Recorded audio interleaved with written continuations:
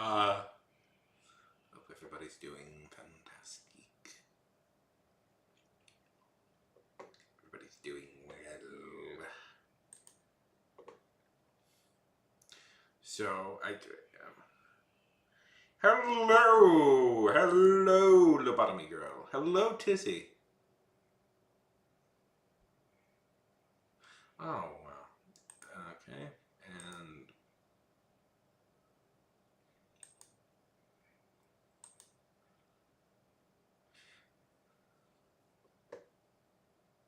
yeah, I don't follow. Nope, don't follow.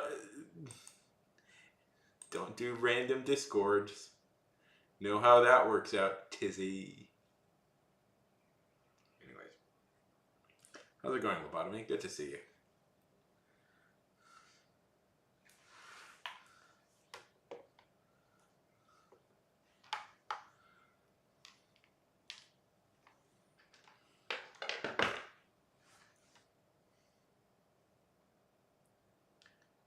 So I have a pretty terrible zit right here on my nose, and I decided better to look like I was in a fight than a.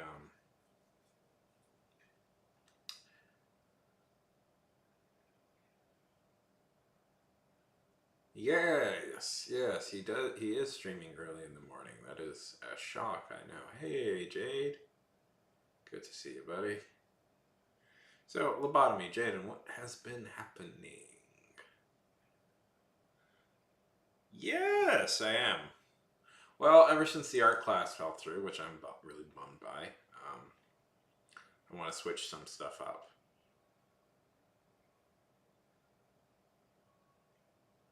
Still do art, obviously, but need to add more writing.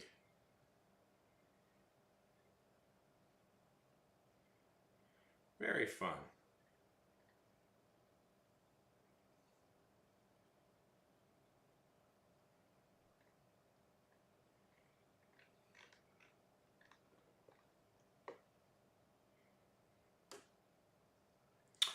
I'm very excited. What are your ideas for a game?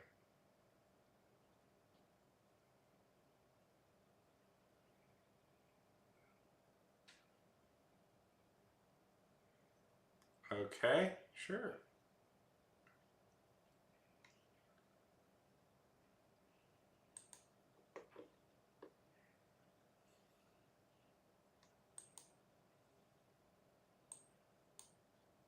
Let me hear it.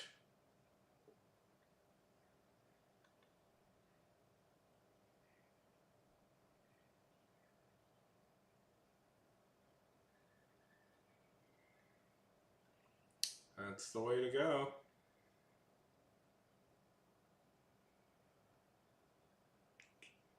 Well, that works.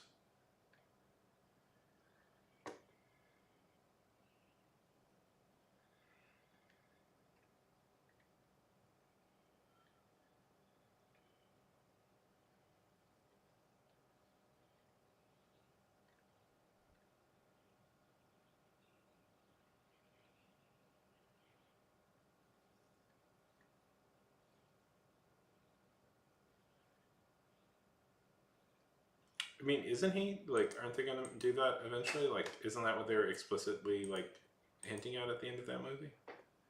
That Joker is coming. Like, isn't it the Saltburn guy that they've already kind of cast as that?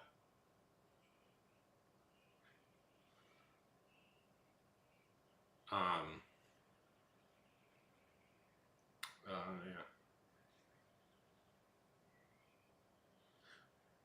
Vaguely, what genre lobotomy would the game be in? All good things. Uh, you know what? I'm not. Wait, are you talking about the Super Smash hit though, Jaden?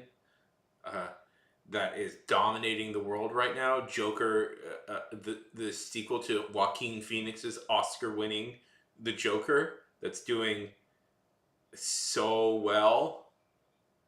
No, of course, Joker should be in Matt Reeves' thing. I would never say that. Joker is Batman's most iconic enemy. Yeah, you have to do a Joker version in a new Batman series. Very cool, lobotomy. Yeah, yeah. Save it for the third. Sure. Hush would be cool. So, usually, like somebody pointed out that the plot lines are usually like the second movie is always the darker movie, and the second movie always has the plot line of the evil version of the hero popping up as the plot line. I was talking to a friend of mine, and we were talking about like the Dark Knight, and they pointed out that if like there's a running theory that the Joker in the Dark Knight is that the Joker was a member of the League of Shadows like Batman. I'm like, I'm not 100% convinced on that, but that could work as an idea. But guys, I think Todd Phillips is an auteur, the greatest auteur in the world. He made Joker Fleur de Lis that everybody likes. The greatest auteur in the world. He's our next Martin Scorsese, guys. He made the Hangover movies. Oscar nominee.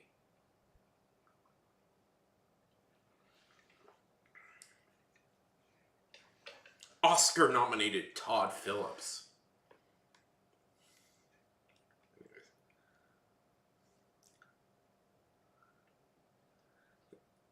That's very cool lobotomy.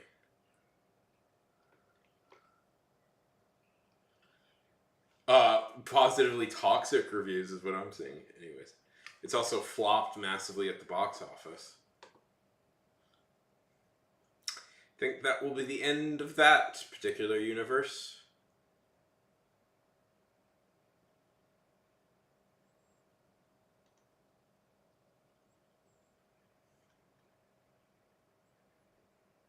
Hello.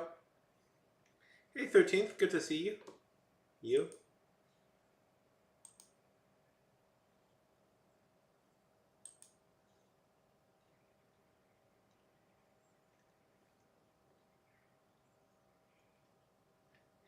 Yes, Jaden. Yes, Jaden. It's on track to be a massive flop. I think it's a bigger flop. Let's see. Okay. I think it's on track to be a bigger flop than Morbius.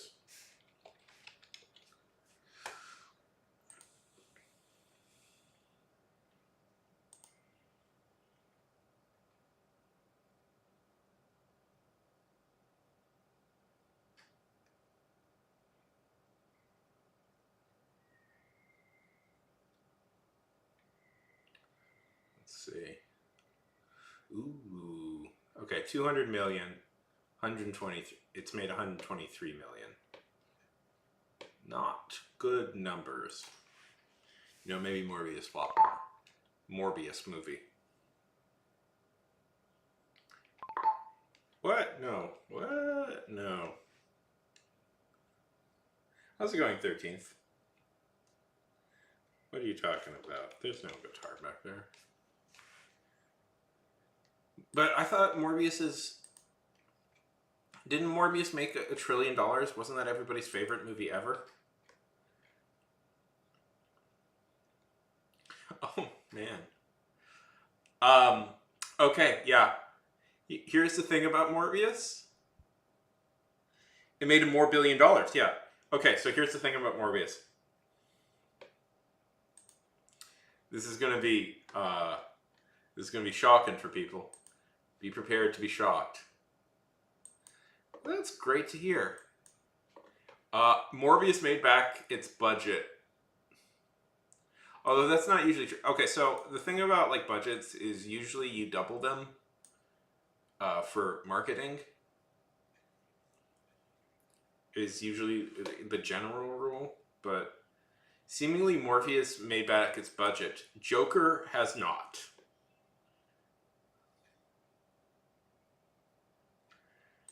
Joker has not. It spent about around 200 million. It's made about 123 million. That is a flop.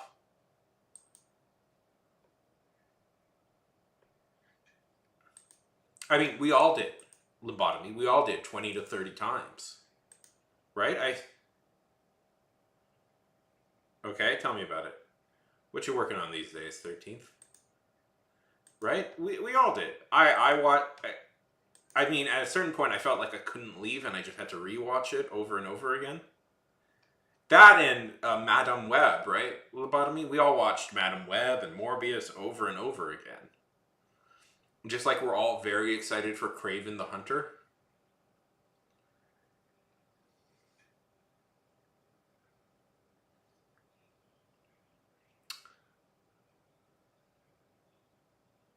So this is a legitimate thought I had. I'm going to throw something out at you. Seemingly, okay. Here, I'm going to pitch something to you. Seemingly, one of the problems is DC can't really help itself, seemingly, with this stuff. Like, one of the things that they were going to do was make, seemingly, the Joker movie was going to be the launching pad for more movies about Batman villains. Like, there was talks of giving each Batman villain their own movie. And that's, which is funny, because this seems to be the multi-billion idea of Sony's the Spider-Man-less Spider-Man verse that they make with Morbius and Madame Web. It's like, why would you do that? Like, I'm going to throw it out there. I don't know if Joker is all that interesting without a hero to play off of. Like, he's fun as a foil, but I don't know if he's fun by himself, necessarily.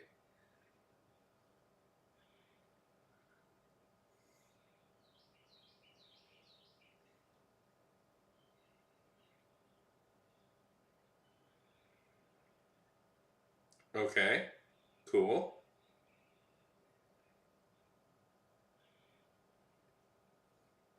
By the way, with Morbius, I'm going to throw this.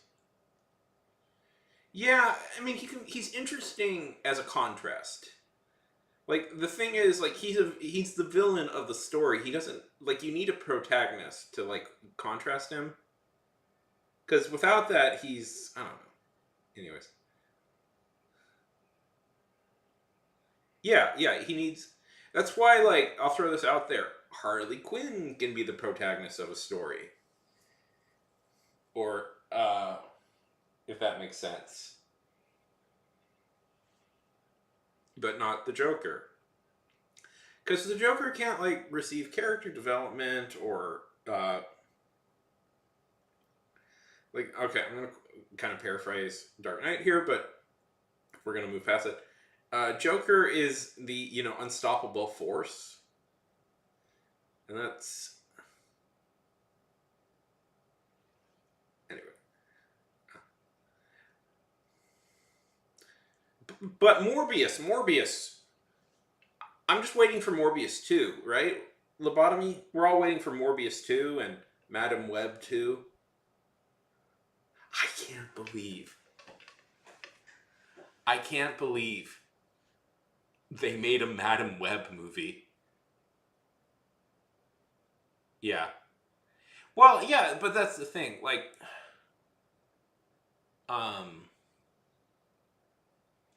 yeah, but like Penguin, I haven't seen Penguin yet. It's on my list. But like the Penguin can work off like mob shows. We've had mob shows for generations. We know how to make a movie about mafia guys and make that compelling. We have The Sopranos and stuff. So it's not hard to make a mob show.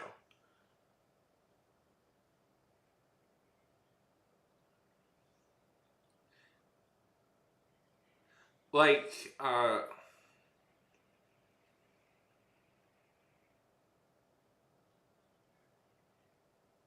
but that's like a real person that you can kind of like base something around, That's like a real thing. Joker, I don't know. Like, there are, like, not to get too dark, but there are people who do act like Joker. Like, there have been people who do stuff like that, and they're like violent sociopaths, and but it's like I don't know, you can't really do that too often.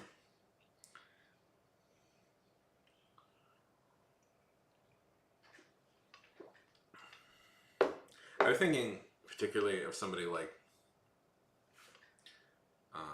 well, there's a guy in particular I'm thinking of, but I don't know how fun he would be. I mean, anyways, it gets political because he's a political figure. Um,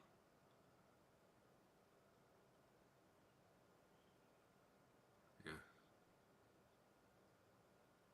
yeah. Well, that's kind of it. Is no what Jaden, Jaden, the masterpiece that was Morbius and Madam Web, a one-two punch of really good movies. What are you talking about?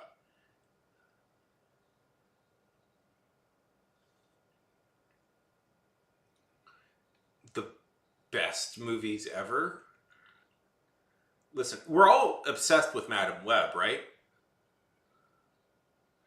Jaden, you've told me before that you've watched Madam Web 300 to 400 times.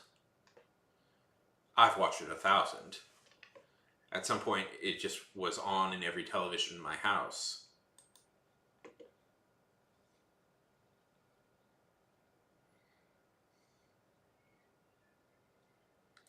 Anyways, okay.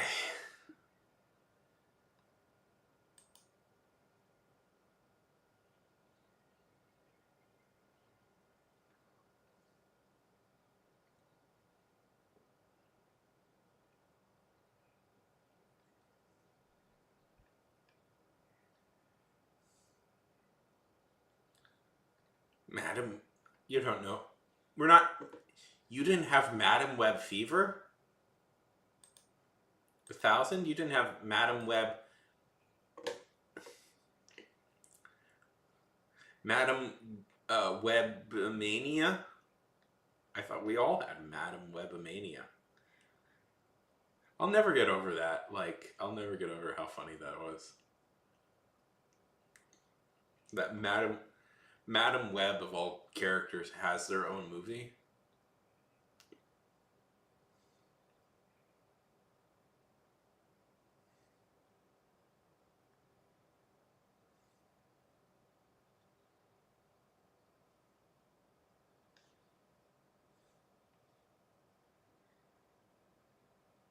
Very good. Yeah, Hush worked. I mean, Hush is interesting because it's essentially. I think why Hush is interesting because he's essentially an evil Bruce Wayne as opposed to an evil Batman, which is an interesting take.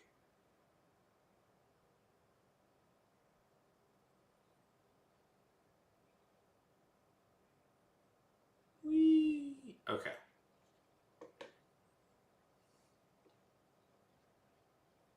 So,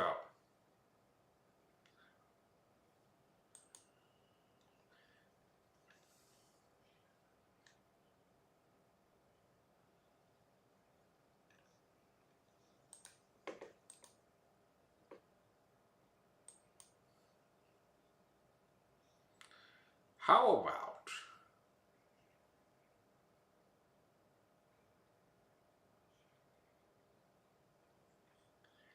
okay, everybody? Okay, everybody. Yeah, yeah. I mean, it's probably Leb's last true great piece of writing, and Leb got bad, kind of for understandable reasons. So I don't know. I can't blame him for like comic books not being everything. Um,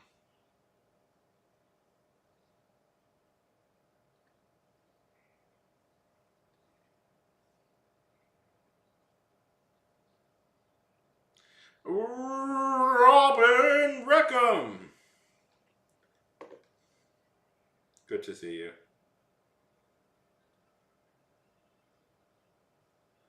The animated, I never saw it. The comic wasn't bad. I like, man, that was really good. He went. The writer behind that was a really great writer for a long time, and then he went through a pretty understandable. I actually blame Casada a lot for bringing him back because I just don't think he should have been brought back. I don't think he was in the right state to be brought back. Oh, and I think that's like another like negative towards Casada is like just anyways.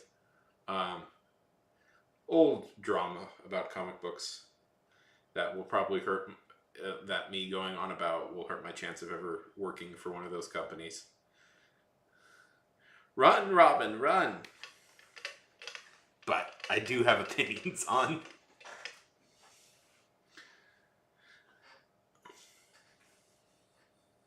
Uh, yeah,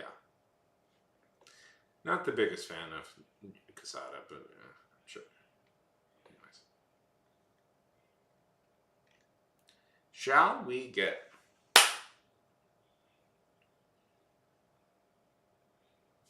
Yeah. Well, uh, anyway, it's a complicated thing. Yeah. I mean, okay, the thing about it is, cool, right? I've been practicing it for a long time. Well, I was about to try and initiate a writing sprint, but Jaden knows the right words to get me to like kind of rant a little bit. But the thing about it is like, a lot of the director like one thing that kind of bugs me about like superhero movies is I like superhero movies. I like superheroes. I'm spending an awful lot of time reading about them and the history of them. I spent an awful lot of my life researching superheroes, so I do like them. But it's like, something that bugs me about superhero movies is like their tendency to tie up like really good directors and have them produce like their most mediocre movie ever. I don't know. This seems to be like a Disney strategy lately of like, let's take a really interesting indie director and like make them like a kind of boring studio guy. Like oh, who's the guy? Like Dennis Lowry is recently one of them. I'm like, and the thing with like Dennis Lowry is like Dennis Lowry is a really great director. He directed Green Knight, which might be one of my favorite movies. I need to rewatch that, but I'm gonna say that's up there for a possibility of one of my favorites. And he's like this really great modern. He's like probably one of the best modern directors working. And he actually did do a decent Disney movie, so it's like he's done well for Disney before. He made the remake of Pete's Dragon, but it's like I don't know, man. I think he's like making what is he making now? He's doing an adaptation of like some new thing. I think Peter Pan. Dennis Lowry. No, I'm not saying it right. And it's like, I don't know. Like, do we need that? Like, let's see. Let's see, what's he making right now? Yeah, Peter Pan and Wendy. I'm like, okay, I guess.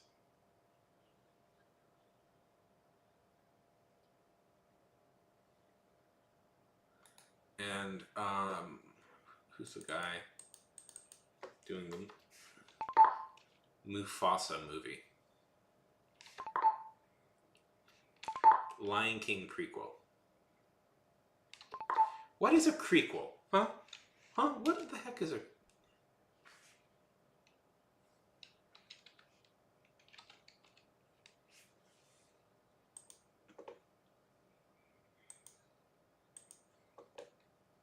Barry Jenkins, right, Barry Jenkins.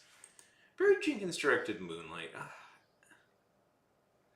It's like, and he's, I don't know why, I don't know. I get it, it's money and it pays well, and I'm sure it's going to be more money he'll make than directing like a new James Baldwin movie or something. But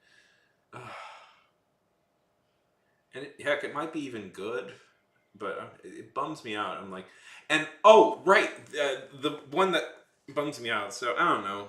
They probably he's probably Craven the Hunter. The guy directing the Craven the Hunter movie is a flippin' great director. Great director. He's made some of the best. Like there's some truly good movies. J.C. Chandler. I say names wrong all the time. Is directing it. Oh, he's such a good director. Well, you're distracting me.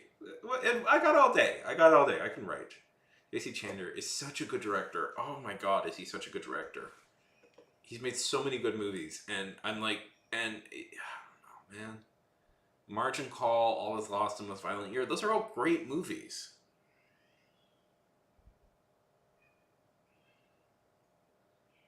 And it's like, I don't know, what the heck are you doing?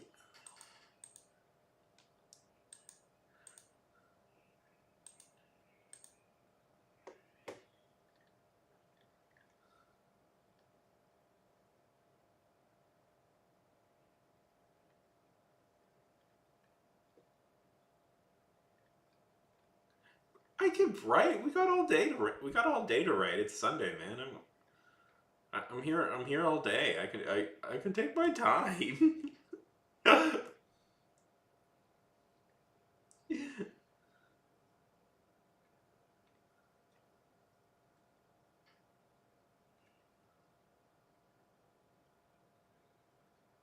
I'm sorry. I'm trying to fix my sleep schedule.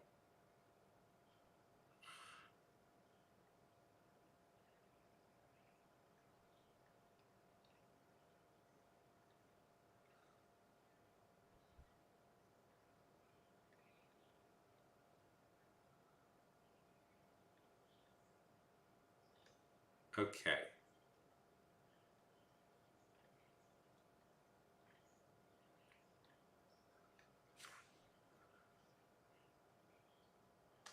So,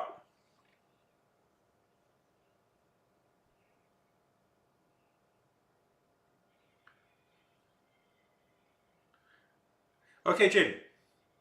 Do you want me to write, or do you want to talk about Batman? We can do both. We can do one or the other.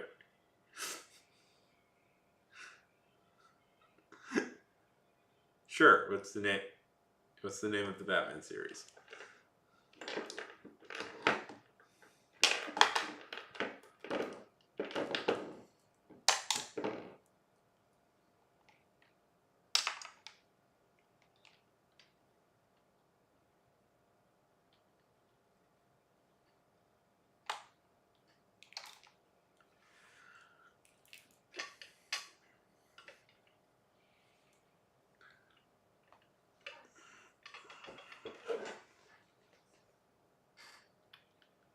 Okay, Shadows of Black.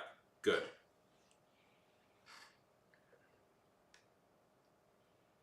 Well, let me think about that. Okay.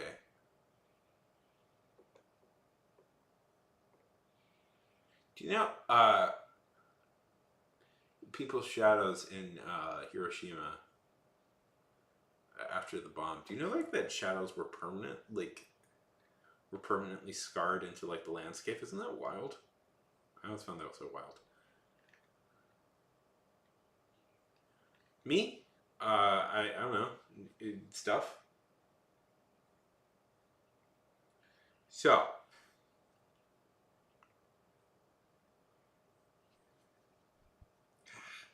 what else is that cheap? I don't know.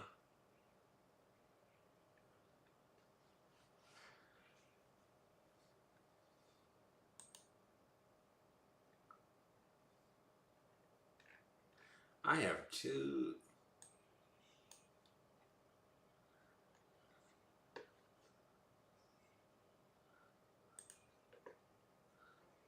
I don't know. I don't know. I write what comes to mind.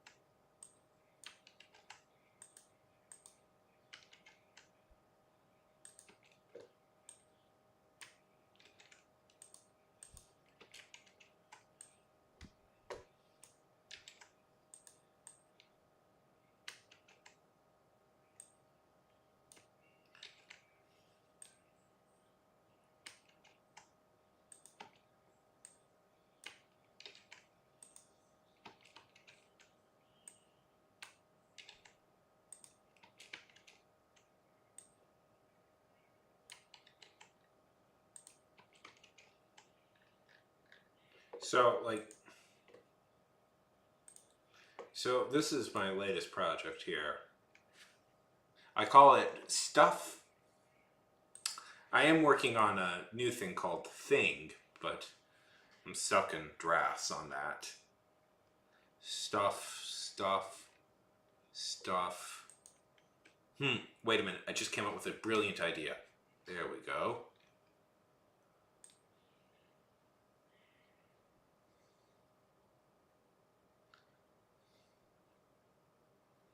What if we do this? Yes.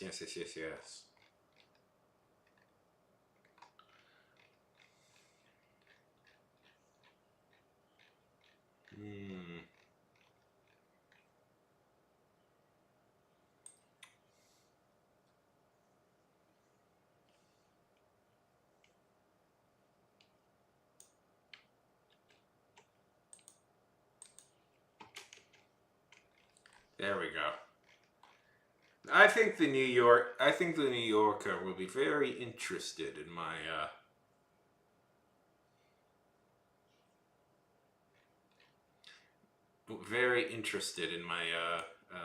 piece here.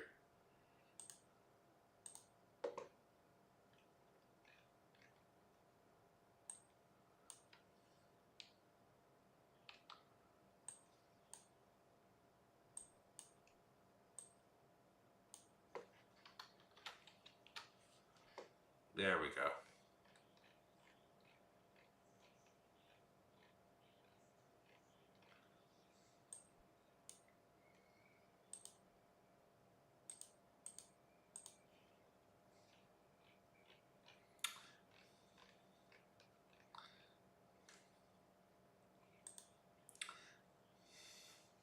Okay, a dramatic reading of Stuff. Stuff. Stuff. Stuff. Stuff. Stuff. Stuff. Stuff. Stuff. Stuff. Stuff. Stuff. Stuff. Stuff. Okay. Stuff. Stuff.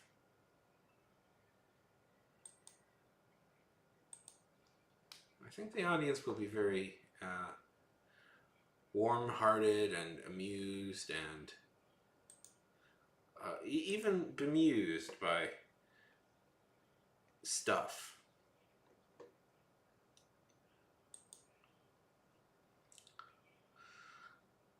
Okay, let's actually get to some writing.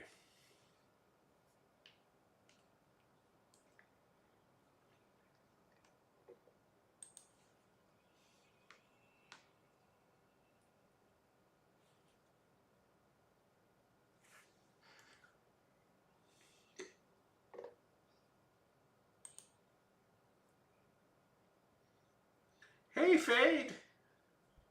Good to see you. I'm trying to rhyme. Hey, Fade, good to see you today. That works.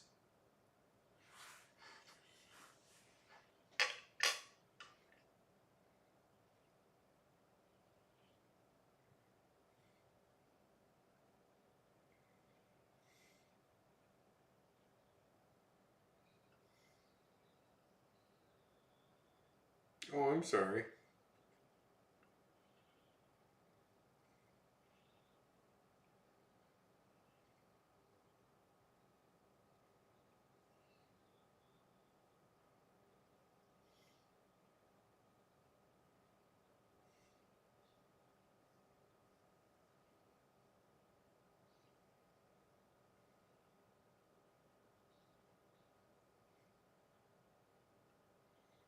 That's good to hear.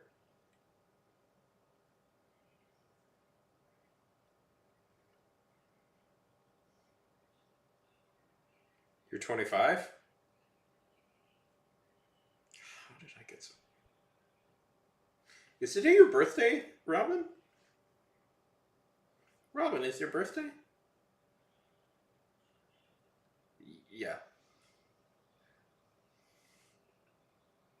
Yes. Somehow I have acquired young people in this thing. I know that.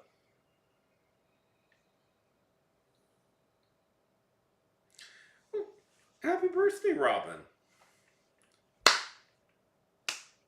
Happy birthday to you, Robin. Gonna do anything fun for it?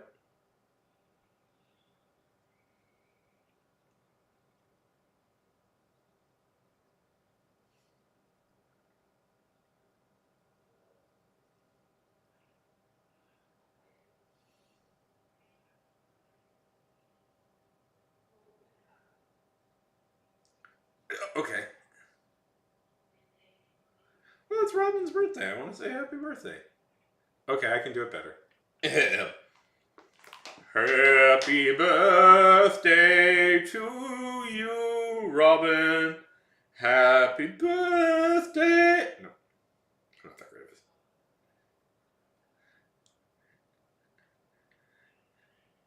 it. Could it be because I don't quite remember the words? I don't quite remember the words of the song. Okay, happy birthday to you. Happy birthday to you. Happy birthday, dear Robin. Happy birthday to you. And many more.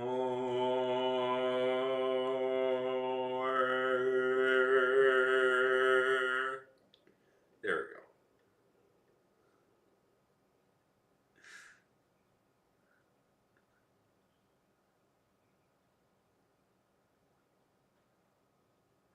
Cheese in a door.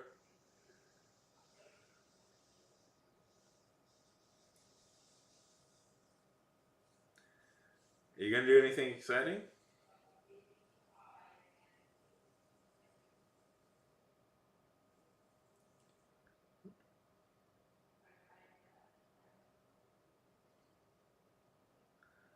Yeah.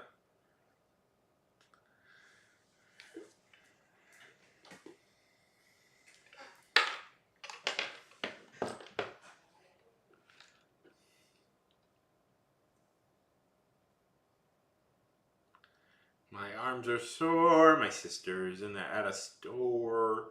Um,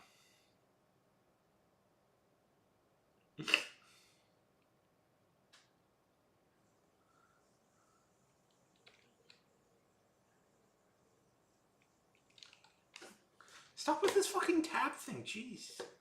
So, stop with this flipping tab thing. For some reason, Google just wants you to really know that there's tabs now. Every time I open a document, it's like, do you know that there's tabs? You can do tabs.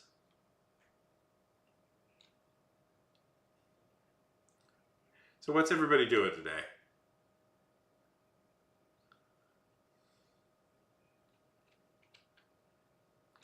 I, I didn't curse. It's not like when I know there's young people in the audience, I try and limit my I try and not curse. That I don't do that. I'm just a naturally, non-curse free person. Theoretically writing.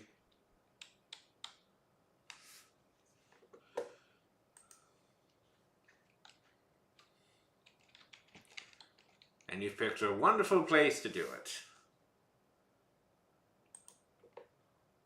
Let's see.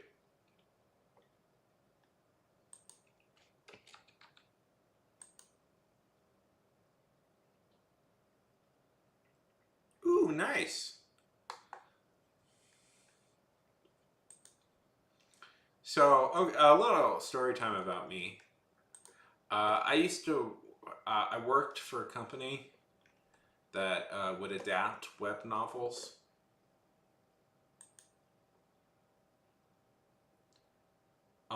To radio dramas, like specifically novels from here and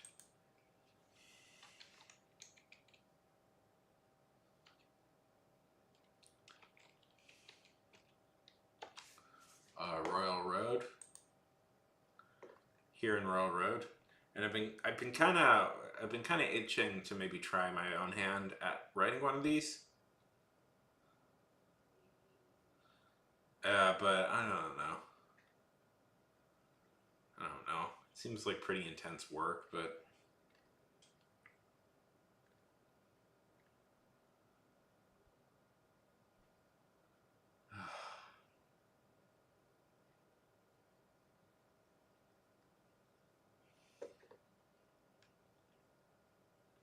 what game are you playing? But I've been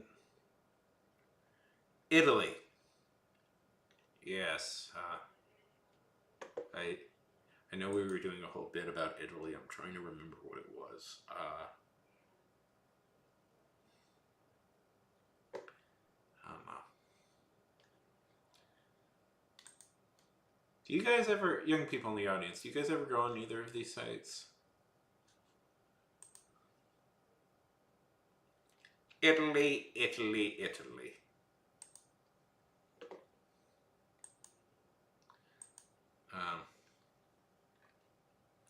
Yeah, I speak a little Italian too.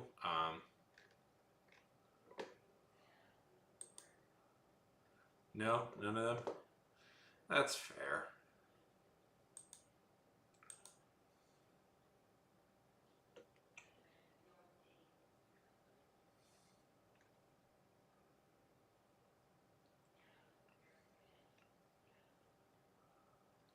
Boy, am I seeing a lot of like AI generated garbage. Like, ooh, can tell that's AI. Glockenspiel. Yeah.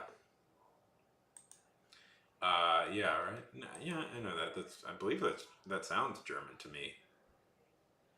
Glockenspiel. That sounds German. I actually speak a little Italian. Uh, so you want to know? Like, I can speak it pretty darn fluently. Uh,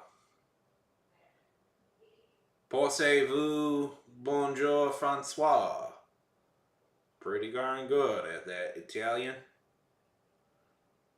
I met an Italian one time in Paris, Italy. I did sleep. I did sleep. I actually had a pretty decent sleep. I met an Italian one time in Paris, Italy. Um, Paris, Texas. Uh, Paris, Italy. You know, in Italy, France. Yeah, he was explaining to me how he was from England, Italy, and he would see to himself, "Poor savou, buongiorno."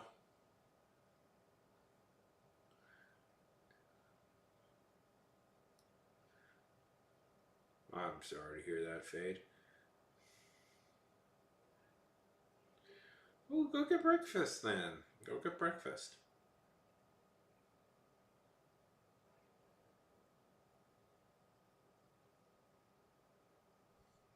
Porsche-vous, buongiorno. Buongiorno. Italiana.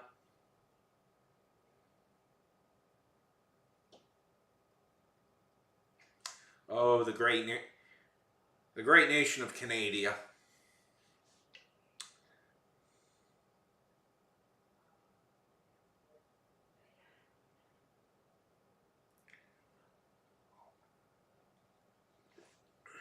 Uh, can, oh yeah, they're in Canada, eh? Doing it in Canada, you know. You know, it's like in Canada, it's when like you hang out and it's in Canadian.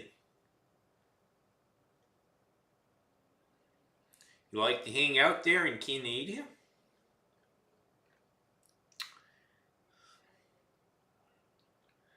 Oh gosh, dear. What's wrong with being in Canada, eh? Although I know that they don't, Canadians say, you know, don't really say eh no more. They kind of dropped that, you know. But Canadians they got that real like uptick at the end of their voice, cause like Canadians they're like You know, it's always like they're kind of like apologizing or asking you a question. You know, it's like if because they're not sure it's okay to say what they're saying, but it's like innocuous stuff like I really like pizza or I really like darn it I lost it. Oh yeah, there is you know it's like in yeah they're not nice. Um, uh, the joke I like to say about Canadians is that Canadians actually can be really mean. It's just Americans never pick up on how they're mean. Because Canadians, it's all about like backhanded. It's all very backhanded ways they're mean. Because I have a ton of Canadian relatives, and they can get very mean when you let them. But it's all like it's all this sort of like backhanded way that they'll do things that will just drive you up a wall. Because it doesn't sound like they're insulting you when they are. Like it's like, oh, because I have this like, I guess uncle. I guess that's what you would call him. It's like, oh yeah, yeah,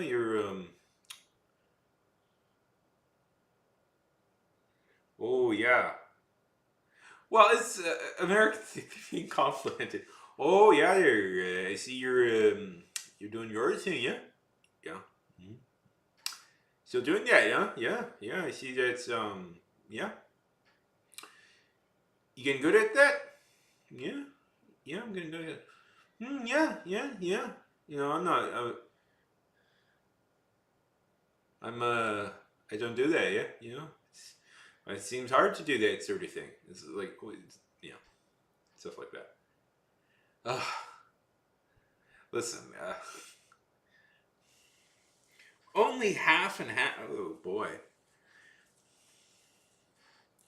Well, I mean, all the Canadians I know desperately want to be British, so it's not that big. Yeah, you've been deluded. So the innate British meanness, I guess, is rubbing up against the innate the Canadian niceness. Is that what you're saying?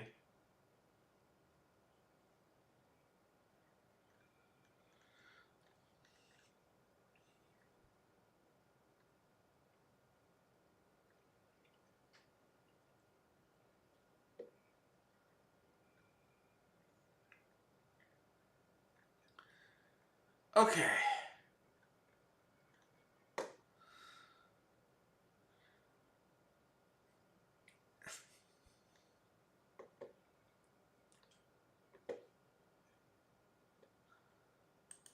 Shall we?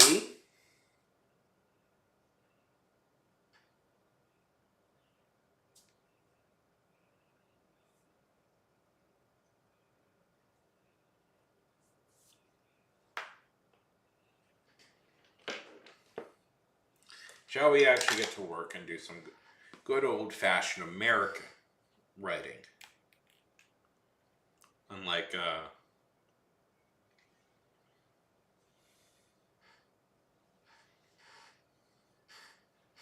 okay, Faith, go to bed. Let's get some actual gosh darn it writing done, okay?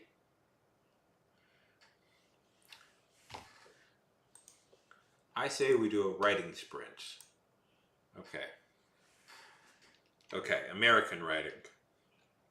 Bald eagle fights eagle. Okay. Bald eagle with the American flag takes out a electric guitar and starts playing You Can Still Rock in America, ignoring the lyrics. Yes.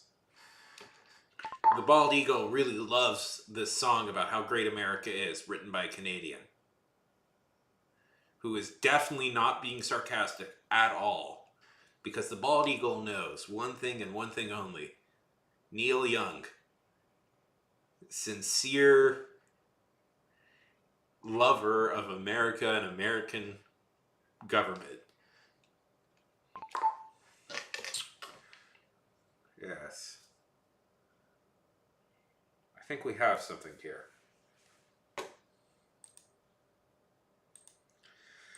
Okay. I propose. Oh my god. We do a sprint.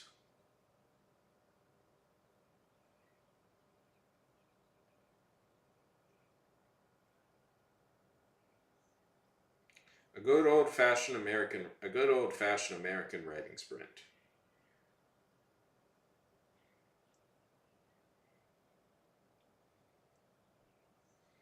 What that means is I will mute this stream for 20 minutes while everybody here tries to get as much writing done as possible.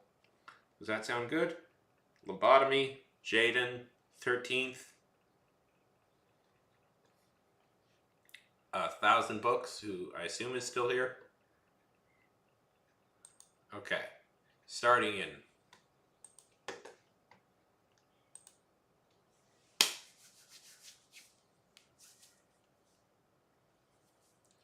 5.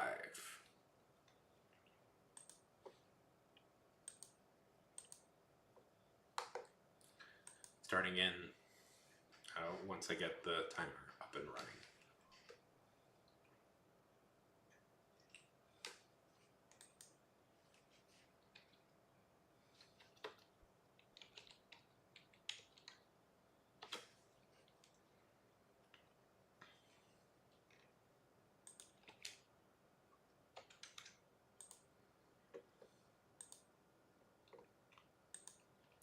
Starting in 5, 4, 3, 2, 1. Oh, and part of it is if you want, share how many words you wrote. 0.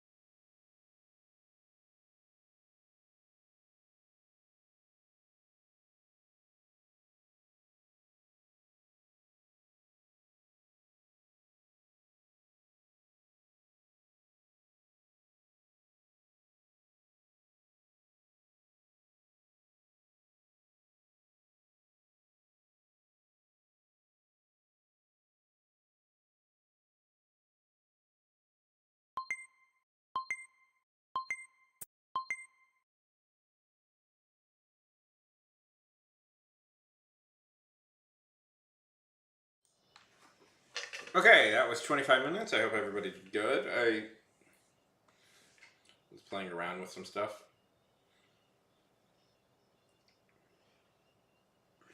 Probably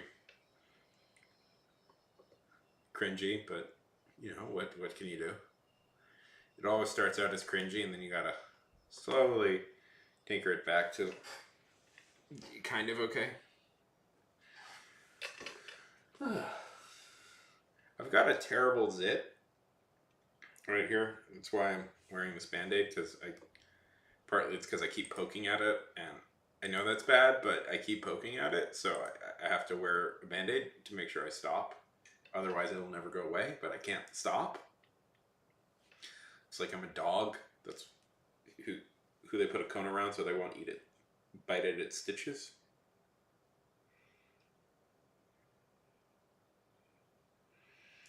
Yes, we are back.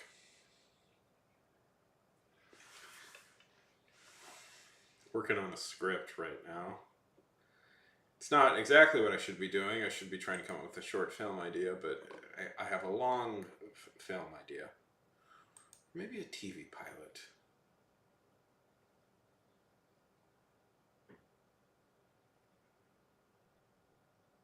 At some point I'm going to ask a few of you to maybe think of it. But...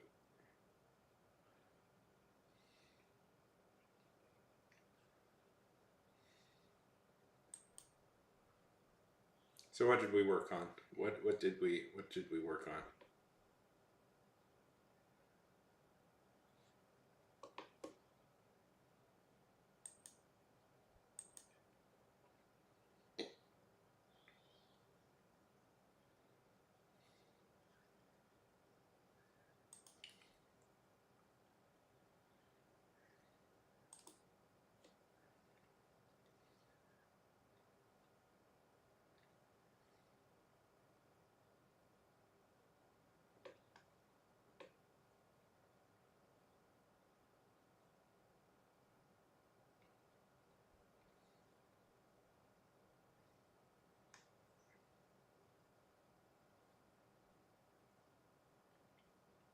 Nice.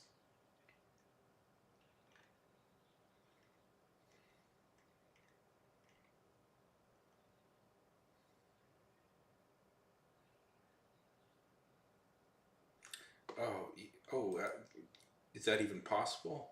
You don't actually have to count your words. How is that even possible? Words not on computer. How do you live life without computer?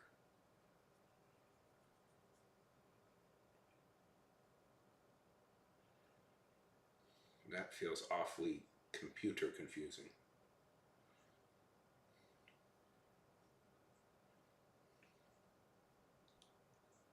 No, have to stop touching it. That's the whole point. Have to stop. Can't stop messing with it. But I have to. It's always.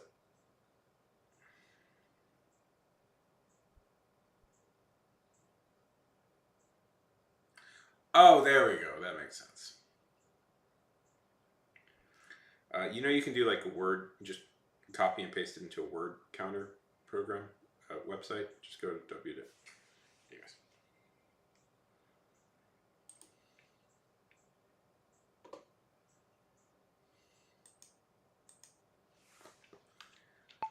Word counter.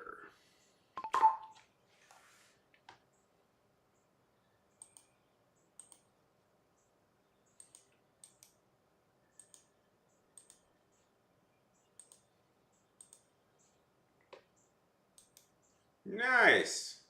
Here for convenience sake, wordcounter.net. Well, it's more authentic that way.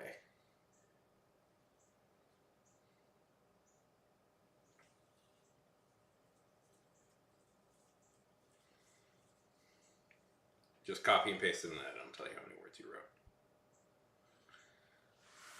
wrote. Stop it. Stop it. I'm periodically like messing with it, and I shouldn't, because that's how it got big in the first place, is because I couldn't stop messing with it.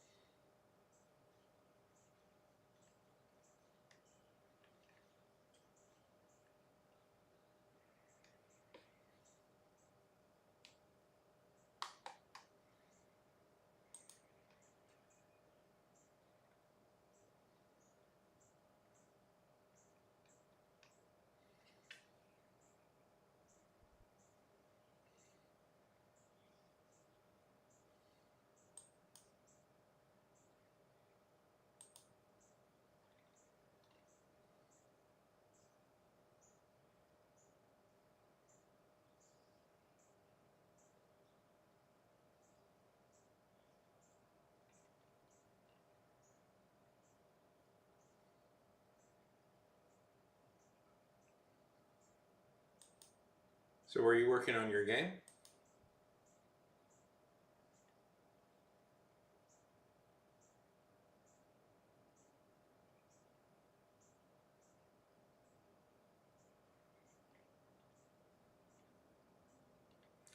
Okay, tell me a little bit about this game. How does it work?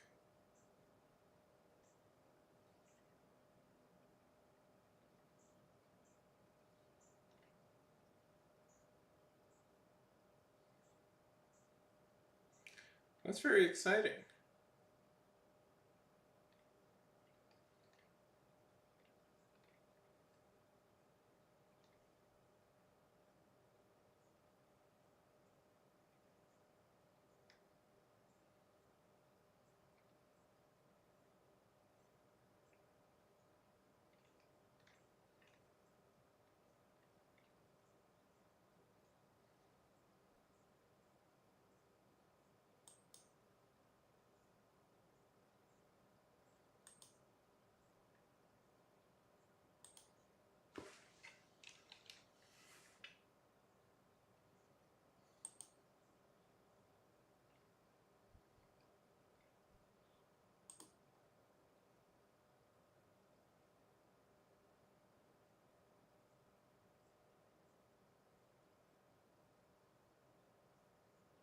Okay, good subject.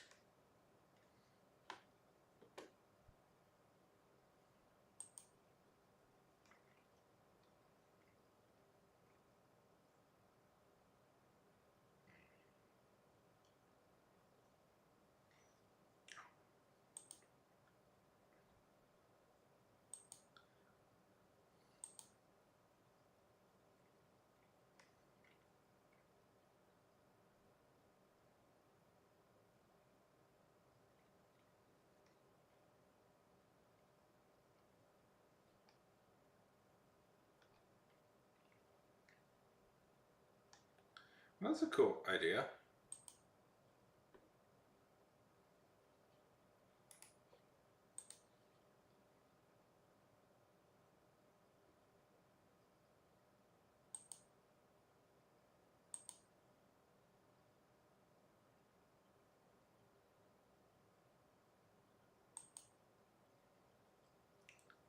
I mean, that's a.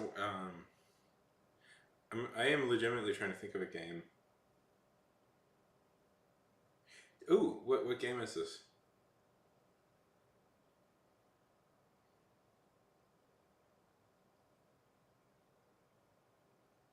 Okay, Lobotomy. It was really nice talking to you. Thanks for stopping by.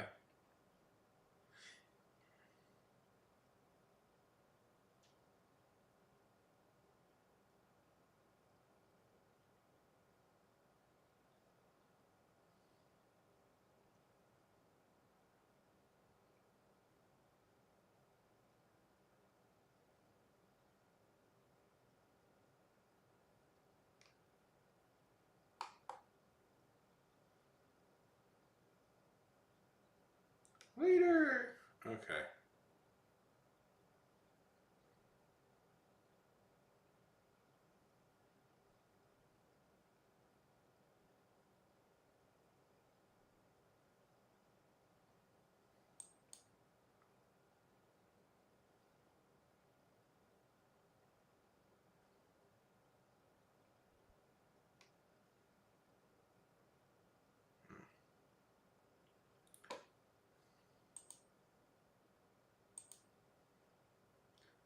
Okay, we've been on for an hour and a half. I'm up for going longer. I'm going to take a break in a minute, though.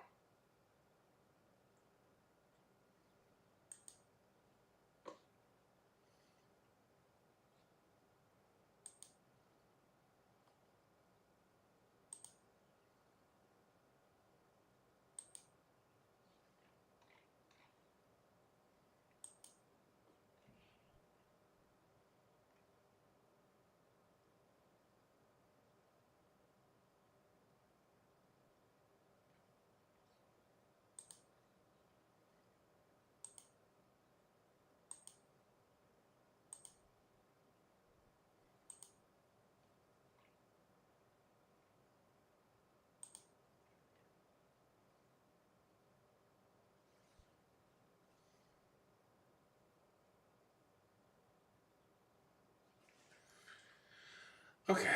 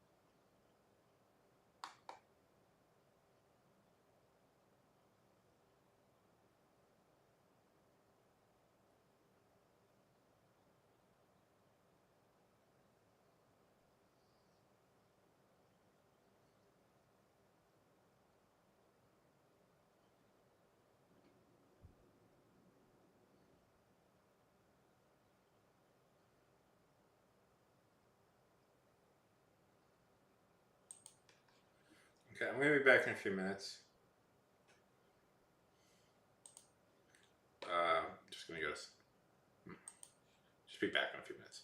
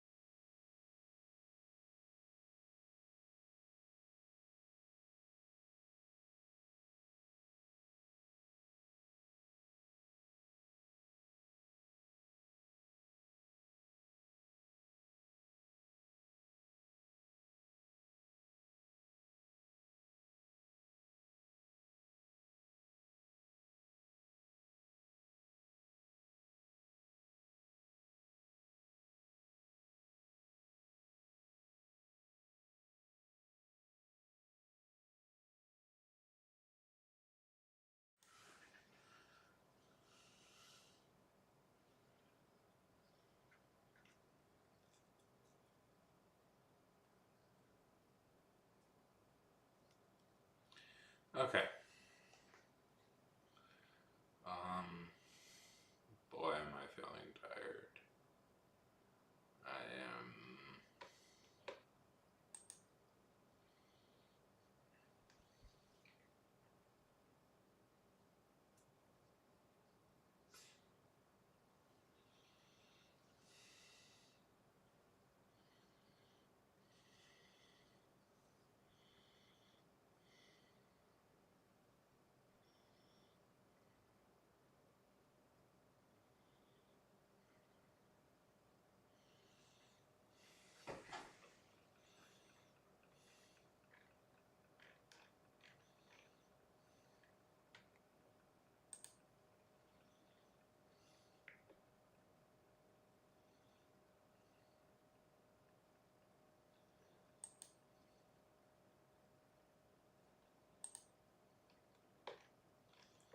What?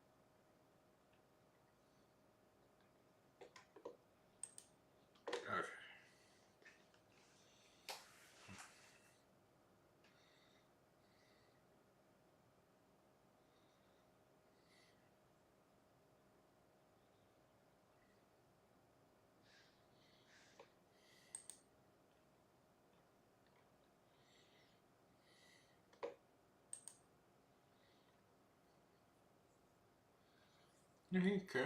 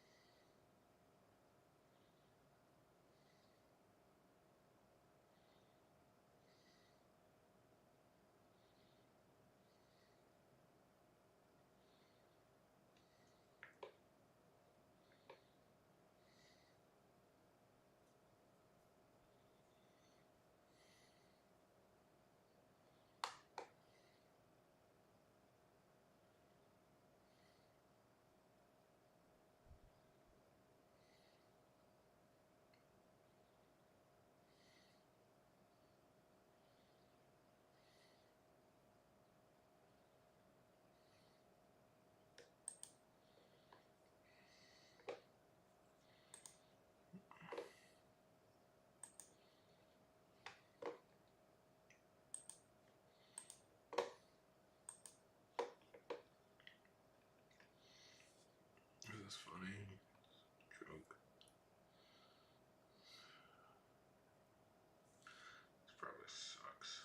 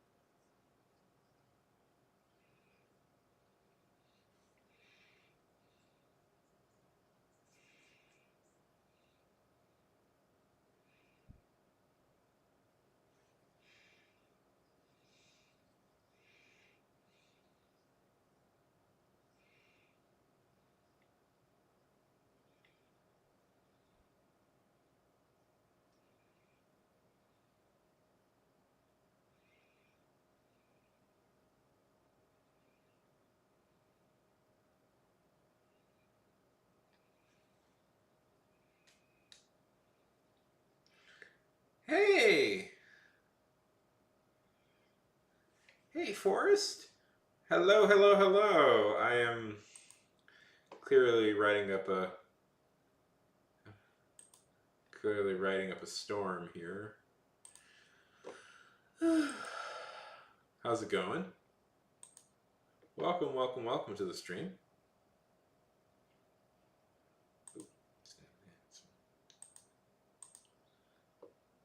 Welcome to the stream. Good to see you. Welcome.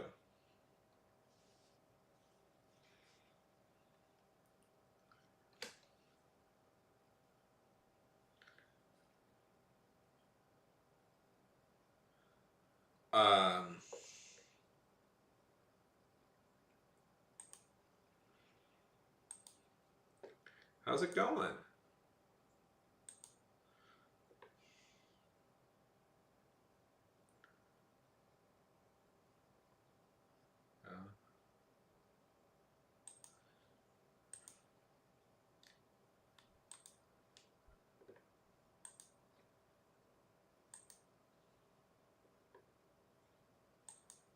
Writing up a storm?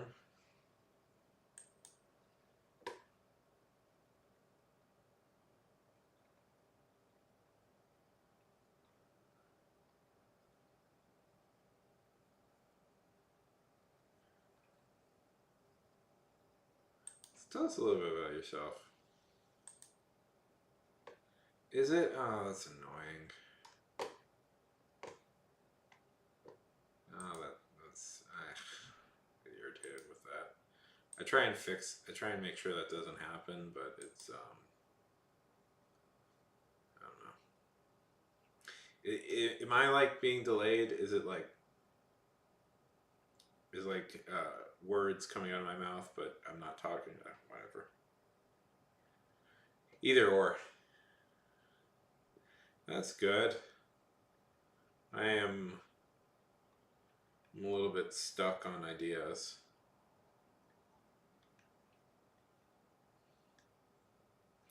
So I take it are you a writer? A reader? A writer reader?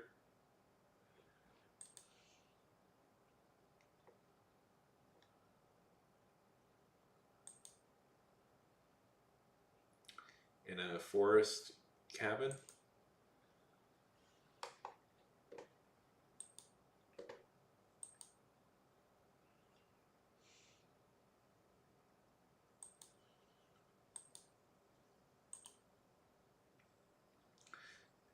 How are you setting up your day?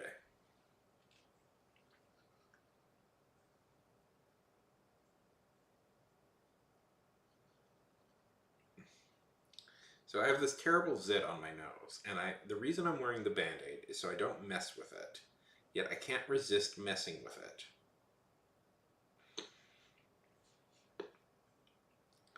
So what type of stuff do you write or read?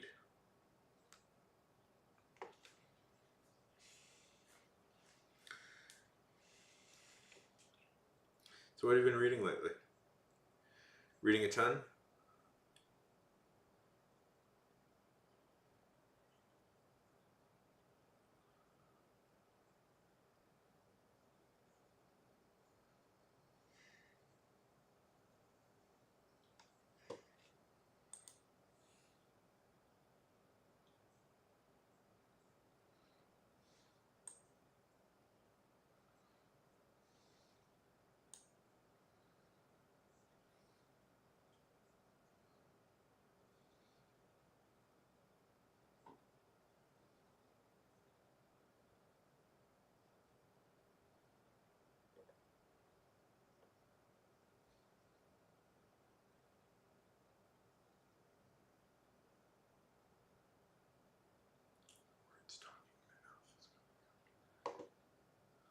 Yeah, it's a bit annoying.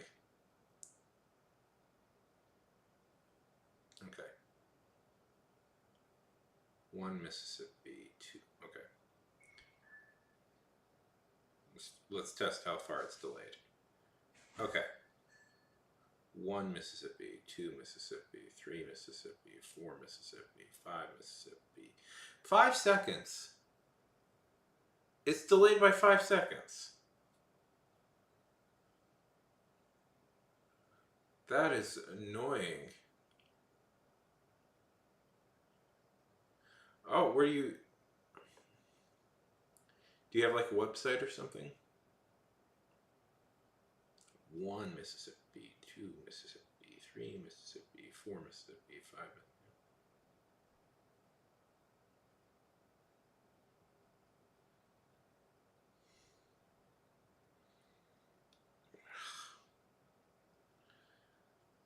Where do you review them?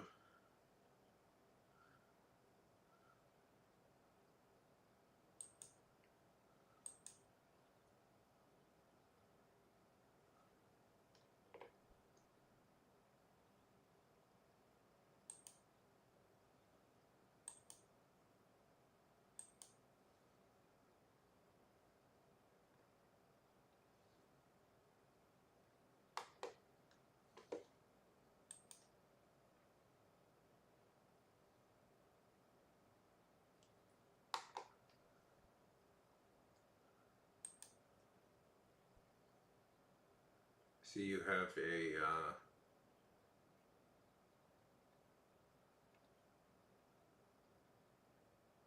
a YouTube channel. See, you have a YouTube channel.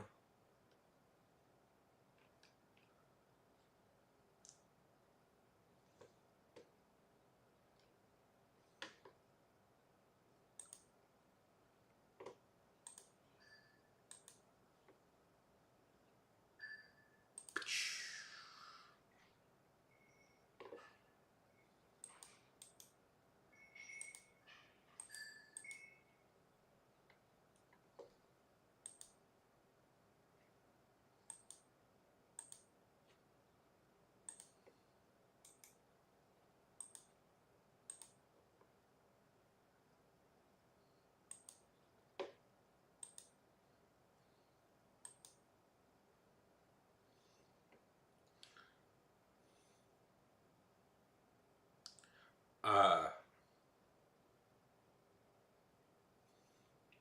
yeah.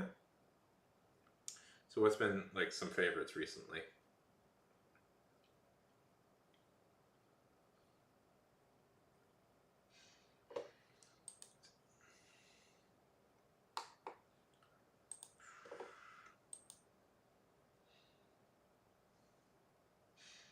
This is really bugging me, this delay, because I don't have it set up for a delay. Ugh. Okay, I have it on low latency, so I don't know what's going on.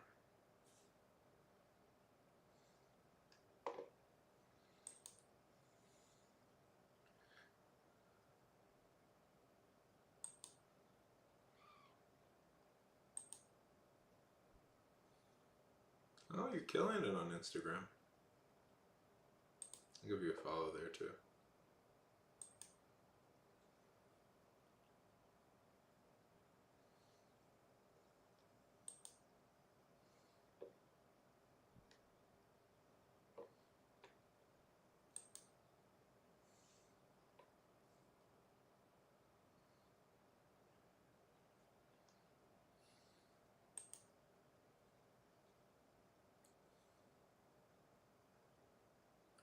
Ooh, I like that idea. That sounds cool. Uh, the Mexican. Yeah, Mexico has like a. Oh darn! I'm sorry. Ad time. Time for ads. Ad time.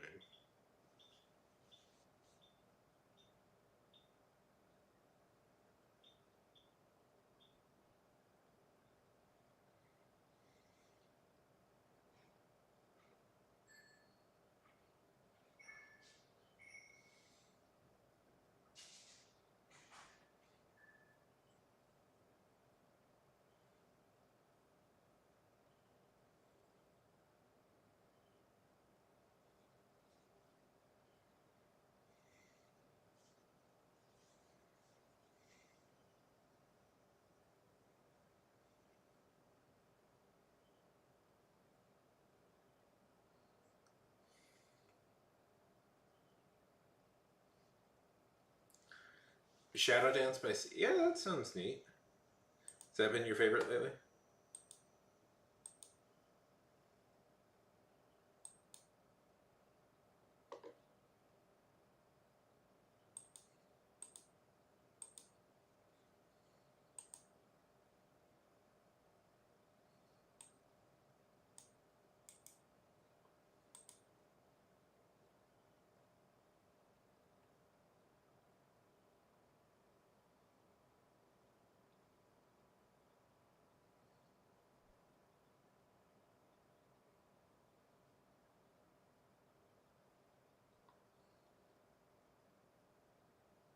It's funny. There seems to be a few Shadow Dance books. That's funny. I guess it's a name people like.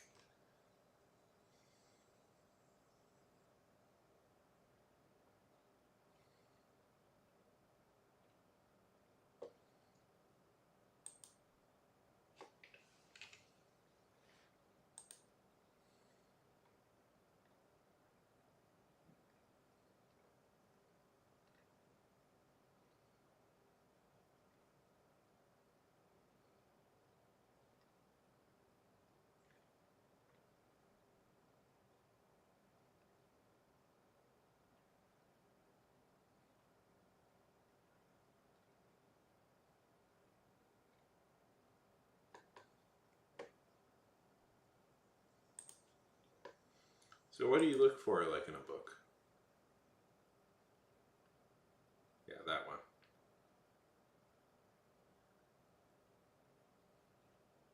It's a little bit like.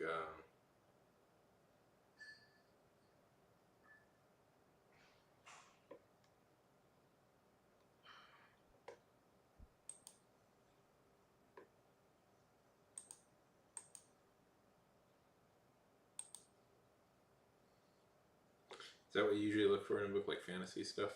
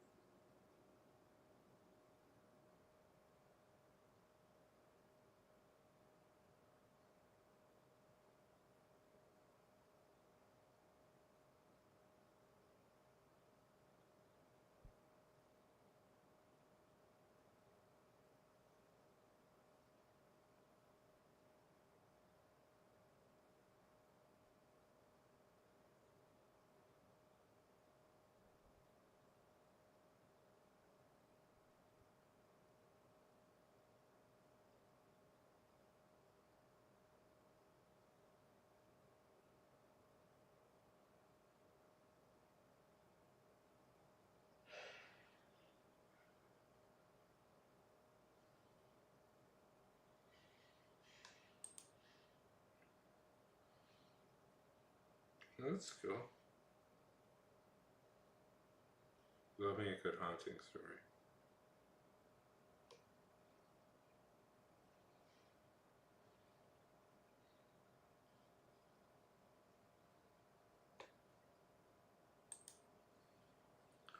Uh,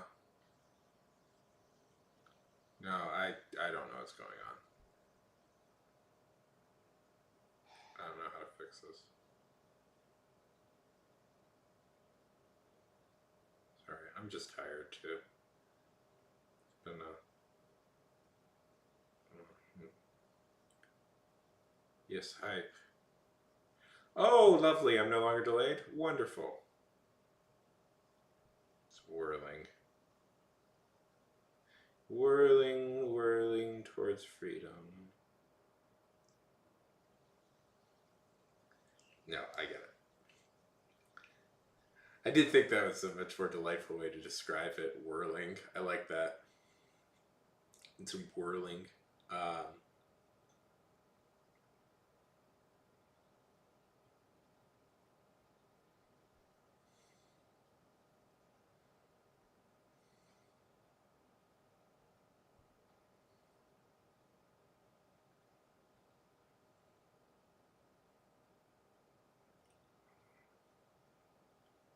I write everything.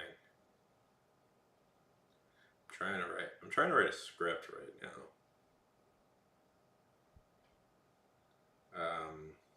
The script I'm writing. I don't know. I'm going back and forth between a few things at the moment. Um, the script I have right now, it's I don't know. I want to direct a movie, and this idea is it's okay. So it's basically a fantasy elf, uh, like a very low budget indie movie. It's basically about a fantasy elf who accidentally gets transported into our world and now has to just live a normal everyday life. I thought it would be a fun story. I got another one about. Then I got a book I'm working on, or novella, like about an orc who becomes a pro wrestler. Yeah, both very cool ideas. Um, I don't know. I think the script is funny. What I have written, anyways. Um, I'll just release it on my YouTube channel.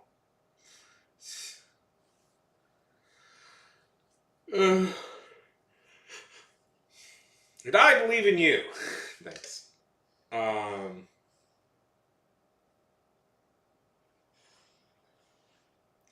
I'd like to. I don't know. It's just slow going.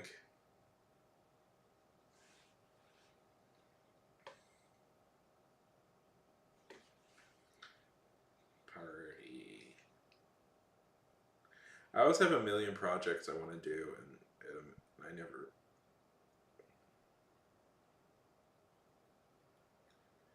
So I have a little bit of trouble focusing. Also, I'm a tiny bit tired right now, but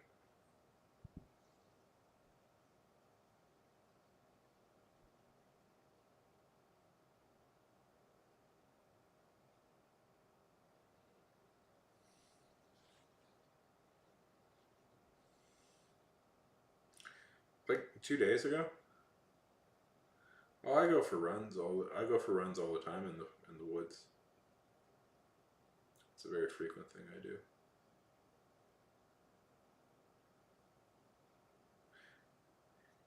Come talk to me like a week ago, and it's like yeah, I've been doing that quite frequently.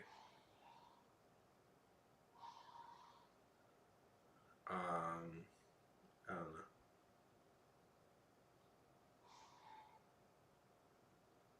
I did. I'm just hungry. I didn't get good sleep. Forrest is the real answer. I only got about 6 hours of sleep, and I'm kind of tired. But I don't know.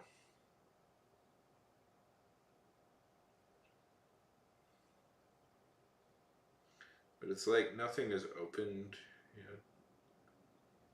I could wait. It's like, I don't know.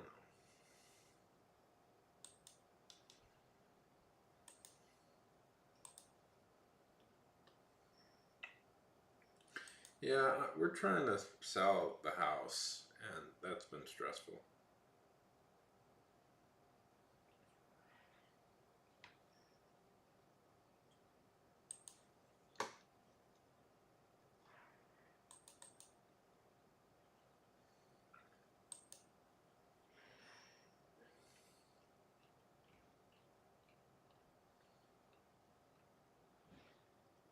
So, you know what I think is funny?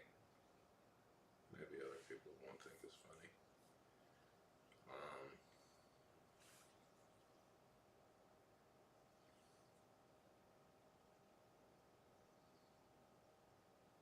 Holy heck! That's so cool. What, Forrest? That I would, if that happened to me, I would bring that up like every few minutes. Like that rules. There would not be a conversation that would go by without me mentioning that once. That's so cool. What book was it? Yes, you should brag immensely about that.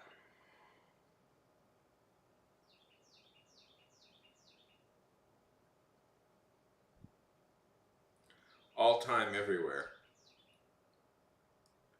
Do you have like, do you have like the book? Do you have like the book? You gotta get a copy of that book, right? You gotta get a copy of that book now. Of course, of course. That's so cool.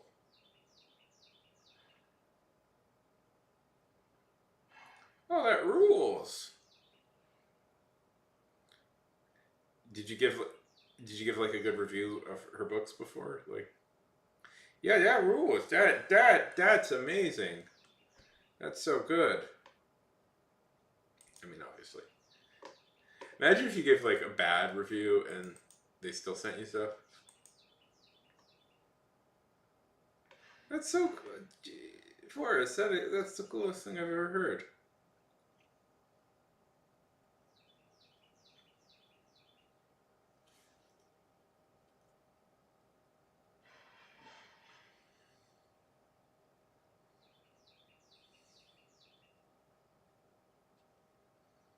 No, that's good.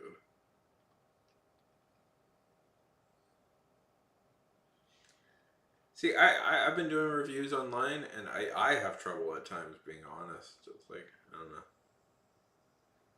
I have trouble. I have trouble like being totally like.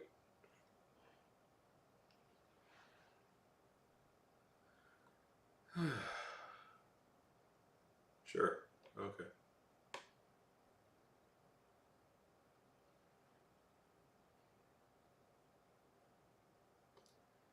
Hey, Paltry.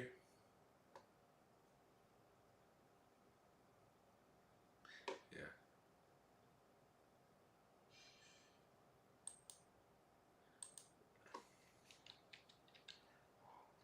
Yeah, it's always respectful.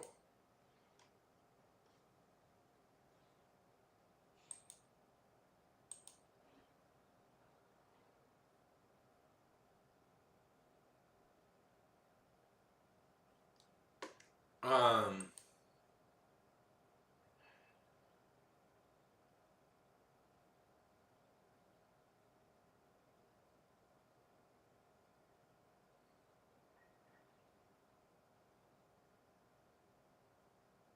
Sure.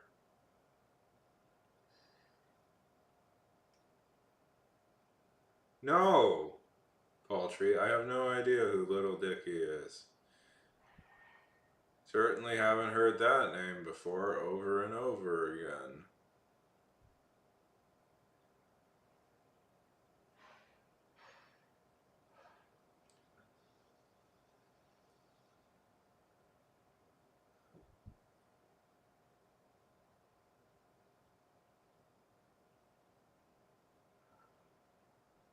Uh,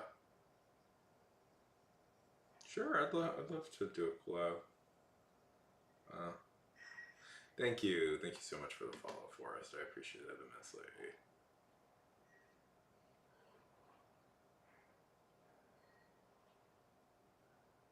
What? No.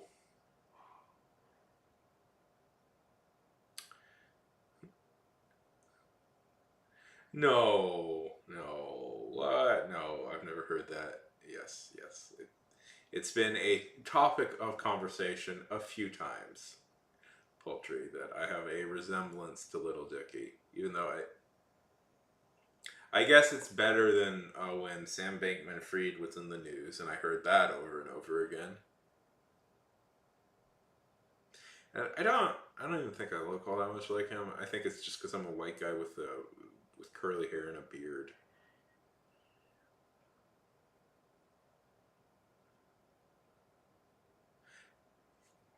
I get the Sam Bankman-Fried comparison. I get it. I look more like him. Like this is a story. Literally, the day he got arrested, my friend texted me and said, "You look exactly like him."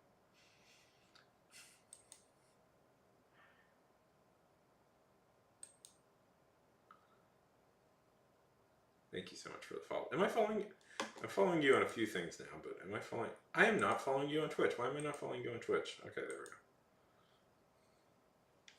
I'll give you a shout out. I don't think too many people are here, but never hurts.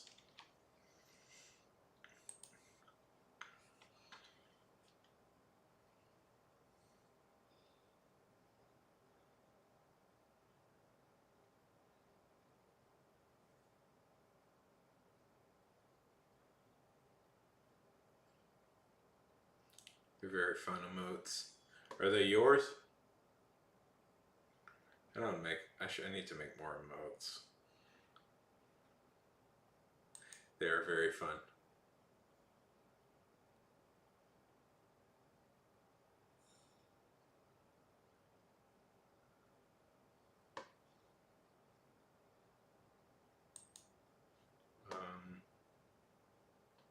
Love? I don't know.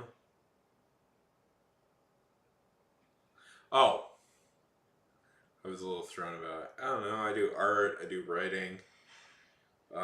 Theoretically, I'm supposed to be doing writing right now, but I don't got any ideas. So I'm just procrastinating. Every once in a while, I play a game. Nobody comes for the game stuff, so I don't usually do it all that often. I don't think I'm that good of a video game streamer. Uh, not really. I wish I could. One point in my life, I knew how to, sort of.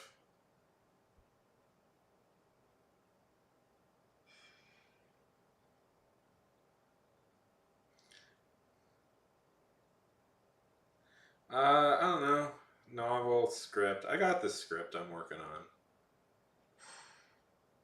right now. I really want to like make a short movie, a short film. That's what I'd like to do. I just don't got any ideas for short films, which is a problem. When you're a starting filmmaker, when you want to make a name for yourself as a filmmaker, it's usually a good idea to like make a short film to like get your name out there to festivals and stuff, and prove that you have the ability to do these things. And I want to, but I don't got any ideas. Also, I'm writing books and comics, and I don't know. I'm writing anything I can think of to write.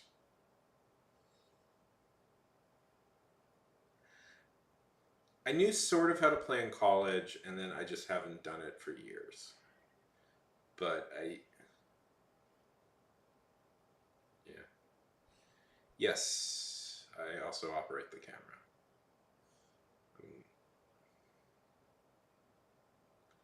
It's cheaper for me to just operate the camera myself usually, so I do.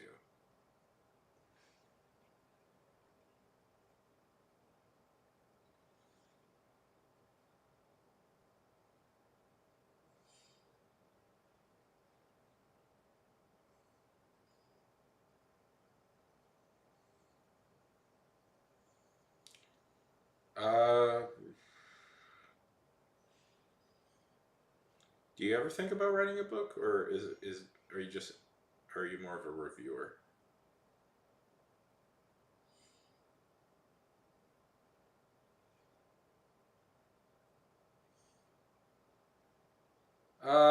Yeah, on my YouTube, I have a YouTube channel that I posted some of my short film. There, I don't like any of my short films from college. So, but if you want to check out my YouTube channel and scroll all the way down, you'll eventually find some of my short films there. I don't like any of them. I think I could do a lot better. I've been doing behind the scenes work now, and anyways,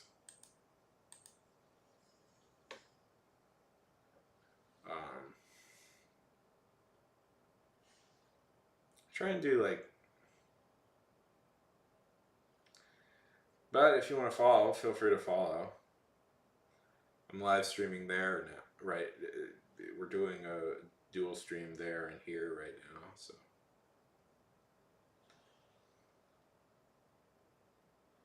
yeah, I mean, sure, give them a watch. There's one or two that maybe sort of work.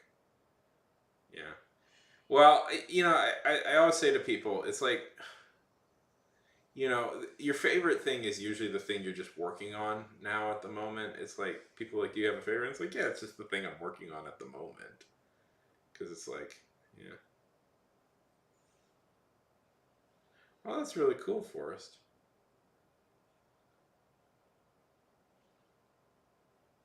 You have that paper saved, right?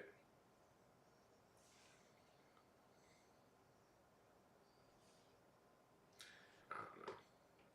There's some idea. I don't know. I want to, of course. Let's see. We'll just. I won an award one time for one of my film one short I made, and even that one I'm not super thrilled with.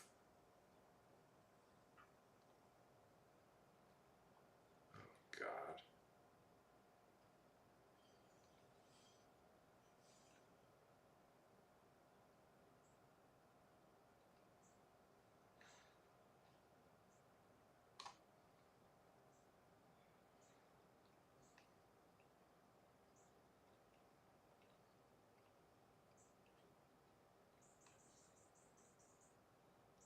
just looking at these now. Um, Seeing other people be better than me and wanting to emulate that. Like I'm just looking at like, oh boy, jeez, I thought this was so funny. This idea. No, just cringing. This one, okay, real story. This one actually won me an award, so I don't hate this one. Um,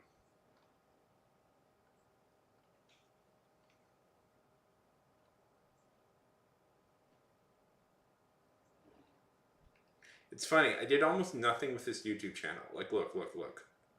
11 years, 11 years, 12 years, 11 years, 11 years. Oh, that's cool. 11 years, 10 years, 10 years, 7 years, 6 years, 6 years. Let's see. And then I guess I don't post anything on this channel for 2 years, and then the pandemic hits, and I just start doing stuff online because I'm bored.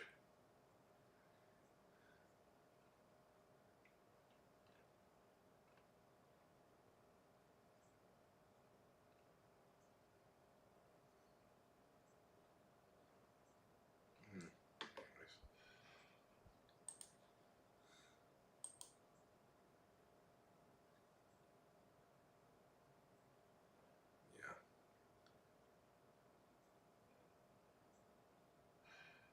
Yeah. I like comedy. I have some narcissistic belief that I could be a comedian. That was always my favorite thing to do and write. I'd like to write a comedy movie. I do like fantasy and stuff. Like,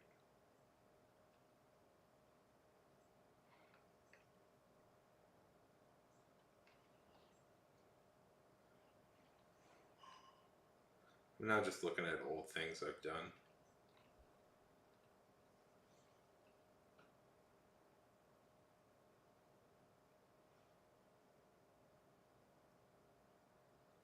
call me. Are you on Discord? That's usually the easiest way.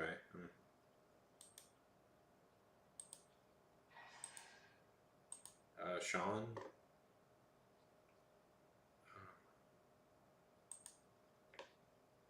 I mean, here you go. Yeah. Yeah, Sean is good. Just Sean. Sean's good because it's my name. I should stop.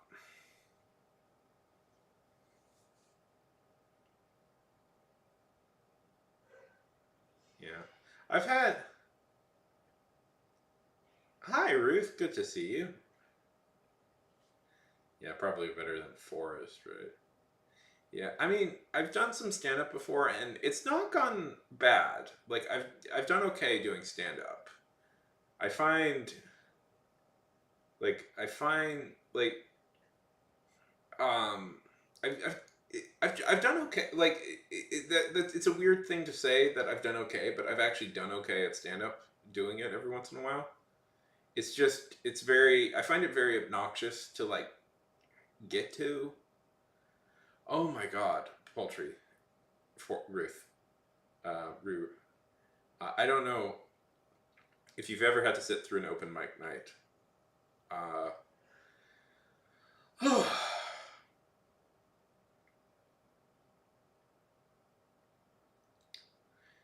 Ruth, it was lovely to chat with you. It is an aggressively uh, like um there are people out there who live and do comedy every night, and I'm like, I find okay. Sorry, I'm a little tired, so my thoughts are a little scrambled at the moment. But um, the thing with like open mic nights, like comedians, I find especially like comedians who just like do clubs are these kind of cynical, very cynical jackasses a lot of the times,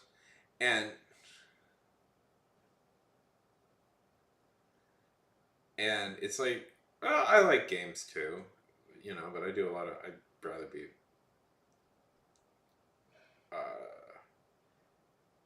And it's like I do films and and comics mostly are my two things I like talking about.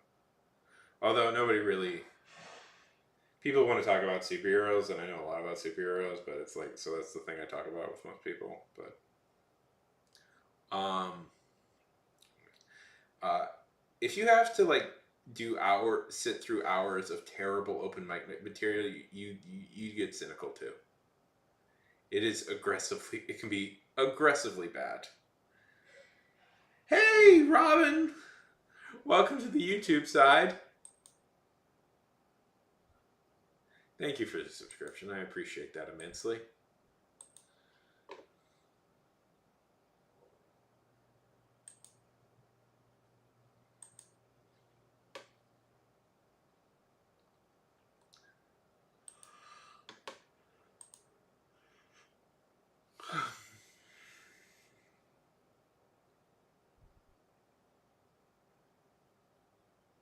Yeah. Were you good at it? Were you better? Yeah. I've never been good at card games. Um, I wish I had gotten into Magic the Gathering. I don't know. I was always nervous by that one. I always felt like this is gonna be weird now, but I always felt when I was a kid, when Magic the Gathering was around, I always felt like that was for adults, and I didn't understand it.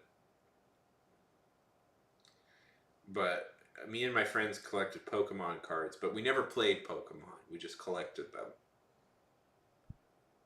And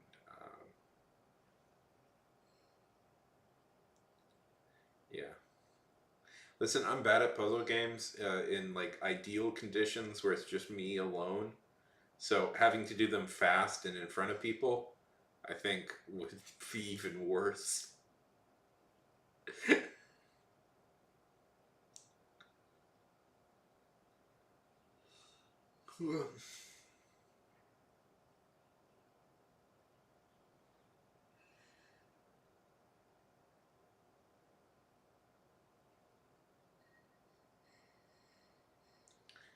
HeroClix, where you just is it one of those clicker games?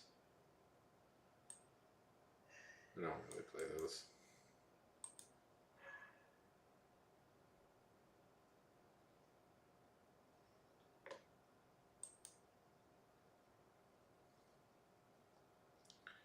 HeroClick.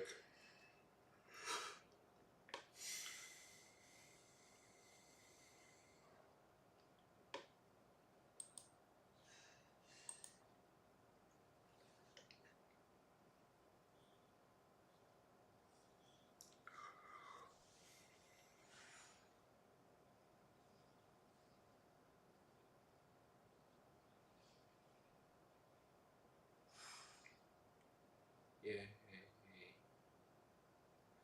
Sorry, I'm tired.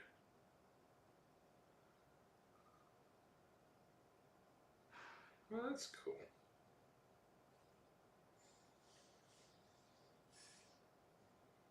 I really want to write a superhero story. Hey, Callie. How's it? Hey. How's it going, Callie? Good to see you.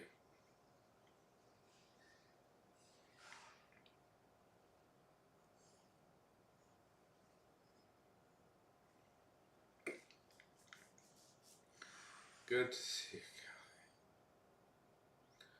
Callie. Why am I so? I am tired, guys.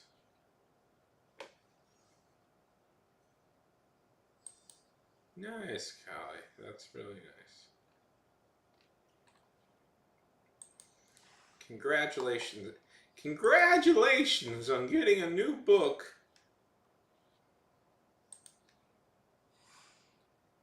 That sounds like a fun game. Apparently they're doing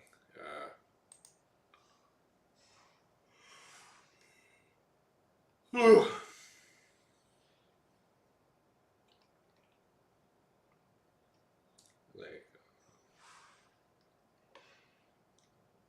apparently they're doing like branded crossovers, which is always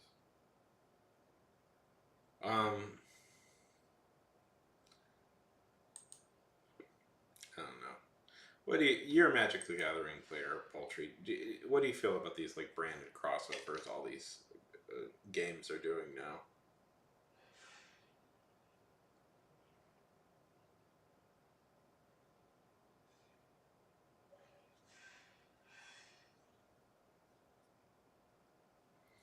Feels a little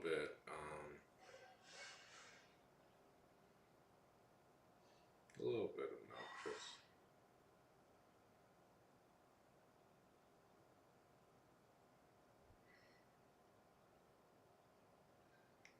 Yeah, I don't know. I don't play Magic the Gathering, but I, I don't know. I guess I was offended on Magic the Gathering's behalf because they started introducing like branded game like crossover stuff. And I'm like, I don't know. Like Magic Gathering had a fairly like robust fan base. I don't know if these like crossover cash like did The Walking Dead really need to be part of Magic the Gathering? Like I mean, did The Walking Dead really need to be part of everything? But I feel like that's like, oh, you don't need that, right? Like,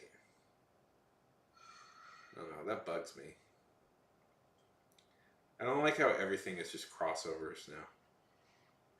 Like, I want something, but you know, it's like DC Multiverse is going to be. I mean, you know, yeah. I don't know. I like it. I want more original things. Darn it. I know that's a really like cliched complaint, but that's something I feel.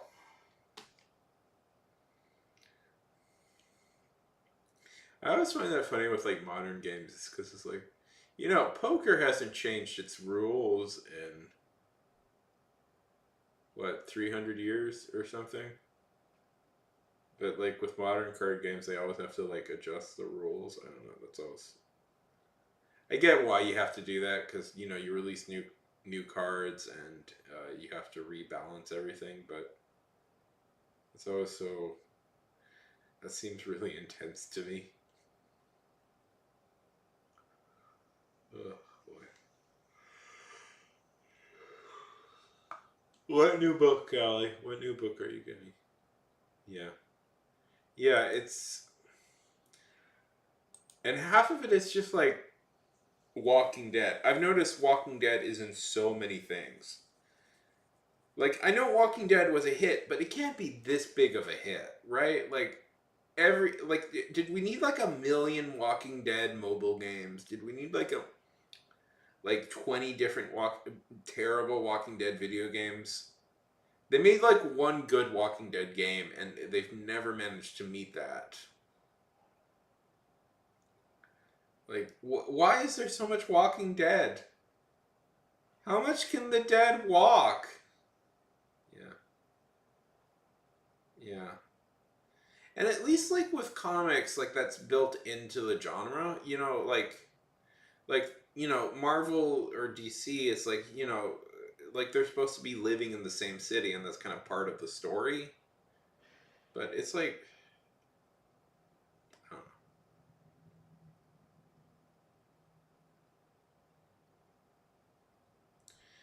It feels like it feels like every original thing gets watered down with all these crossovers, and it just becomes like generic mush.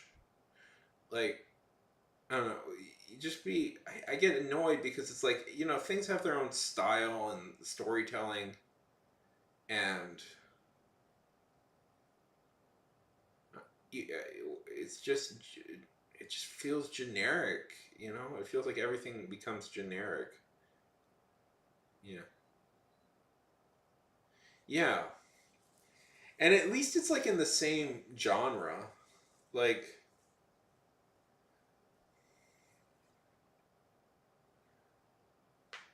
yeah, no, I love comics, and I don't mind crossovers in comics. I mean, comics is like kind of an interesting thing with like this idea because it's like it's a weird thing where it's like for comics it's like you're not the protagonist of your you know like it's how like in real life nobody is the main character. We're all side characters in each other's stories, and I think that's interesting. Yeah. Oh yeah. Well, no, no, actually, Paltry, that's based on a real thing. Snoop Dogg was actually a World War II paratrooper. That's a real thing that happened. He doesn't talk about it too much, but he was actually a World War II paratrooper.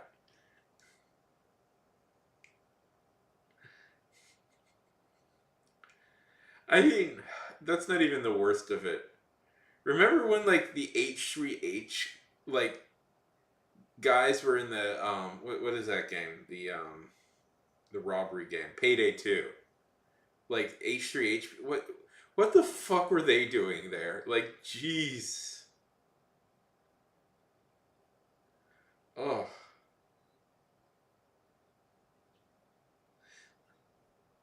Yeah, they were. Isn't that the lamest thing ever? I don't know. Oh no, I've vaguely implied I don't like H3H is no. That would be my like how like I'm gonna 1 second. It's like yeah, I find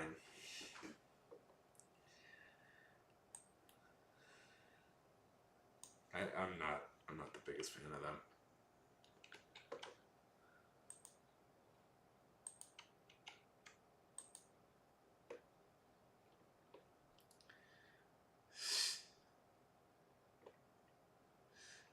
Like who would want to be them? Who would want to play as like guy that I don't. I just remember how embarrassed. Like, look at this. Look at this. Look at this. I'm not gonna play any of the voice lines, but look at this.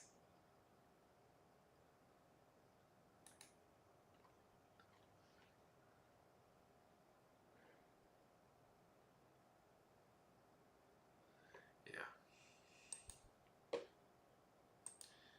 I mean, good for him. Good for him. Hey, I'm a chubby guy too, and anytime one of our, anytime a chubby guy marries a decently looking lady, I don't know. I guess you gotta celebrate that. But I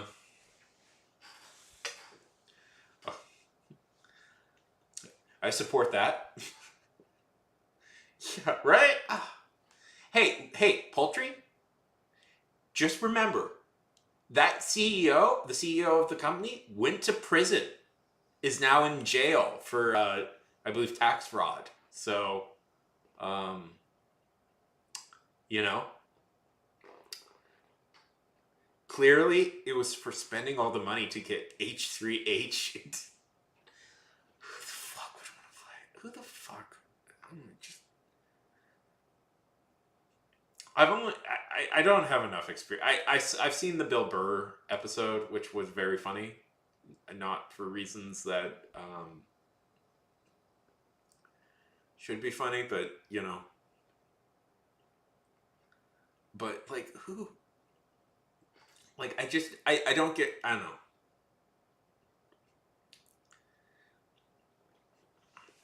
I get that video games are like, get boosts in popularity when big YouTubers talk about them. I get that, but like, oh, like, F for Family, surprisingly really good. I like Bill Burr. Every once in a while, like Bill Burr, I also have this thing with Bill Burr. It's like he's always on the verge of saying something really terrible, and then he pulls it back, and I always find that so funny because I'm always like, is this the day? Is this the day he's gonna like say something really bad? And it's like, no, he not, and he just makes it funny. Anyways, I like Bill Burr.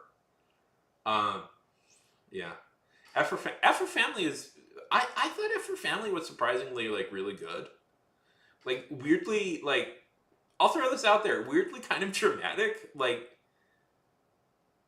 I don't know.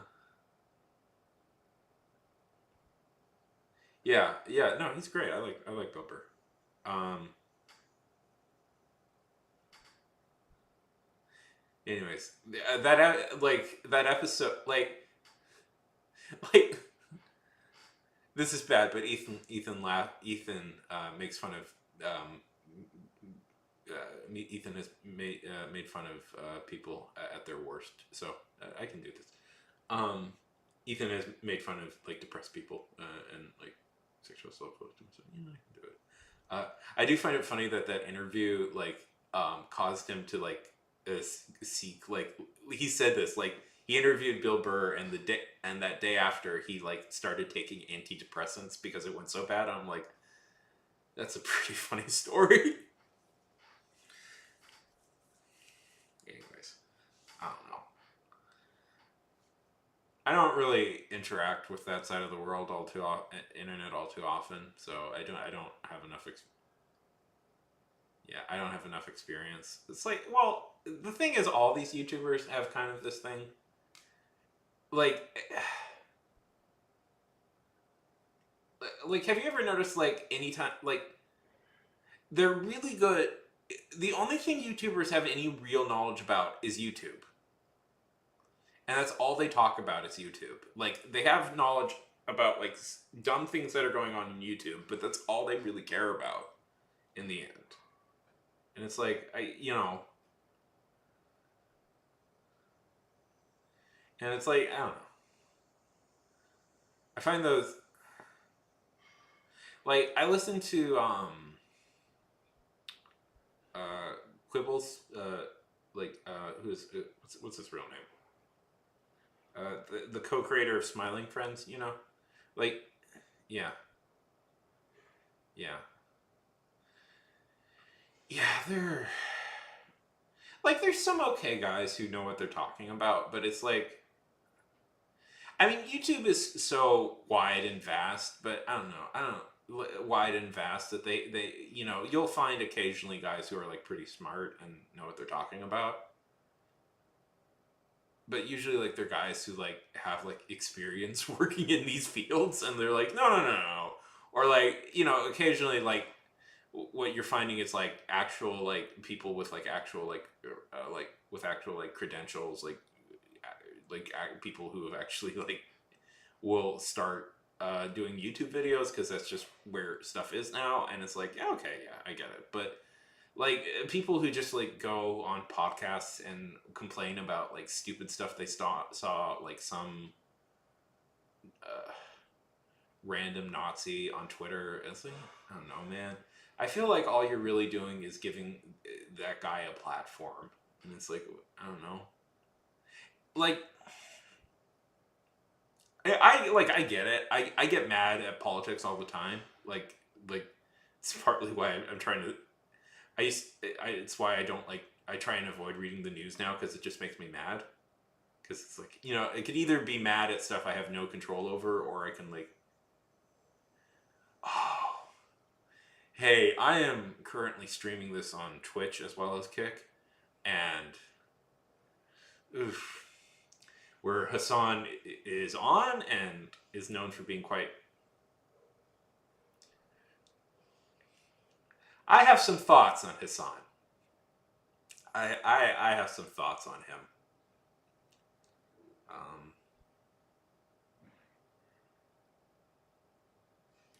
some thoughts. I don't know. Yeah. Well, it's skull to. I mean,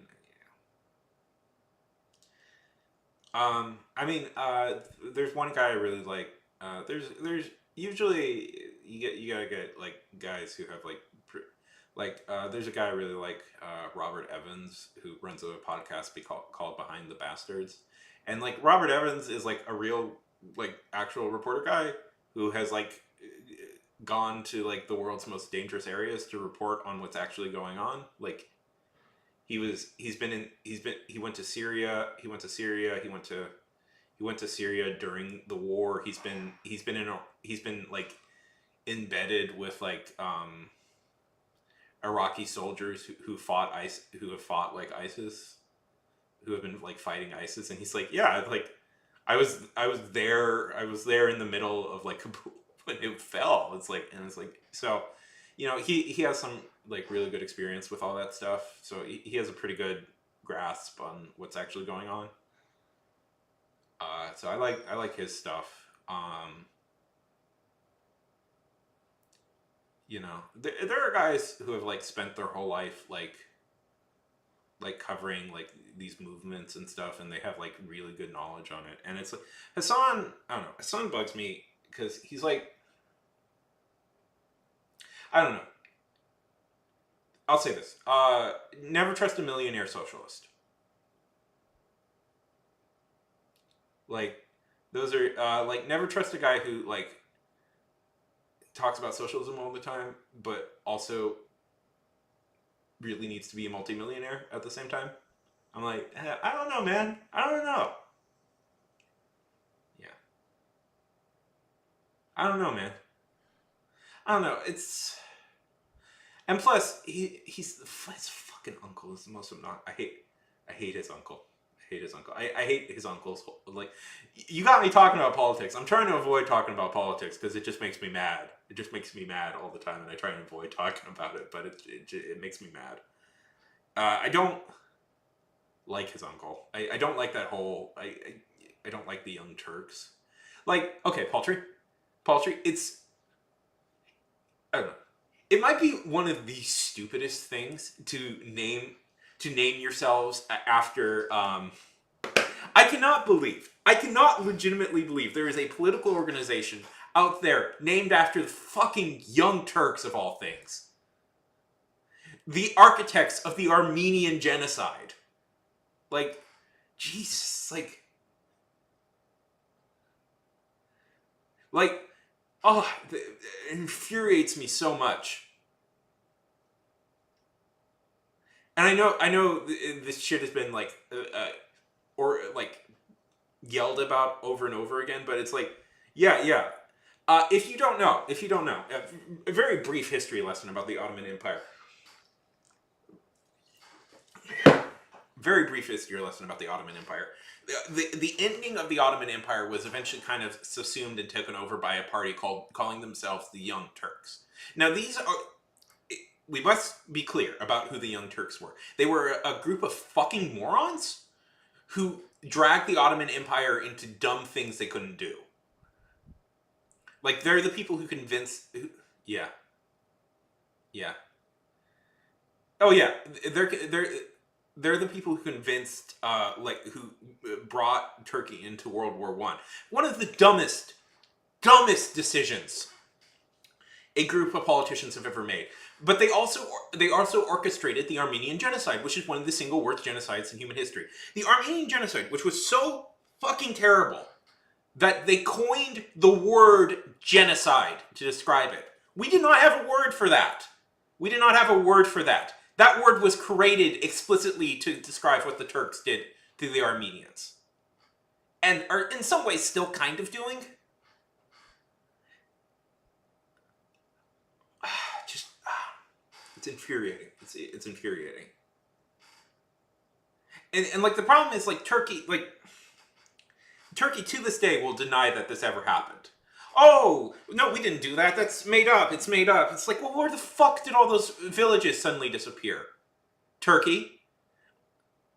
Where the fuck did all those villages disappear to, man? Sorry, it infuriates me. It infuriates me because, this is, we have to, yeah, sorry, it infuriates me.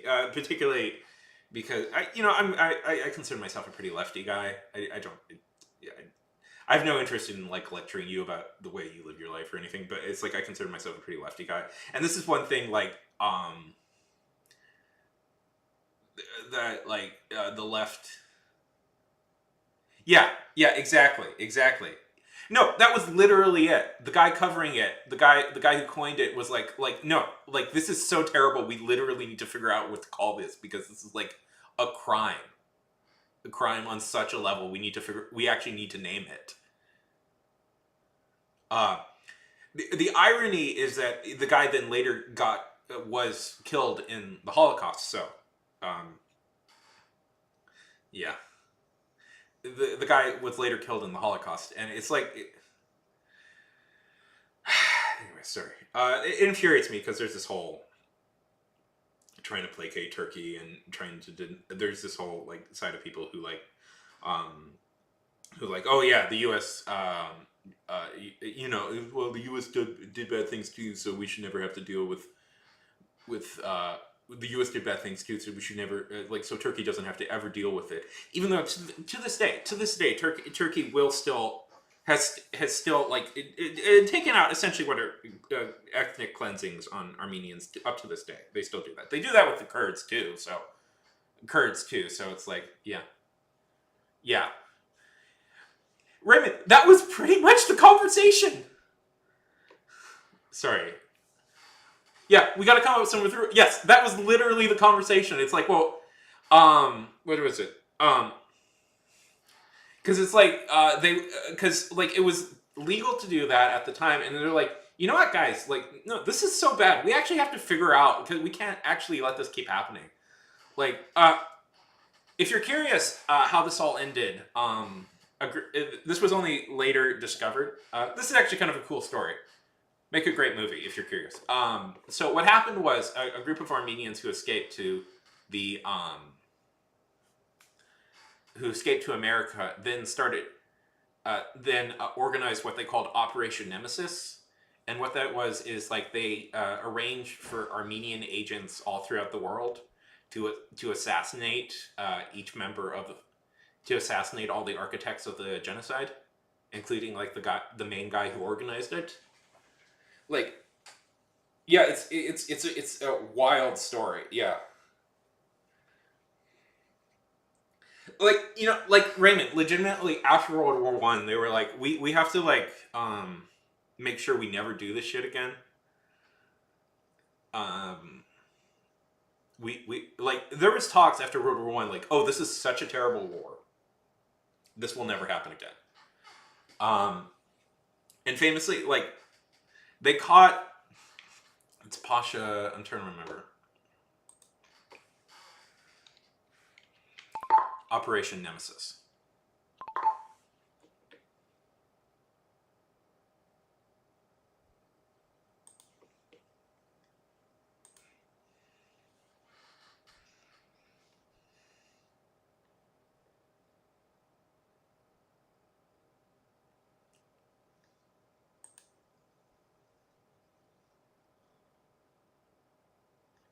Yeah. So like literally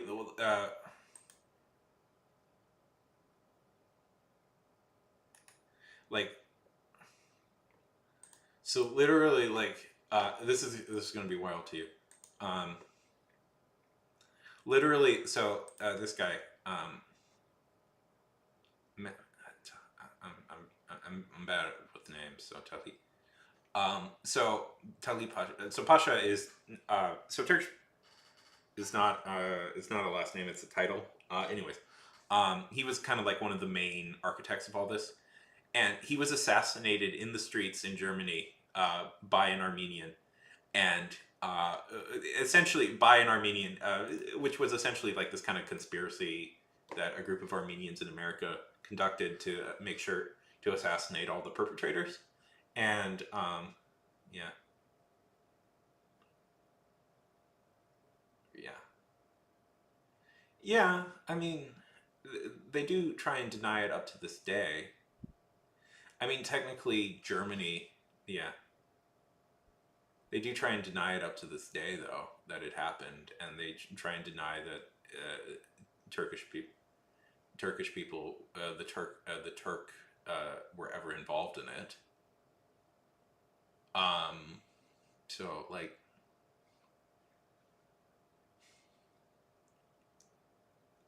I mean, that's a little bit like saying that the Germans should deny the Holocaust because it's like, well, technically, the German state, this version of Germany that exists today, wasn't the version of Germany that did that.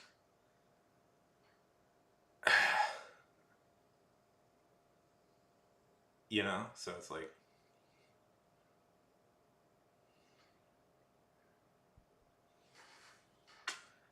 I mean,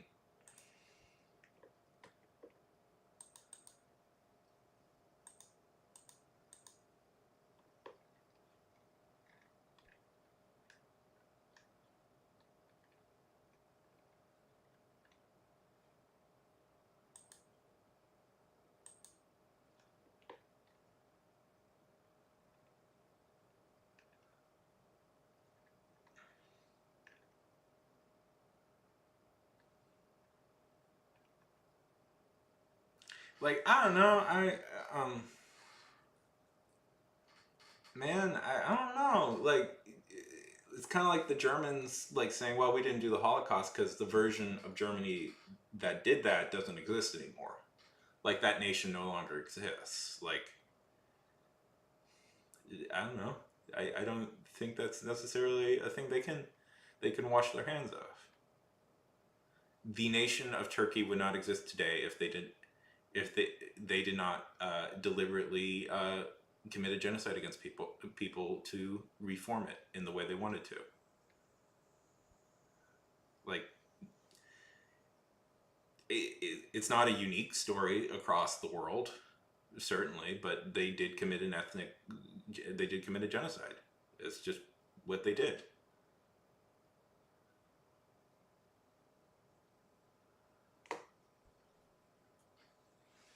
You know, like Americans did it. Um, Russians did it. Almost every major nation is probably guilty of that. But it's like, and that's like the sin we have to pay. We must always keep trying to make amends for.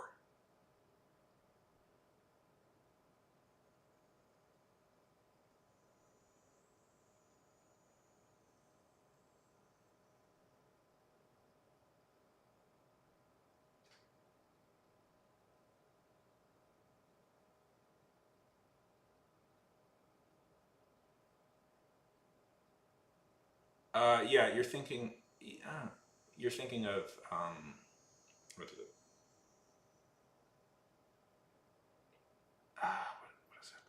What is it? I know who you're talking about. Yeah. Well, yeah, that's partly why, but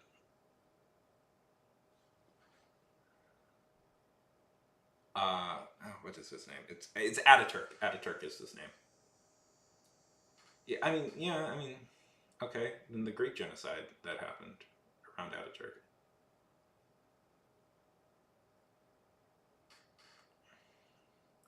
I mean, that doesn't really absolve anything. I mean, the fact that they keep doing it also, and they keep doing it with the Kurds. The only way them as a society did it, man. Like, I hate to break it to you, that's just kind of how the world them as a society did it. Them as a people deliberately murdered a group, another group of people, because on ethnic reasons. Like, that's kind of how genocide works. Like, I don't know. Like, the Germans can't. Like, okay, like the Germany we have is not really the nation that existed under Hitler, and you could argue that once Germany reunited, it was a very different nation. That doesn't really take away anything.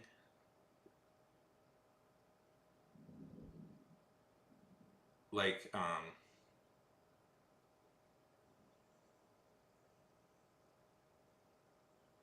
there's the fact that like the British Empire doesn't exist anymore. Excuse the British Empire for deliberately starving the Irish, or like deliberately starving the Indians. Like that.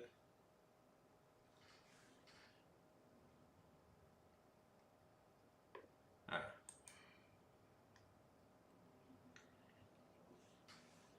yeah, yeah,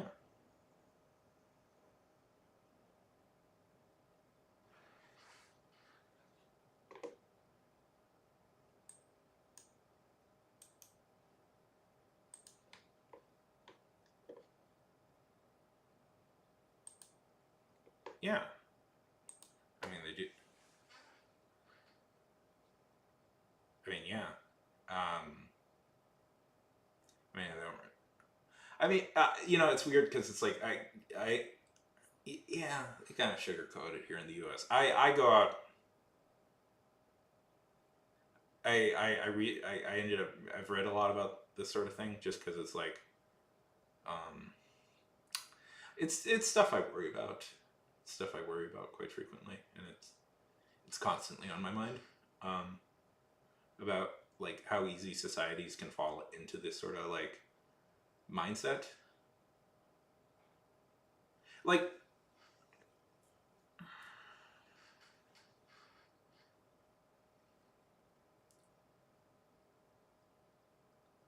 and it's also like their direct ancestors participated, and it's like you can't really excuse it, and also they still benefit off of it.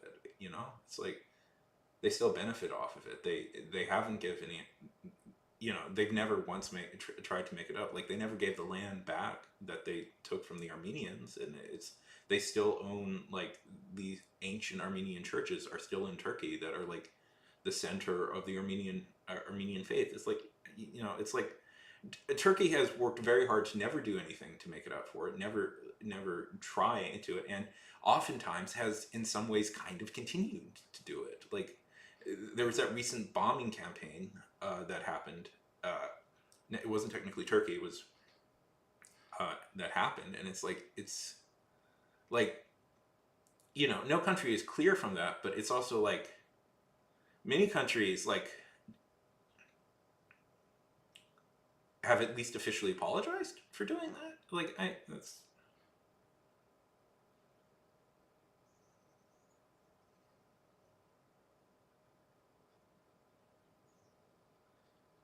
like, are you like satisfied? Like, Japan is not like Like, do you like that Shinzo Abe is still? Did you like that they still have like Shinzo Abe was his grandfather was his grandfather's great grandfather was one of the main organizers of Nanking. Like, is that cool? And the fact that he defended that at times.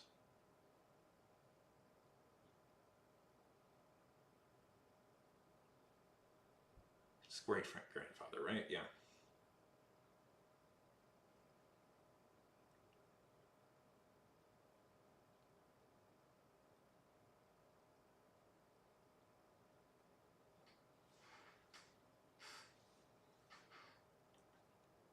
I mean, Japan, the nation of Japan that exists now is technically not like the empire of Japan that existed beforehand.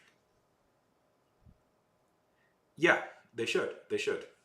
They should. Of course they should. And Turkey has never done that. They refuse to do that. And they in some ways still are like using, not them directly obviously, to do that. And it's like it infuriates me because it's like, I don't know, it was just so brutal. Like, you have to like fix it. And I know America plays a huge part in all of this. Like, I don't deny that. But it always infuriates me. I don't know. You just get mad about this stuff. You read about it, and it's just like, it's like people would go away, and then just villages, towns that existed there for hundreds of years, just gone. And it's like across the world, like this happens, and it's just infuriating, you know.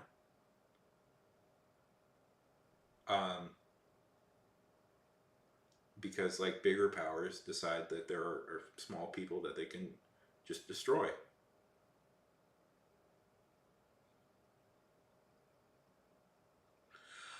Uh, it's, it's just bad. Genocide's bad. That should be the thing. Genocide is bad. I don't know. Is that controversial? Is that controversial to say? Anyways, yeah. No, no. What? No. Ever. We're kind, warm-hearted. We're kind, warm-hearted people. We haven't done anything bad. Just, you know. Okay, most of South America, that's on us. A lot of the Middle East, that's on us.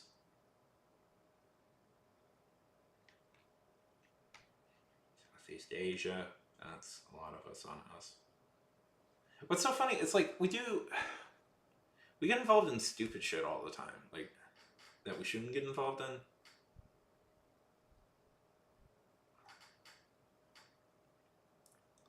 Listen, the history of the world in the 20.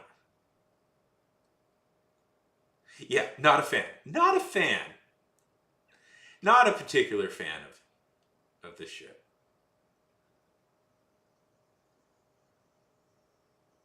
Uh,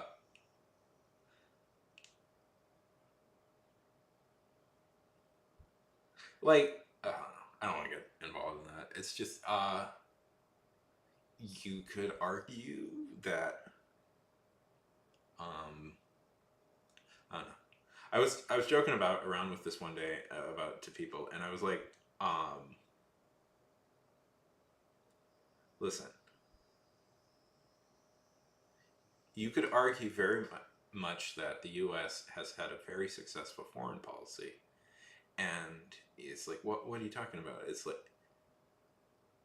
they like prop up like sociopathic dictators all the time, and it's like, listen, the assumption is that America is looking to set up is to free nations and set them up with a active, robust democracy in the way we enjoy in the U.S. But if you look at it as America wants to create a series of pliant vassal states that they can suck as much money from as possible, then America's doing pretty good. America's actually doing pretty good if you look at it from that perspective. Because They do that a lot. They come. We're pretty successful doing that because we keep pulling that off. Yeah. Yeah. And it's like partly what infuriates me is like I don't know. Like what infuriates me is that um it's just when like other people do bad stuff, it's like for some reason that has to be forgiven, and it's like no, it's we should all forgive. We should all like not forgive. Like you saw guys like when Bashir al-Assad was like literally like bombing like school like kindergartens, like he was legitimately like targeting like kindergartens and stuff, and it's like well, you know, he's fighting against Western imperialism. No, he's fucking like blowing up kids. He's deliberately killing children. He's deliberately killing children and old and sick people. And it's like that's not good. That's not good. And it's like I don't know. These are there's a quote I like. Yeah, yeah, yeah. What are you talking about, Raymond? Listen. It was important for Americans to get cheap bananas that we throw out, that half of us don't eat. That was important. So a few thousand people had to, you know, a few thousand labor organizers had to like, you know, meet the end of a bullet. Like that was important. Right. That was important to do.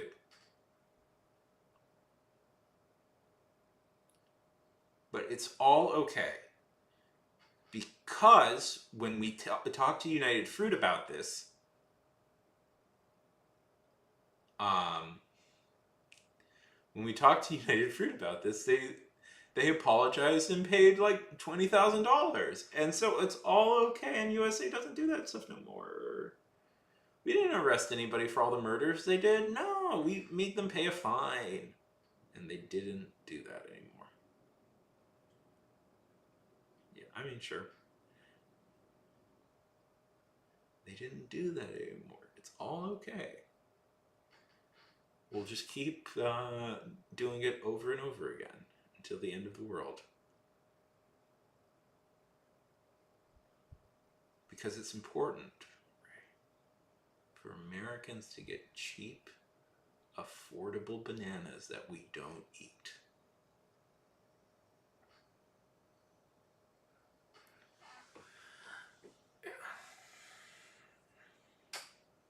A lot of stuff is.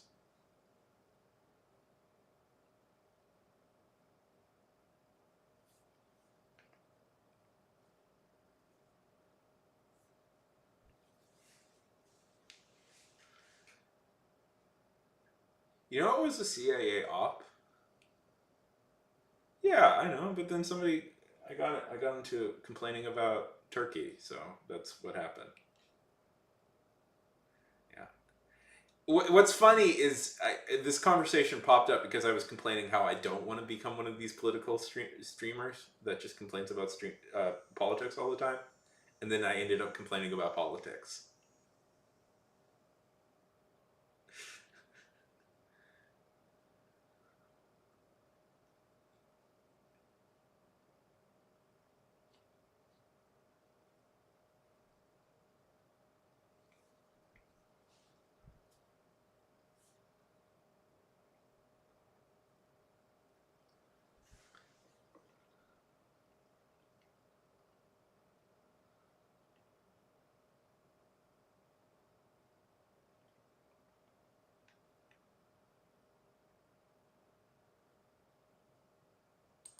And part of the reason is like I don't know. There's nothing more toxic in the world than getting into these conversations. I don't know. I don't. Oh my god, my worst nightmare.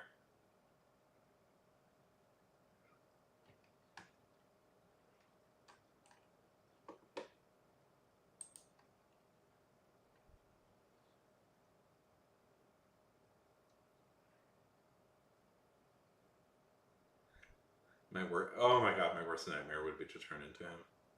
I mean, I'd like his money, but I I'd like his money, but I was like, I'm not gonna do that.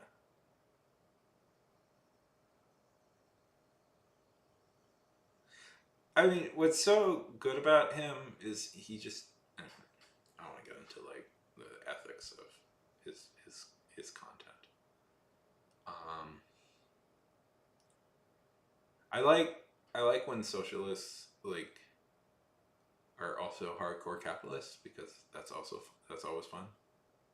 It's like they yell at you for like they yell at you because like and they go on and on about how great socialism is, but then they don't do socialism ever.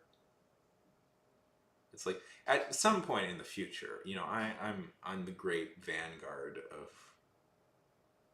you know, this great intelligent vanguard, and you know, at some point we will, you know, give it to the we'll let the people be in charge. Not now, obviously, not now, but at some point, this will be the people's revolution.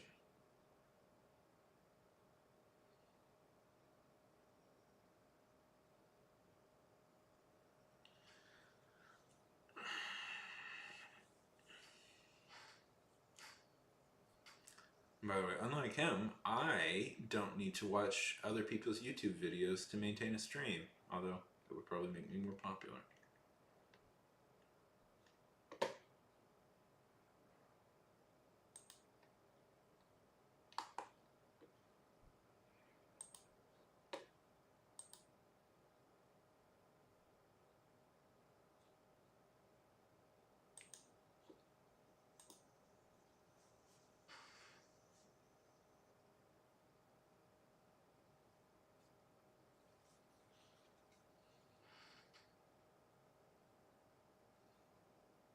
I really have to stop touching this thing because it's like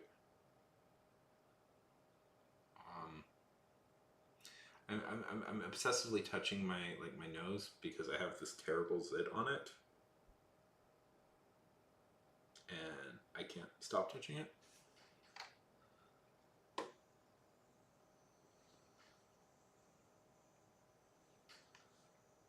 Which is frustrating.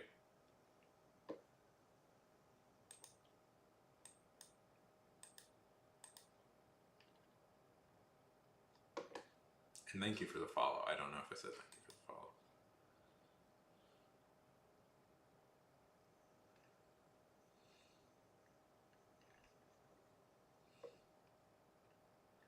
Very frustrating to touch it.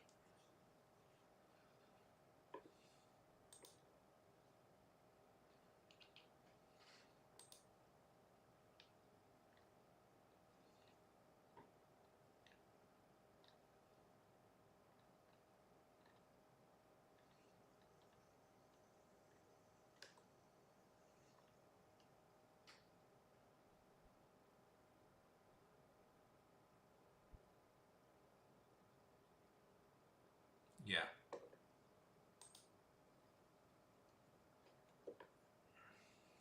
Yeah, I'm not. Yeah. Yeah, I mean, both Russia and China, a communist revolution happening, were pretty important. Were empires. Um, yeah,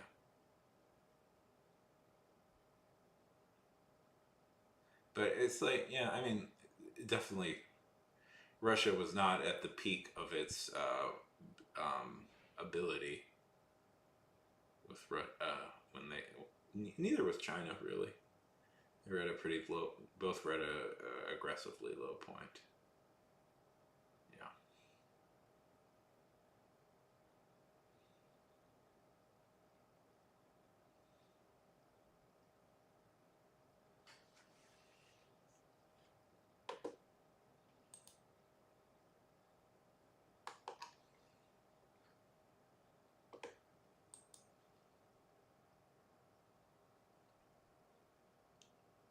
Yeah, I'm not really like. It's funny how I mentioned I don't want to become a political guy, and it's just like I immediately get into politics. Like, um,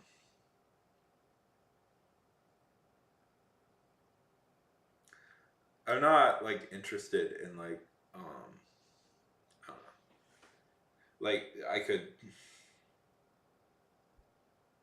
I don't know what do I want to do? Like just spend an hour like e- raging about Jordan Peterson or Ben Shapiro. I was like I got better I got better things to do in my life than that.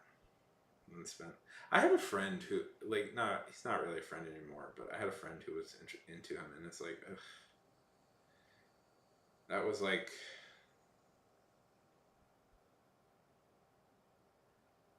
was like I don't know. I can talk about it. I have thoughts about it, but it's like I had a friend who was into got. Oh, yeah, I mean, it's complicated. I knew him in high school, and we kind of reconnected years later. And he was that I don't know. He was at such a low point in his life, and I felt really bad for him because like in high school he was like this energetic kid, and I reconnected him with later in his life, and he had just become so depressed, and it's like um and I mean I totally blame his father, by the way, for why he was depressed because he's a good artist, like he's a good artist, and he should have been like he should have like pursued like graphic design as a concept, but instead like his dad had made him become an accountant, and he was just kind of, he was now like a recovering alcoholic, and he was just obsessively reading Jordan Peterson, and like I couldn't. He was too intense. It was too intense, and he was too.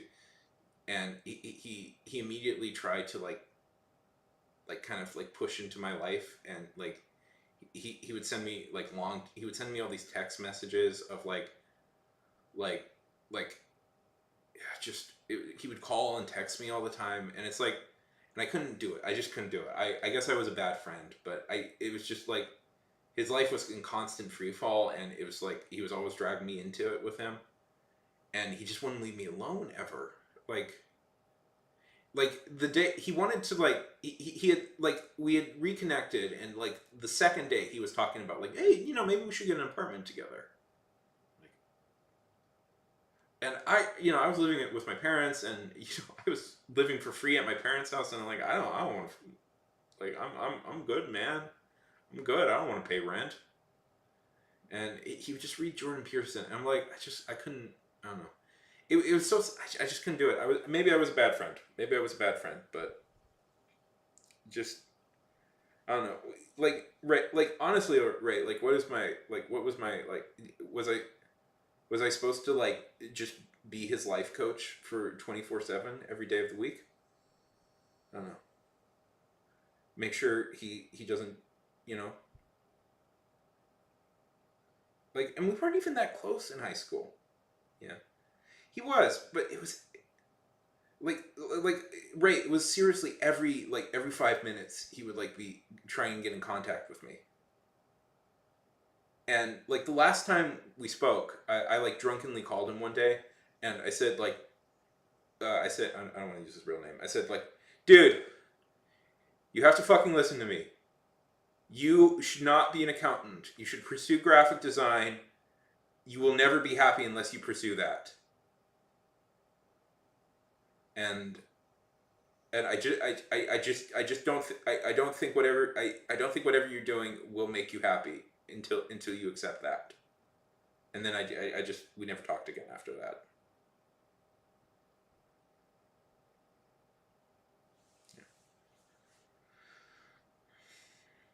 I don't know. I just he was very lonely, and like he would read Jordan Peterson a lot, and I just couldn't deal with it anymore. Like my like he had totally subsumed my life. Like it was I was now just like him, like it was just his life that I was a part of, you know?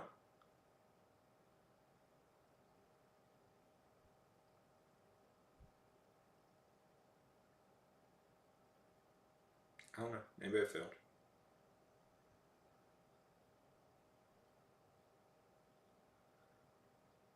I hope he's happy.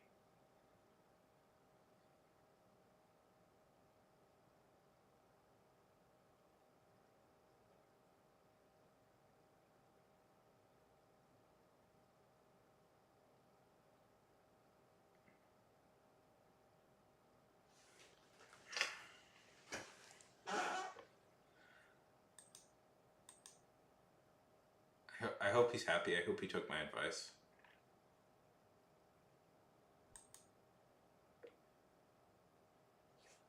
So,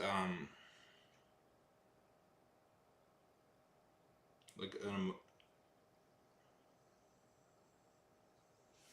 but I felt like either I would spend the rest of my life dealing with him, or I had to kind of get out because it was going to be one or the other.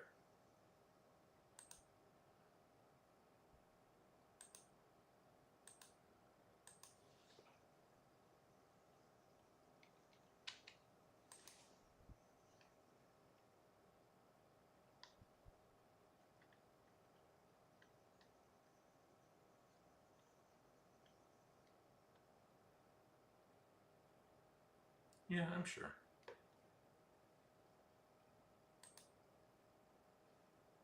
I'm sure. I mean, he's.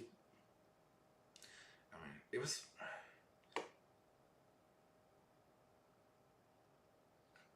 I hope he shouldn't be an accountant because all his problems stemmed from his dad making him be an accountant.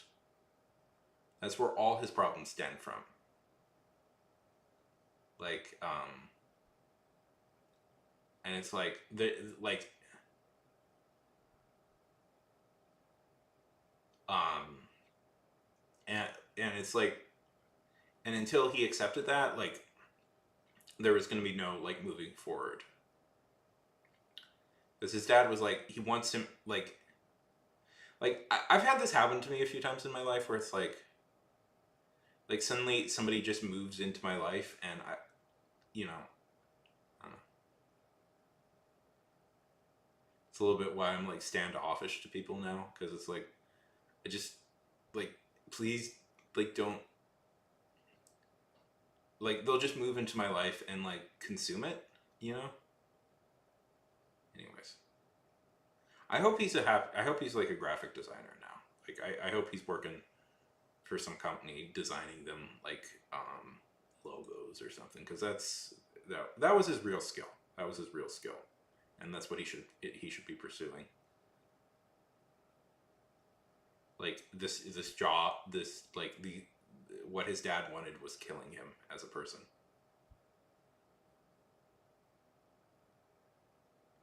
And it's like it's one of those things. It's like it's weird.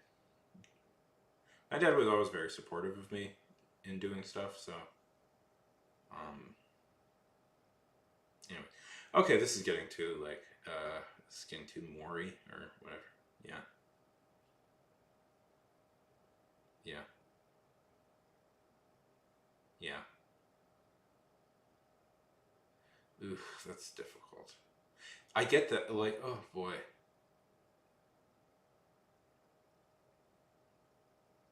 I mean, I mean, there's a whole thing called like crust punk here in the U.S. There's a whole like movement called crust punks, but I don't know if I wouldn't want to live that life.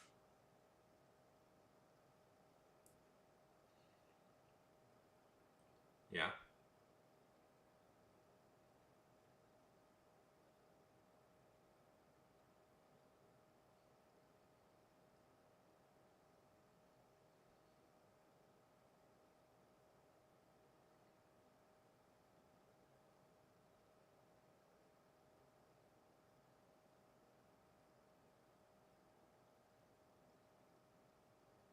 yeah. Has he figured it out yet?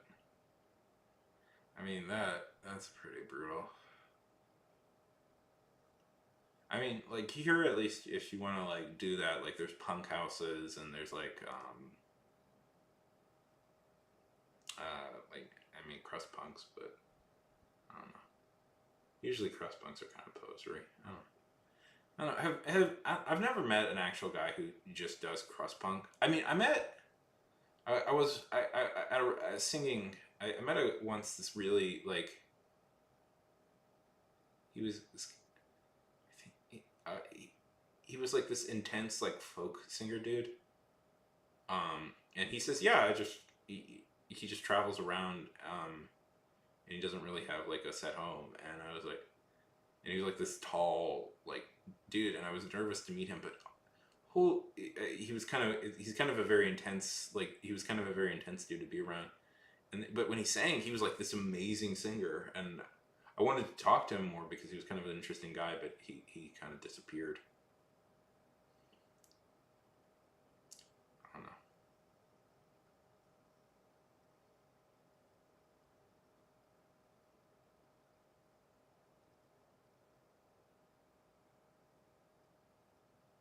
Um, but I guess what I was saying is like those are the type of guys like who read obsess over Jordan Peterson every day, and I don't have time in my life to do that.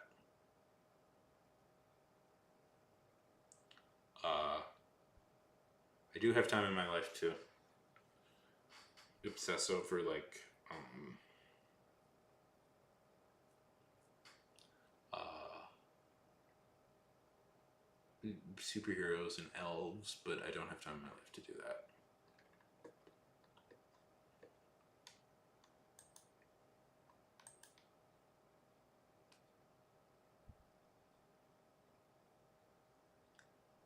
I mean, I've been. Hey, I mean, arguably, I could be doing that. Yeah, that's always frustrating with guys like that. I don't know. Maybe I'm a guy like that. I have maybe I don't know. But it's always frustrating with guys like that. It's like they are clearly talented, but they're like, I don't know. I mean, the thing with rock stars is like, I mean, that's. Does he upload like stuff to YouTube ever or TikTok? I mean, that's what you got to do. Now, that's what you do nowadays to like get your name out there as a musician.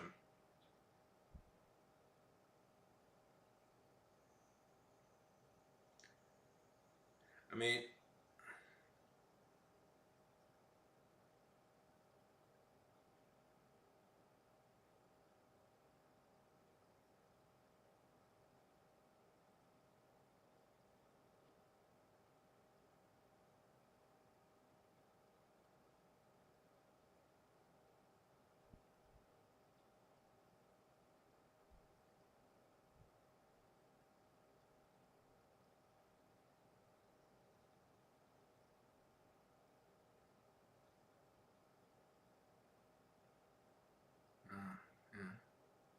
yeah. I mean, honestly, it sounds like he just wants to be a solo guy, but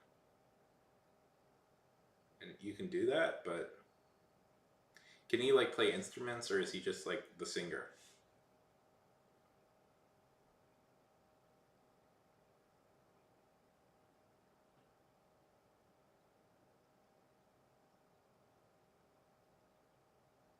I mean, like, a thing I get really in my head about is like,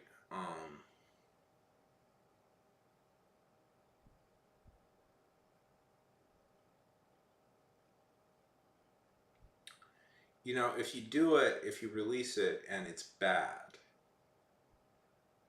then it's like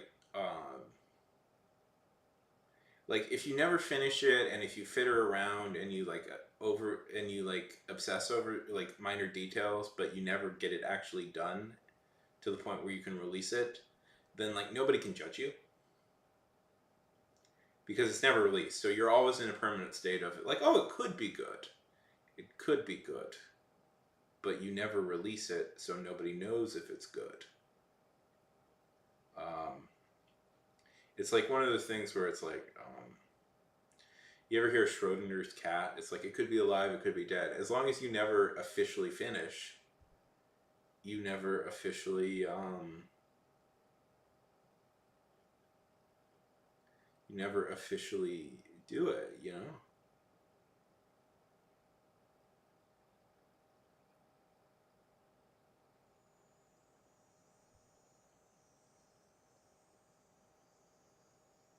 Yeah. I mean, that implies a very certain type of musician. Do as thine will. That is the only letter of the law. I've been researching one of I've been researching one of Crowley's pupils lately. I want to write something about him, but I keep getting distracted. Um,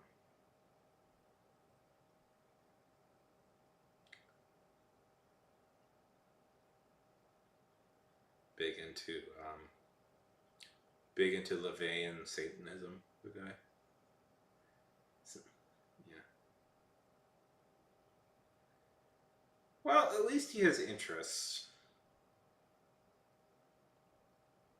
At least he has interests. At least he's interested in stuff.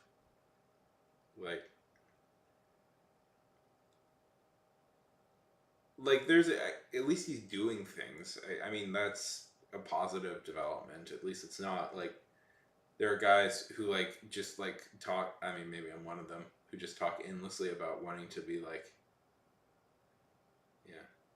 Well, I imagine it. Yeah, I don't know enough about schizophrenia, I guess, to comment. But I imagine it does give him the ability to think of a lot of things. You know, I'm not going to comment. I don't know. I know that the basics of schizophrenia, but I don't know enough about it to give actual thoughts. So I'm going to do the smart thing and not really get into it. Um,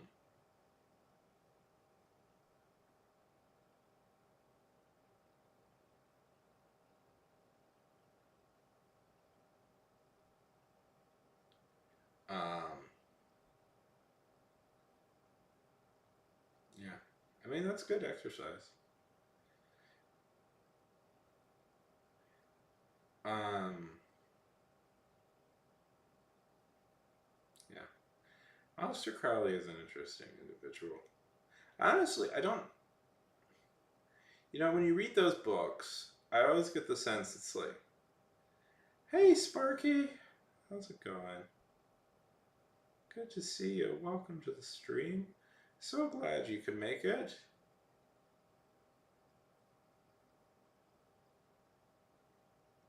Tell us a little bit about yourself.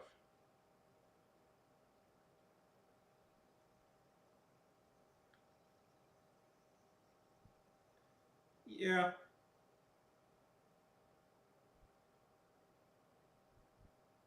I mean, all writers have an ego.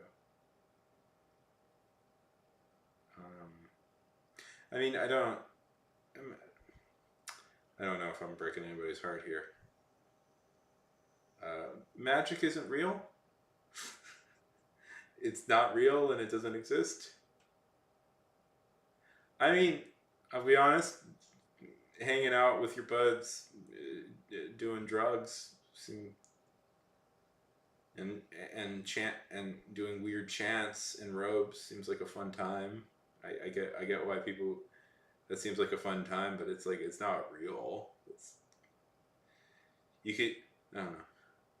I feel like you know what nobody talks about how many cults were stopped because of the existence of D&D. Like how many weirdo people who would have started a cult where they were a space god, a 10,000-year-old space god, were stopped and prevented because instead they just made a D&D campaign. Huh? Huh? Nobody talks about that. How many lives D&D has probably saved because of that?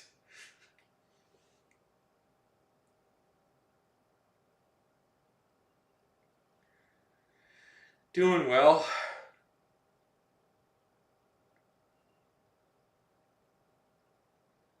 Yes, thank you D&D.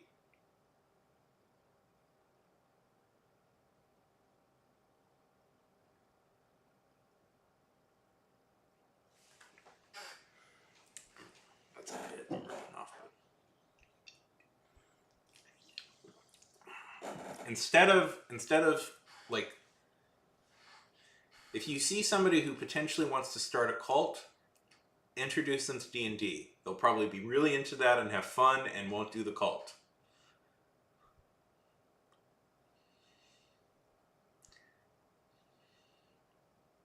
They will create slightly cringy things where it's like a group of elves who are in love with this immortal god, but you know what? It's in the confines of D&D and not something he's trying to do in real life.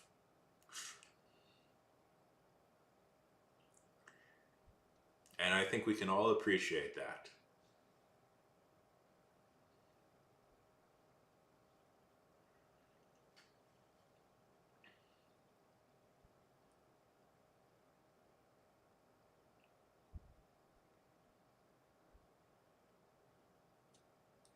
Yeah, yeah, that isn't real. But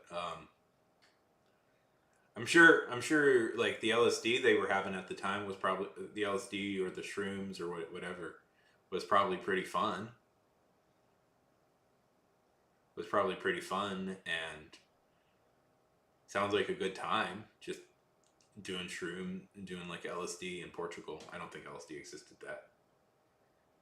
existed then, but I don't think we'll go with shrooms. We'll say him and this guy were doing some shrooms in the mountains of Portugal, and I'm sure that was a pretty fun time for them.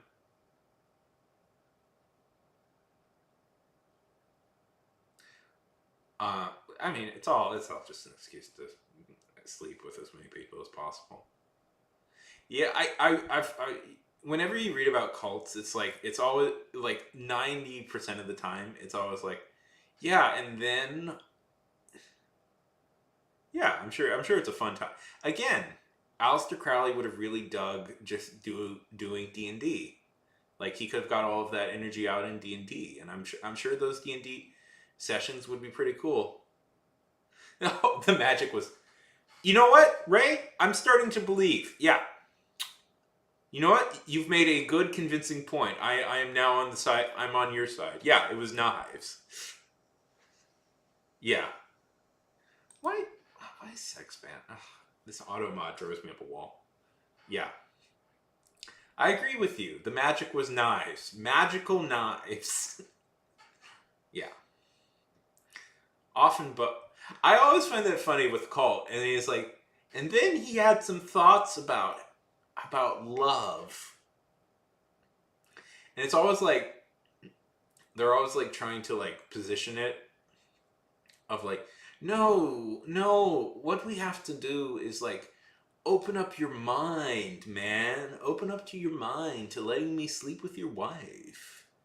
And I think, what really frees you is if you have continuous sex with me and give me all your money. But also the sex part.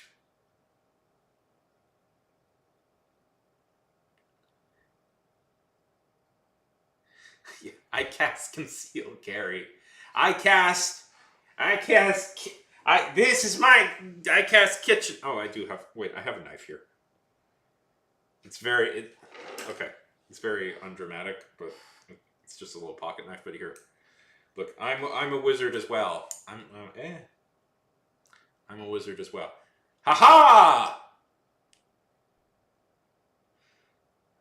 I have magical powers.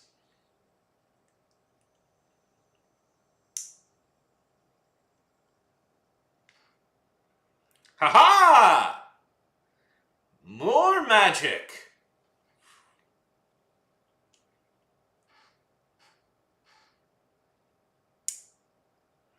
And then I very cautiously put the knife back in the holster and put it down. You're a lizard, Gary. Yeah.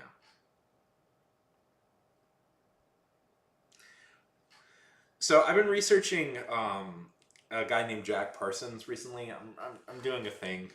I got to get around to actually finishing that thing up, but and Jack Parsons is funny because he was a big he was a big Crowley guy, but he's also considered one of the fathers of rocket science. Anyways, that story eventually culminates with L. Ron Hubbard staying with Parson at Parsons' house, and then Hubbard running off with Parsons' wife. It's a pretty entertaining story.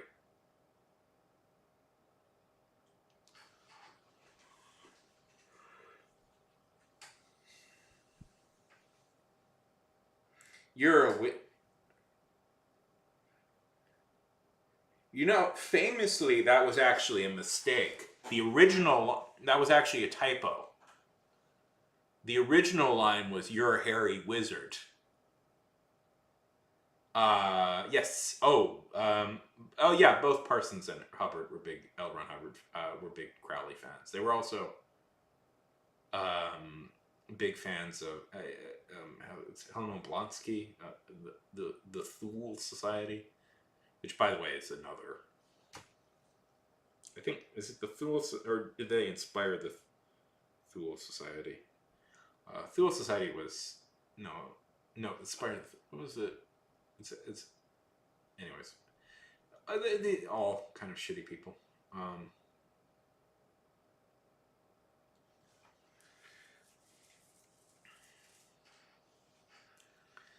I mean, some people have argued that essentially, like, Scientology is essentially Crowley's ideas, just like reconfigured a little bit.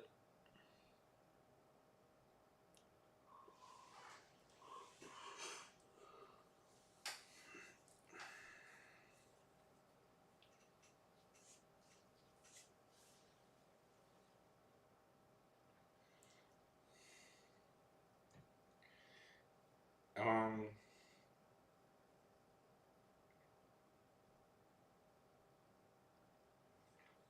according to, I don't know. According to my aunt, that makes you want to worship Satan. So you should probably burn them.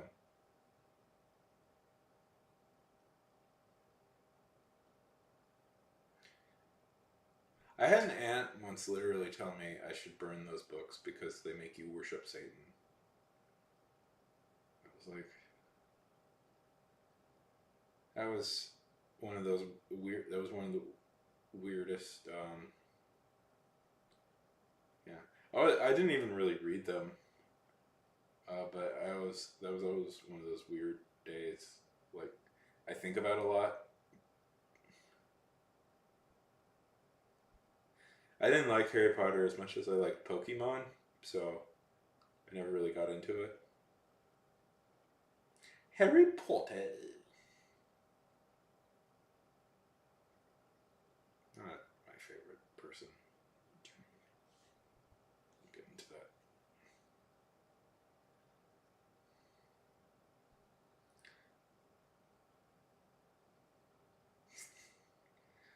Yeah.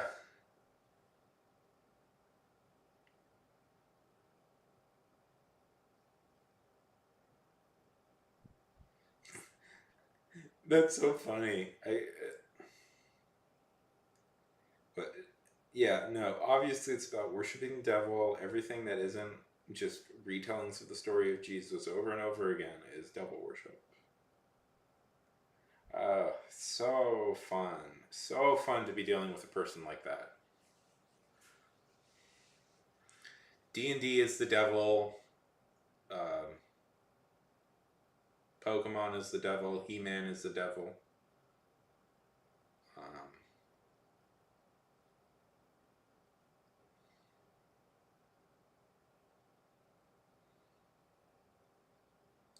just anything not secular, and anything that isn't Christian is evil. Yeah. Sparky, I'm sorry. I'm sorry. You're not allowed to do that. You're not allowed to do that. Sparky, I'm sorry. There's only one book you're allowed to read, and it's the Bible. The approved Bible. Don't, don't be reading any of this, like, book of Enoch. Don't be reading any of the book of Enoch or anything like that. That's banned. Or what are the other ones? There's a few.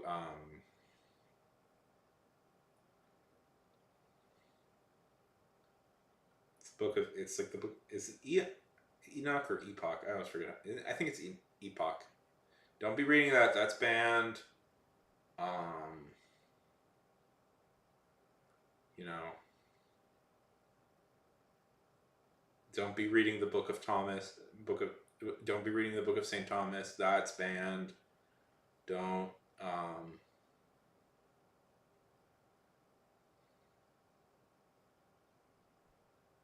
There's a few like like.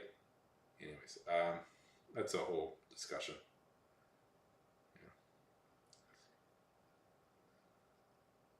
And it's like, and it's also like the approved version of the Bible. It's like, coincidentally, they removed the stuff about like Jesus disliking. The only time Jesus ever gets violent in that book is at bankers. And it's like, I don't. So am I, Ray. So am I. Yeah, no, you're not supposed to actually read it. You're supposed to,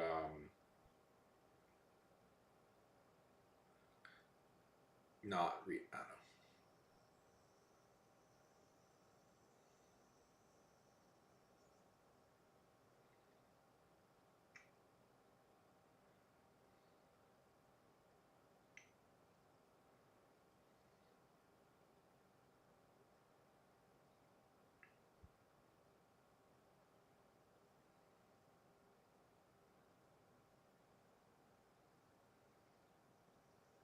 That's a crime.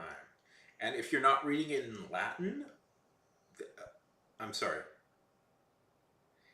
What's funny is like, okay, you guys know that the original, like, the reason we have the Bible is like it's in Greek. It was a Greek book, right? Like Greek.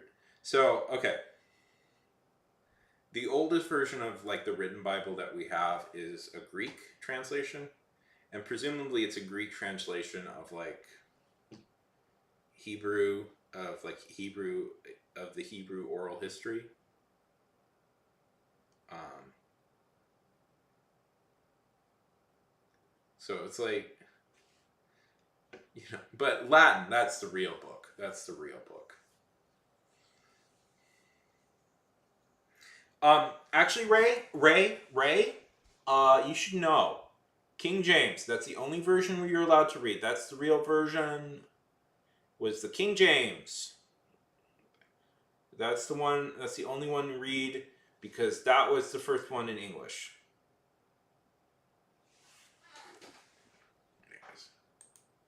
It's just like, I don't know, I was complaining about this recently. I don't know, I don't like, religion has in many ways been a positive force in my life. So I don't like when people are mean to religious people because it's like, it's like if they're not bothering anybody, like you shouldn't like.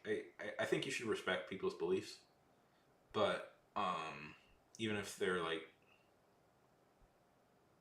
yeah, even if they're kind of out there, it's like if they're not hurting anybody, it's like who cares? But um, I don't know, man. It's just like I hate this culture of like everything must be like religion only, and like there's no other thing that can exist outside of it. Like that's such a like at least in my country, right? In my country, there are people who are like, everything must be like Christian religion and it must be exact, and the fact that you can't, you ban, anyways. Like the fact that like I don't know.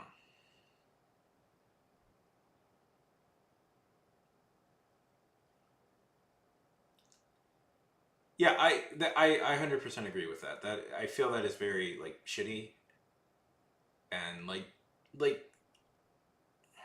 I feel that like my fundamental belief is like people are entitled to believe what they want to believe about the universe. And But it's like you can't like force that, you know?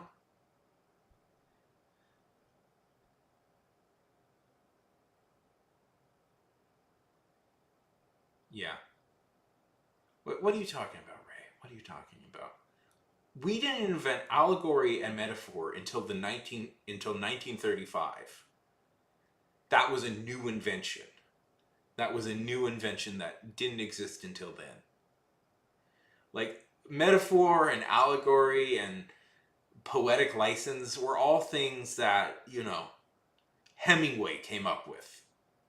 He wrote all of that shit down for the first time. Up to that point, everybody was precisely literal with everything they wrote.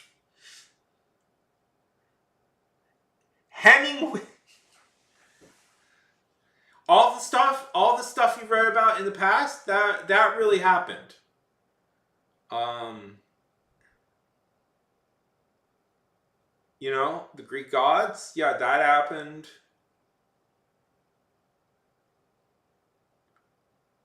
Yeah, yeah. None of that stuff existed before Ernest Hemingway. I picked the absolute worst guy to do that too, because like Hemingway's whole style is to be kind of overtly real, trying to be as realistic as possible. But I'm gonna stick it. I'm gonna stick with it. Hemingway is the one who invented this all. Hemingway invented everything. I could have so easily picked Faulkner. I could have so easily picked William Faulkner, who would make more sense.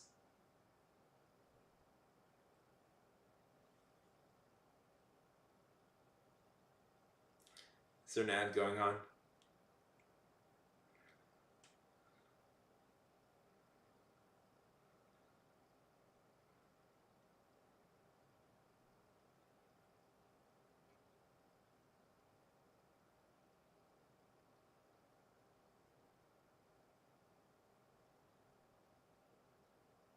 Welcome back.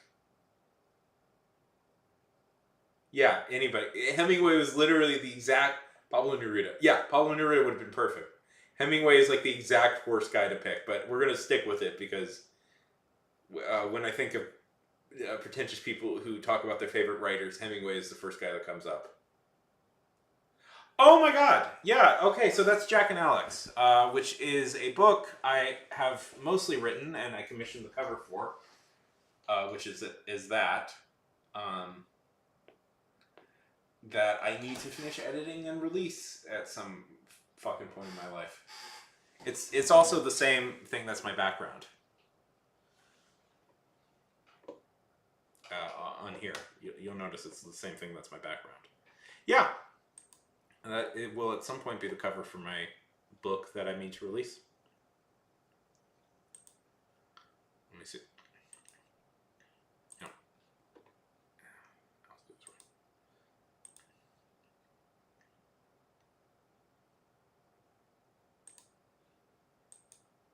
One second. Let me just very briefly. I'll get out of the way here. Yeah, that's the full picture. If you're curious.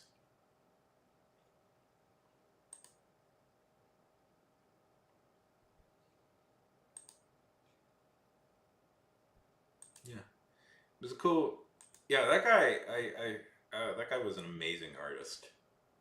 Yeah, isn't it cool? Like that guy. Oh my god, that guy was such a cool artist. It was not cheap, but I don't care.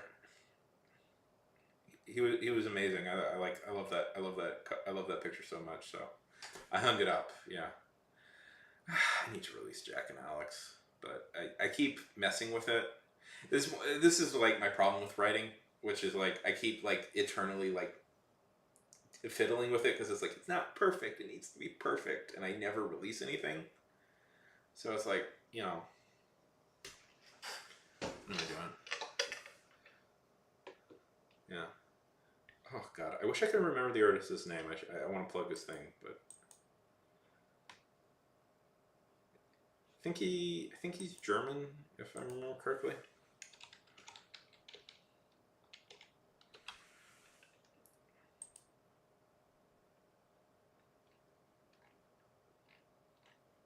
Like, I've written like 3 books at this, like 3 novellas at this point, and I have not released any of them because I'm still fiddling with them.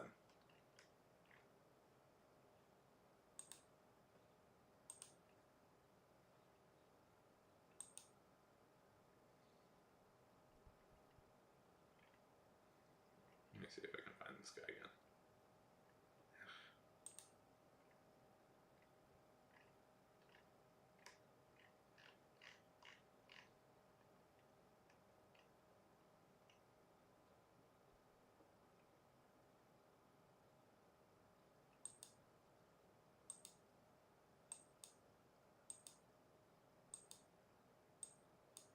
Ah, here it is.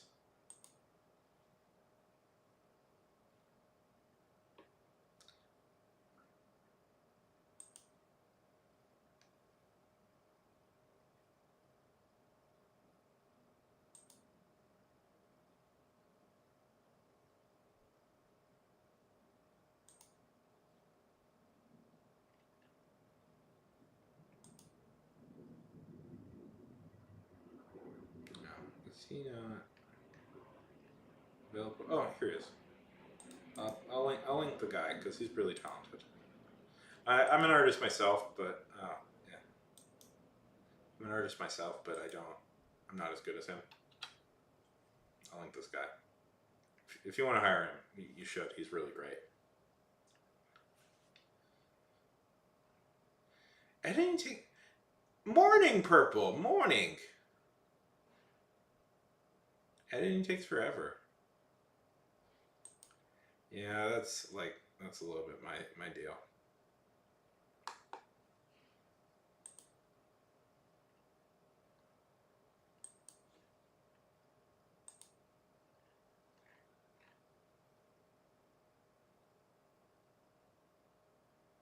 Good to see you. Good to see you. Hope everything's going well on this fine and fantabulous day.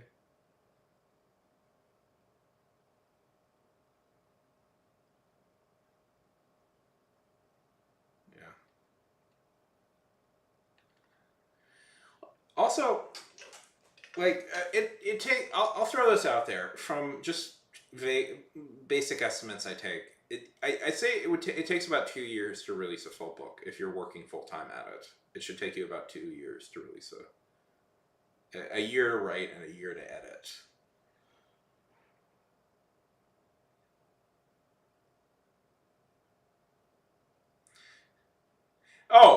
That also, yeah, that contributes. Ray, I think that might contribute a little bit.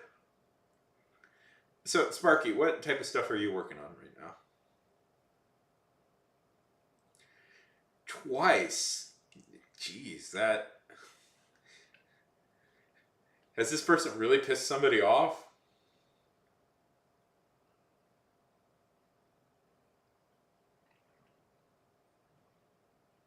Yeah, I imagine that might be postponing stuff.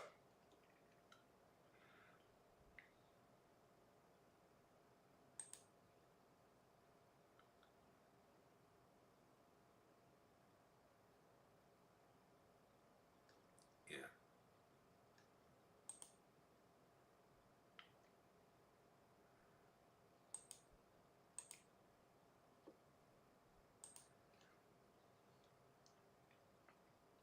Yeah. Well, you kind of gotta just keep at it. I don't know.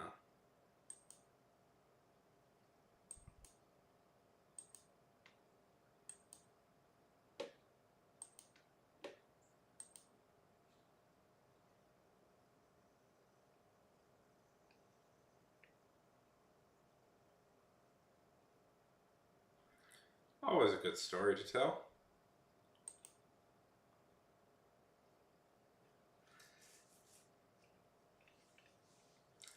So, Ray,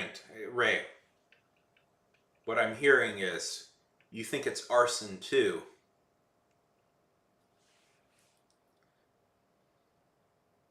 This is just like when the Queen died. Nobody wanted to investigate that for murder. The Queen doesn't just die, she was young. 94 years old. A young. She,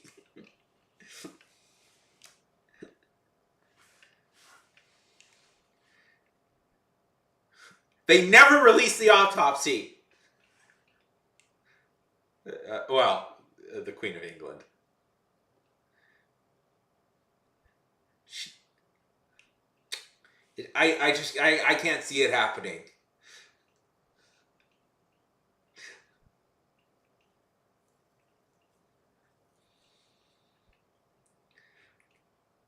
Release the autopsy. Release that darn autopsy.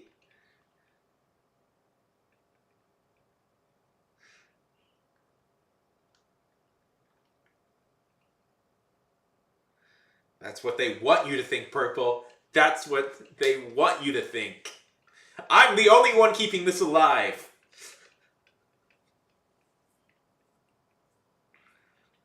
Which queens have you met, Sparky? That.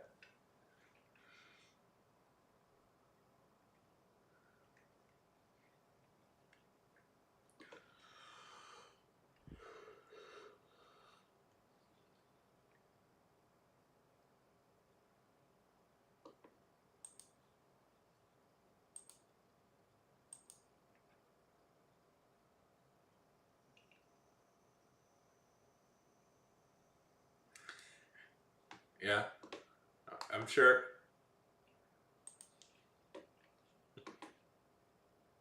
I got the reference, put it that way.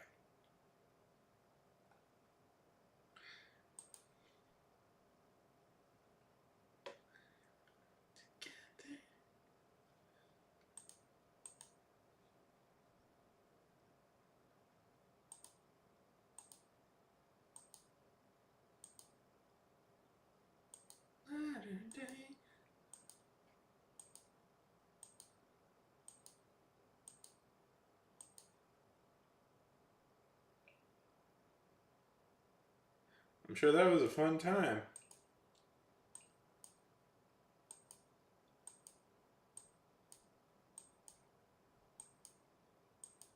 Yeah, drag shows are fun.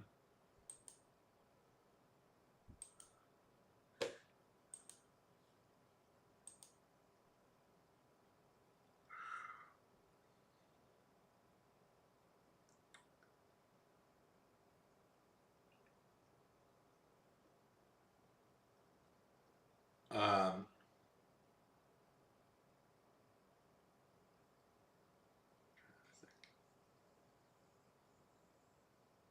I'm trying to think what I did in college. I didn't do anything that cool. I once got into a very tedious argument about red letter media once with two stone people in front of a comedy club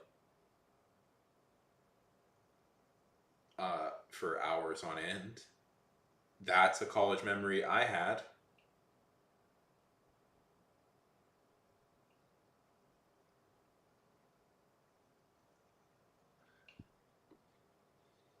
That sounds fun.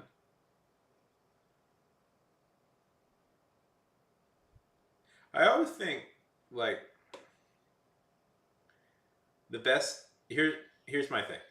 Um, the best anti-drug PSA is to just have somebody spend like a couple of hours around like somebody who's really into smoking weed, and it's like you're like, oh, but you stay sober, and it's like you're like, oh, I never want to do this again.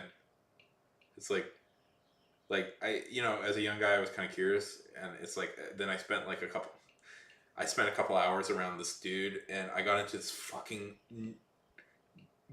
tedious as shit argument about like red letter media, and I'm like, I'm never doing this. Nope. This is the worst thing I've ever experienced. Not the worst thing I've ever experienced in my life, but one of the most obnoxious of things I've ever experienced in my life, and I never want to do this again. Like, that's my advice to people. Because I didn't think like red letter media had the 100% perfect take every time. Yeah, yeah. Just be the sober guy around like stone people, and all the fun of doing stuff like that immediately disappears.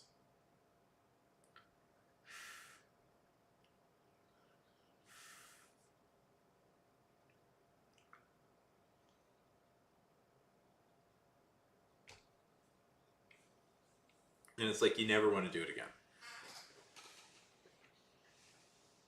I've been doing like open mic nights. Um, oh, thank you for the follow, by the way, Spark. Or drunk, yes, or drunk guys. Well, that's what I was about to say.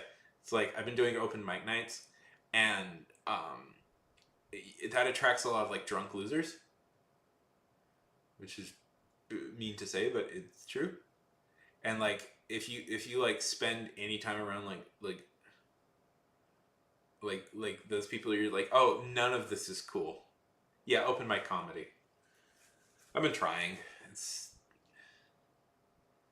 it can be it's fun when you get up on stage, but like sitting through like really really really unpolished comedy bits is pretty brutal. Like it's pretty like not fun to do.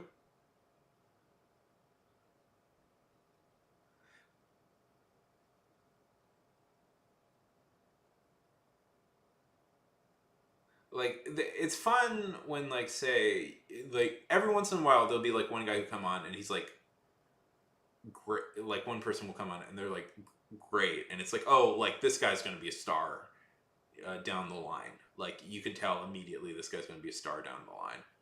But like 90% of the time it is just the most I was tempted. I've been tempted to like write down like the worst jokes I hear and like do them as like a bit, but I don't know. I think that's probably pretty sleazy. But it's like I think I'd get in trouble for doing that. Like there was this like legitimately there was this one guy. I don't know. Maybe people send me too soft for this, but like everybody hated this bit. I've okay. His entire bit was he was a white guy, and his entire bit was doing an offensive Chinese accent for 3 minutes straight. That's the only thing he did was this like like 1920s esque Chinese accent like for 3 minutes. And I there was a like an Asian guy I was sitting like there's an Asian guy sitting in front of me, and I have never seen somebody so angry that day. Like he just got up and like he just got up. I don't know. He was like some, and this was a white guy who was doing the voice, by the way, and it was really bad for like 3 minutes straight, and I was just like, oh, I don't know, man. I don't know. I don't know. I felt like I'm like really like this is your entire joke.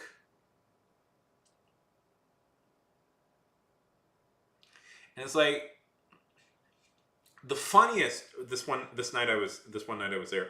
The funniest thing ever was there this girl came up and it's like she complained like she was like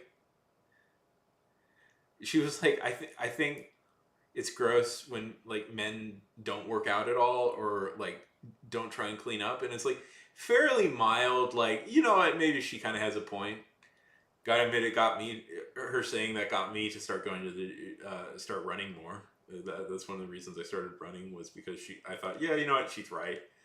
And it's like she's like you guys never shower or anything. And I'm like, and like the entire room was like so the whole time, and I thought that was the funniest thing ever. It's like the one girl in here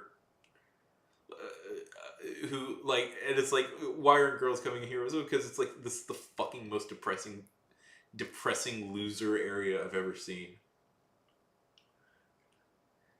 Yeah, entire no. Well, they all got mean and defensive about it, and I thought that was so funny. I thought that was so funny how defensive all the guys got, because it's like because you like she's like, you know, she struck a chord,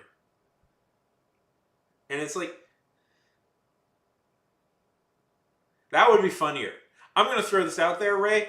Much rather have seen Gallagher smash a watermelon, because at least that would have been fucking something.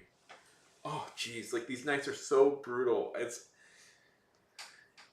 why it's hard to do. It's like I don't give a shit that I'm like calling out like the comedy scene. Like none of these guys are ever going to be popular, so who the fuck cares? And I would call this out anyways. It's garbage open mic stuff, and it's like so. Here's my yeah. It's just and it's like the one like and like I don't know. It was so funny. It was so funny. And it's like, you know, well, occasionally, like me, Sparky, occasionally, like me, occasionally you're successful and you get people who are into your things. Like I've had some success. No paid stuff, but at least people are like, they like, people have come up to me and like they talked how like great I did. And yeah. Yeah, it's well. The thing is, if you pull it off, it's like the most awesome feeling in the world, and you feel great, you know. And every once in a while, I manage to pull it off, and it's like and it's like you walk off. Like if you have a good night, you walk off, and it's like, yes, I am the best person in the world at this shit, and it feels amazing to like do it. But it's like 90% of the time, you are just trudging through garbage.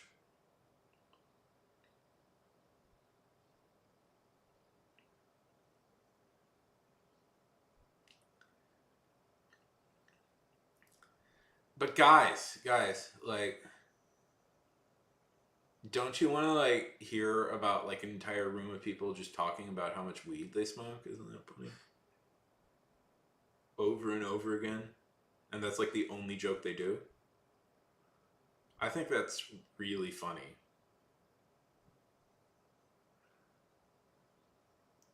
No, no, no, no, wait. Are you sure you don't find that funny? In a dingy club, as they get drunker and angrier.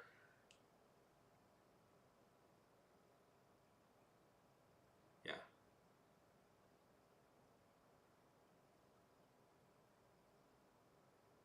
yeah. Or oh, this is a favorite where they complain about people are so sensitive these days. Oh, I love those jokes. Not tired of those jokes.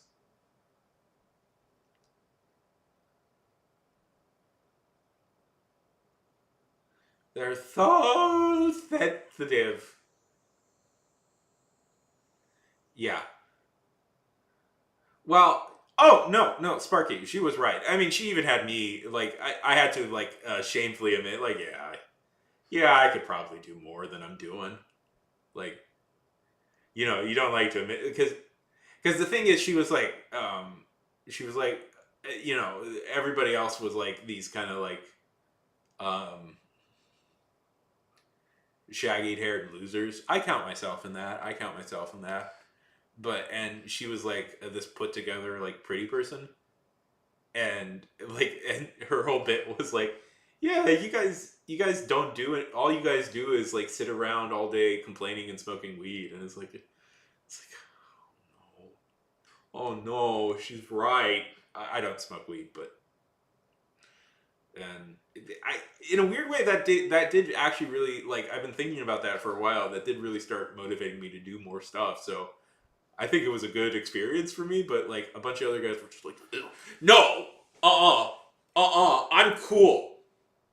All I do, I do open mic nights where I'm really, really racist. And also, Sparky, do you know that all the white guys in that room had a black voice they like to do? You better believe it. You better believe it. You better believe it that they do. And you got to hear everybody do it.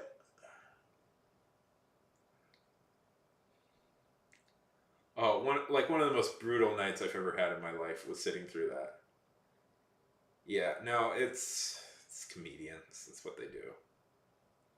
Not all comedians, obviously. There's some really good comedians that you listen to them and they're like, oh yeah, these guys are like on the top of their game. But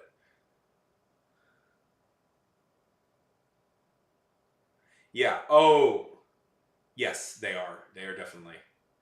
Well, it's like, I mean, it's complicated. Like, yes, but yeah.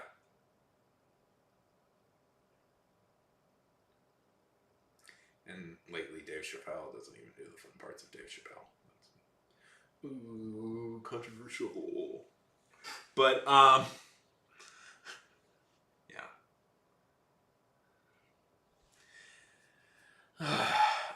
There's been more girls. I shouldn't say there hasn't been girls there. There's been more girls, but it's definitely a dude heavy like yeah. Well, like purple like they're all like a lot of them get yeah. Man, I don't want to get into Dave Chappelle and his whole thing. I have thoughts about that, but that's but Dave, I will say I used to be a big fan of Dave Chappelle, and I'll leave it at that. Um, yeah, yeah. I mean, like offensive. Well, I would say like here's the thing with offensive jokes. Usually they're offensive because it's like something that kind of needs to be said, and it's like with comedians, like with comedian, like half the time these comedians like they're just like saying boring retrograde things. Like, yeah, I like Jimmy Carr. Yeah, Jimmy Carr's good. Like,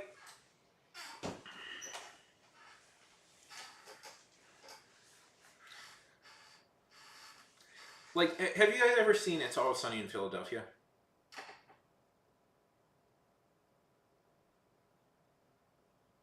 Yeah. It's like, yeah, but it's usually like good offensive jokes. I'll throw this out there is are like in a weird way they're inviting everybody into the thing. Okay, well I won't. They're inviting everybody into the thing. Like there's a weird thing when sometimes like you make an offensive joke, but it's like everybody is invited in, even like the person who's offensive towards. And then there's like shit where it's like, no, you will stay in your place and I am in charge of everything.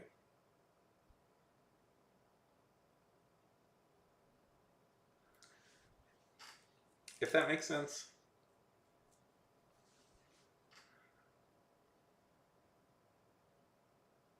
Like, because sometimes like stuff is offensive just because it's just like it's stuff everybody's nervous to actually say out loud, and somebody needs to say it out loud, and yeah, yeah. This is it's hard. I'm trying to think of good examples exactly. Like a lot of like I would say like a lot of Chris Rock's stuff is pretty good at that. Like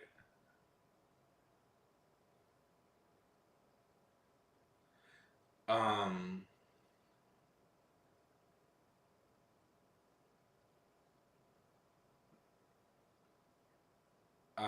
like okay, so like there's I don't know, can't really repeat some of those jokes. Um can't really repeat a few of those jokes, but like he has this bit about like um that I thought was like really smart was like he was talking about like how like slaves and like it was illegal for slaves to learn how to read, and it's like and he's like he has this whole thing where it's like, well, what if like a slave is like in, driving a cart and he sees a stop sign, is he allowed to like stop at it, or is he allowed to like go through it, or does he have to go through it? Because if he stops at it, that means he knows how to read and he gets in trouble, but if he goes through it, that means like he'll get into an accident. And it's like, what do you do? And it's like I always thought that was like a really clever bit, because it's like it's this like insane hypocrisy. Like it's this sort of like the way like these sort of systems work, where it's like anything you do is wrong, and the only thing they're ever looking forward to is a way to like do more cruelty to you. And it's not about like reforming the system so much as you just kind of gotta get rid of a lot of this shit. And I thought that was like such a good, clever joke, and it's really offensive. It's pretty darn offensive, but um, yeah, yeah, it's very clever because it's like, what do you do exactly? You can't, either you hurt yourself or you hurt yourself. Yeah.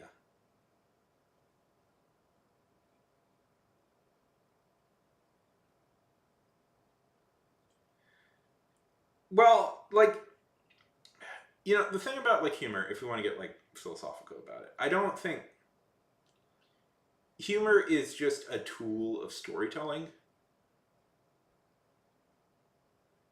It's not like it's a part. It can be a part of art. It's not an art in and of itself. Like fundamental, like stand up comedy is really like speech. Is speech, is giving speeches. You know, that's the actual art form you're doing. Is the art of speech. Is the art of the lecture or the art of the speech. It's speech writing. It's not like it can be storytelling, but you're giving a speech, and the point of it is, and humor is what you're doing, but the art, humor is part of it, but the art is speechcraft, and it's like comedy movies are movies that use comedy. It's like it's a part of it. It's fundamentally a part of every art, I think, but it's not the art in and of itself. If that's at least my theory. You know? Like you can make funny movies, you can make funny books, you can make funny paintings, you can do every piece of art that exists can be made funny. But it's not like the art itself. Like stand up is writing a speech or writing a lecture or oral storytelling or whatever you want to call it. It's like it's why people sometimes get like say, oh, like the worst is like comedy.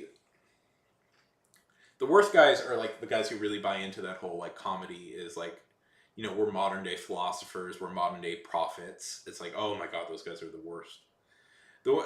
Comedians are already like an egotistical like are egotistical like losers, or especially egotistical like narcissist, or like are kind of, it can be pretty narcissists, and it's like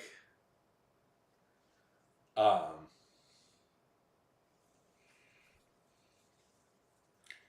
at the worst, and it's like telling them that they're all, oh yeah, you're also like the voice of like you're like the voice of the world. It's like it's the worst thing. I don't know. I've met a lot of comedians now, and they're the default is that the default can be that. Well, the default is bitter asshole who hates everybody and is like mad that they're like boring ramblings about like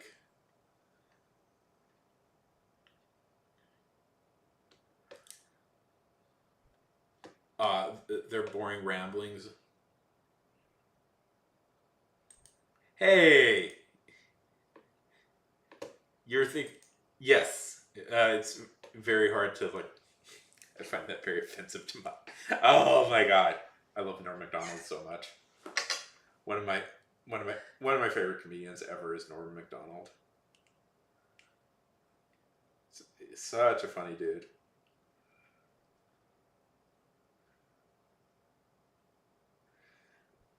Best, like one of the best jokes ever. Such a good comedian. Jesus, he was such a good comedian. I love. Yeah, it's so very Norm to like have cancer and just not bother to tell anybody until he died. It's like it's so very Norm to be like, yeah, he just, oh yeah, by the way, I have cancer, and it's like when did that happen?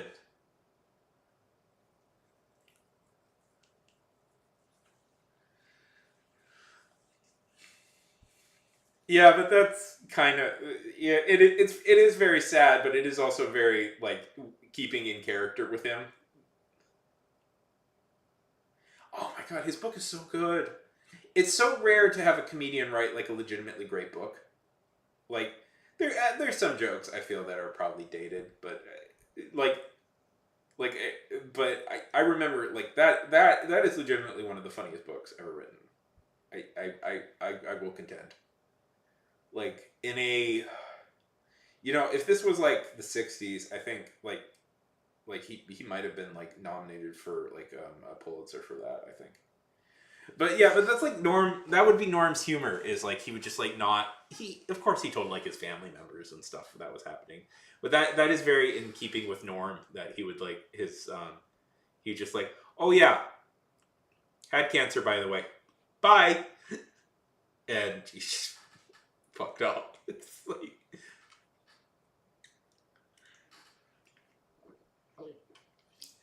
yeah, that's a good book. If you ever get a chance, that's a really funny book. He has like all these weird little bits about like um I love his like bit about Rodney Dangerfield.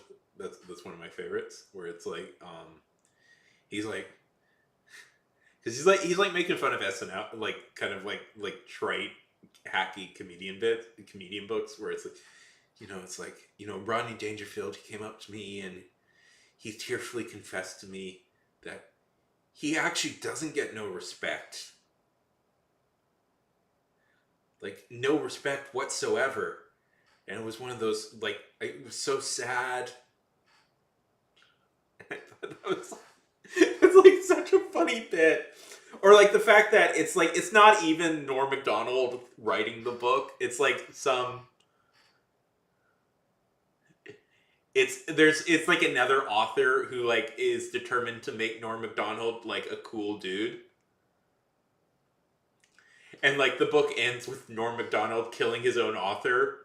It's been a while since I've read it, but like essentially killing his own author and taking over. And he's like and the real Norm Macdonald, yeah, and the real Norm Macdonald is like some like violent moron. And like the ghostwriter has been like trying to make him like this intellectual hero, and then like we occasionally get what actual Norm is like, and he's like this idiot. And like the whole reason the ghostwriter didn't do well was because he released a book called he just very coincidentally on the like the day before the Charles Manson thing happened. His name was Charles Manson, and he released a book called My Family, and he was just some random other Charles Manson. I don't know. Or I'm just thinking of funny things. Yeah, My Family by Charles Manson. Like, and it was like the day before like the Manson murders happened. Or like, there's so many good bits. Or it's like, um, like he meets a Make-A-Wish kid who says his favorite is Norm Macdonald, and the Make-A-Wish kid can. That is such a good bit because it's like his whole bit is like, yeah, that was a lie. My real wish is I want to club a seal to death. Oh, there's so many good bits. Oh, I love that book. I kind of want to reread it. I want to reread that book now. That's such a funny book. I just because I've read a lot of these comedian books, and a lot of them are like essentially just my act as a book. That is sort of what he is doing, or like the fact that he got on, apparently the reason he got on SNL was because he supplied Lorne with drugs. Like that's the only reason he actually made it on SNL is he was supplying Lorne with drugs.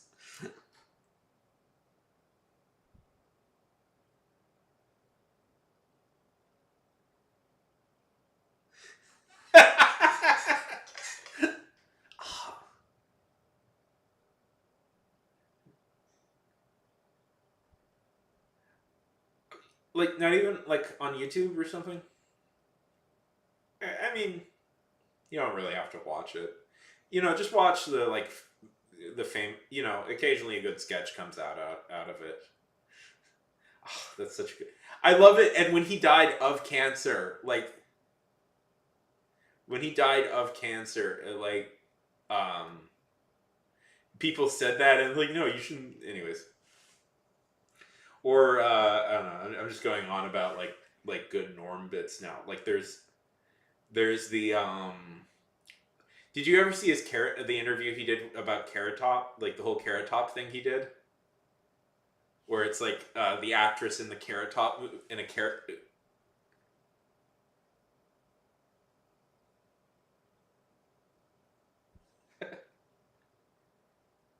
The actress in the Carrot Top movie. I don't know, so good. Like he was also a recurring character in a show called The Middle, and that was one show I really loved and too. Good actor in that. He really funny in that. I don't know. Just yeah. Anyways.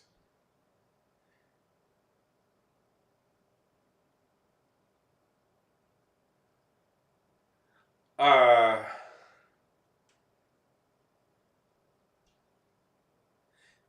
they made a movie about SNL's first uh, season that I'm actually kind of curious to see. Called Saturday Night. Um, yeah, have you ever seen this clip where he was making fun of Carrot Top? It's really famous. It's a really famous one. I wonder if I could show it without getting in trouble.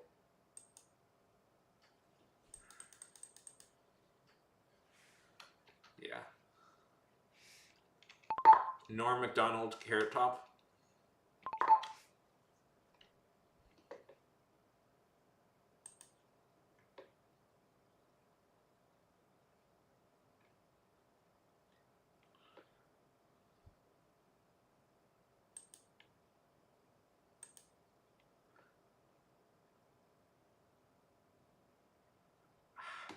See, it's just I would show it. It's just because it's like I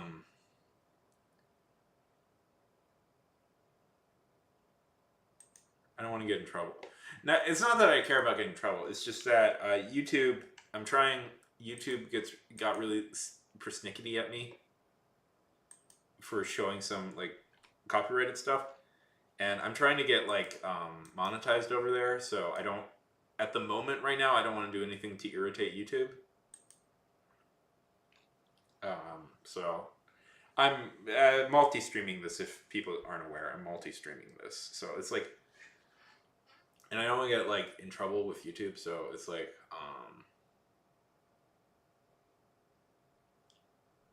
yeah, exactly. Like, I mean, yeah, here's the thing. I've never gotten in trouble for doing any copyright stuff over here, but on YouTube, I've gotten real big trouble for doing that. So it's irritating. I don't like it, and certain other streamers get away with it all the time, but get away with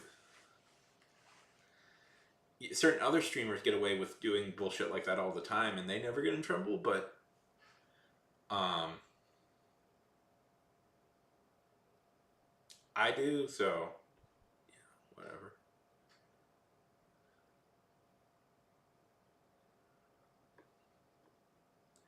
Yeah, I mean, probably should get some food too.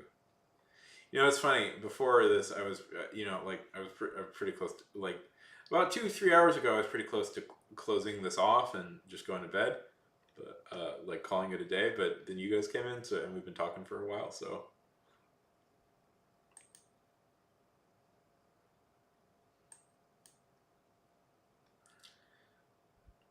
uh, Spark, I am surprised you've never seen anything from SNL. Did you ever see like the Andy Samberg Lonely Island stuff? That was pretty popular.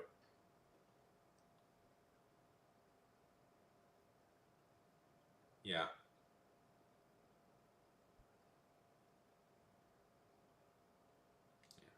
Well, yeah, that's the thing. I would never like play. I don't know. I used to play stuff occasionally here. Yeah, well, that was part of SNL. That was part of SNL. That's an SNL thing.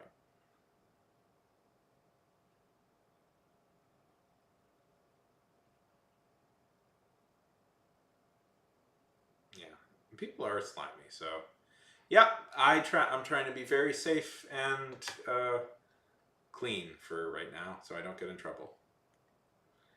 I mean, I wouldn't put on like people's YouTube videos anyways, but I occasionally like played film clips and stuff just like from because I wanted to talk about them.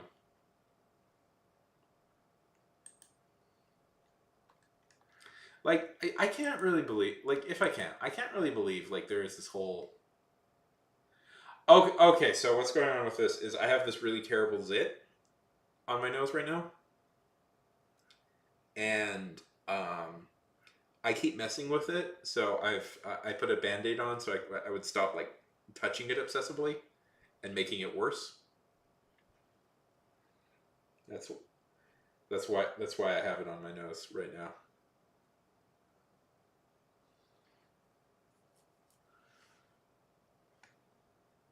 Because it's like I can't stop messing with it, and it just drives me up a wall. It can't like.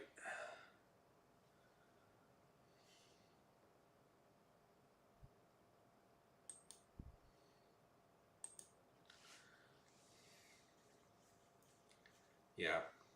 Well, it'll go away in a day or two, but it'll go away in a day or two. It always does, but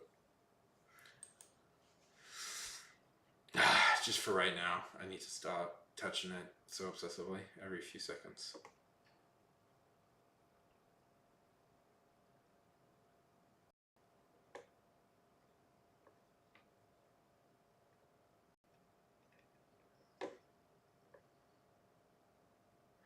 Jeez, how long have I been streaming for? Should have just changed this over to a just chatting stream, but I don't know. I don't feel like it. Yeah. I did do some writing at the start of this stream, but I guess we're just hanging out now. I'm also a little bit too tired to actually do any writing.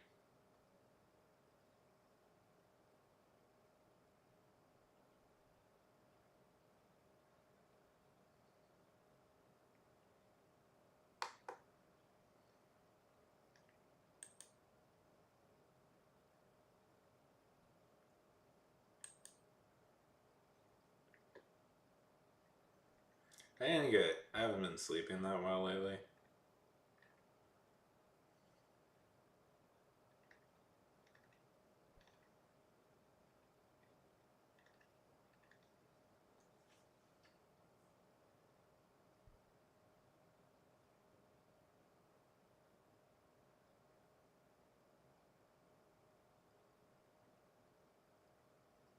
Yeah.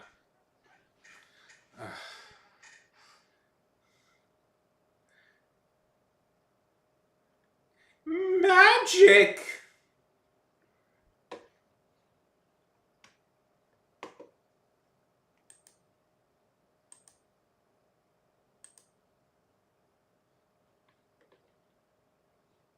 Are you sure it's not just magic existing and doing magic?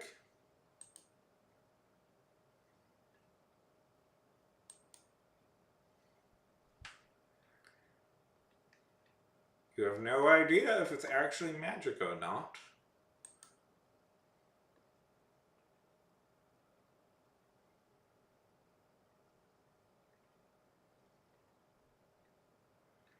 Okay, let's get this to.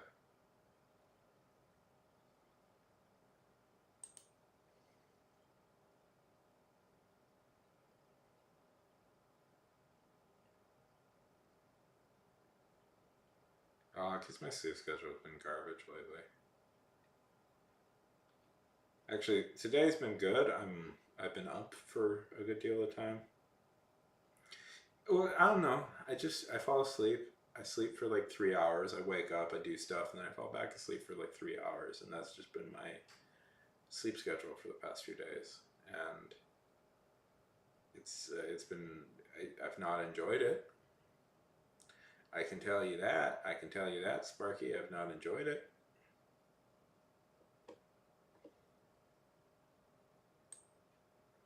I would like to just be able to sleep all the way through.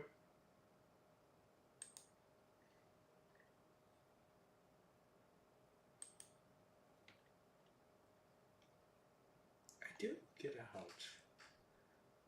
I do get out. I run every day. I run about like 2 miles every day. I haven't done. Not gonna do it today just because I'm exhausted, but I've been doing that pretty much every day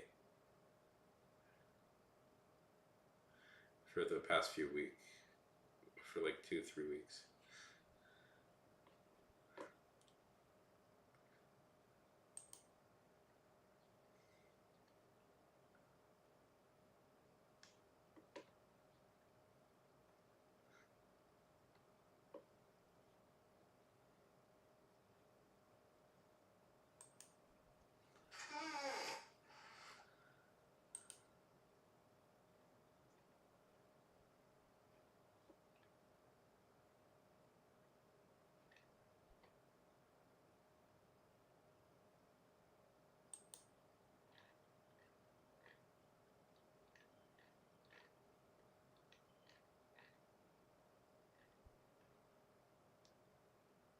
Yeah.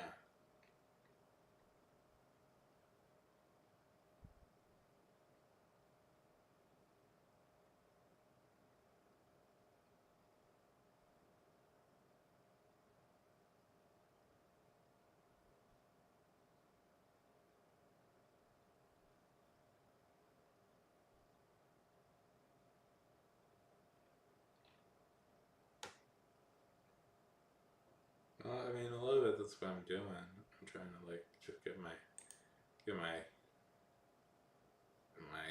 reset my schedule here because I'm just sleeping so much. Because I just keep. Yeah. I mean, yeah. I'm hoping to. I'm gonna hopefully soon. I don't know. I don't know what I'll do. Yeah, I'm hoping to eventually like do something different.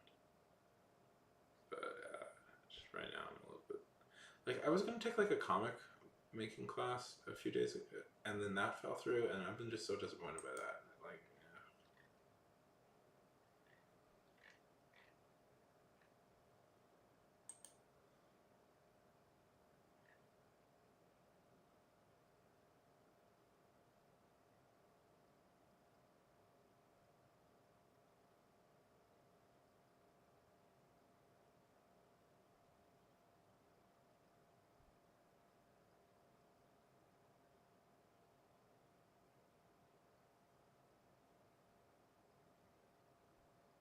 yeah, it was. I was really disappointed by that. I was really looking forward to doing that.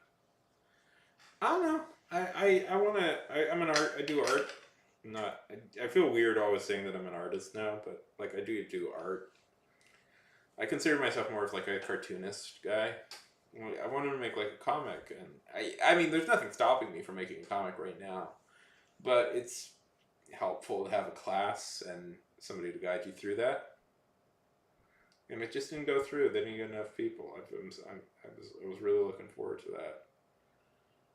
My desire is now to make a short film because I don't know.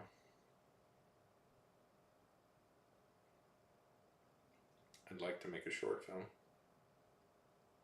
but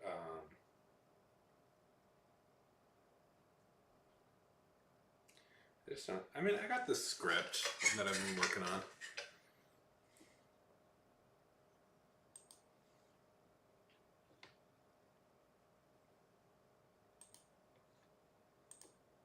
Ooh, different window.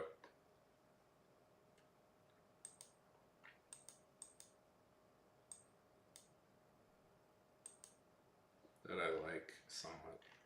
I do like this script.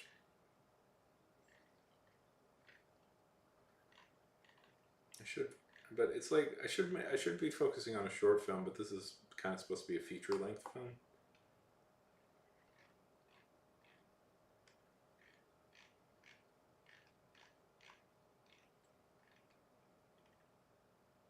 Idea. At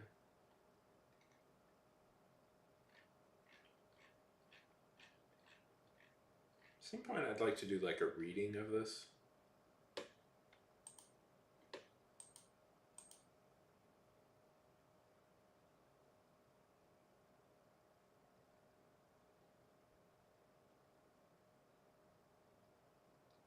I'm sure if I wanted to make a manga, you could make a. He'd teach you how.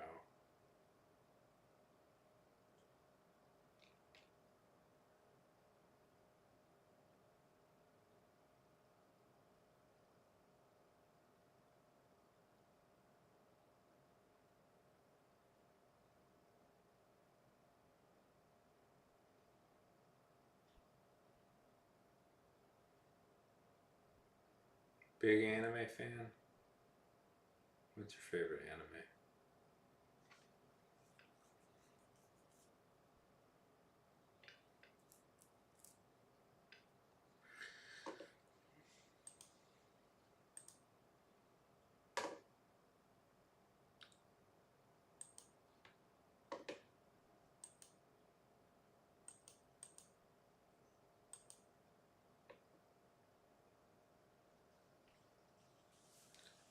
Yeah.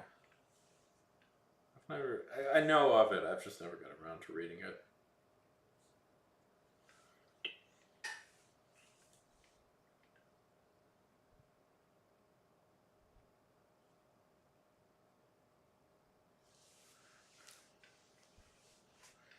Yeah.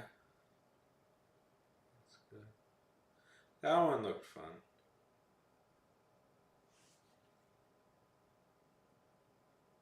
Nope. Stop messing with it.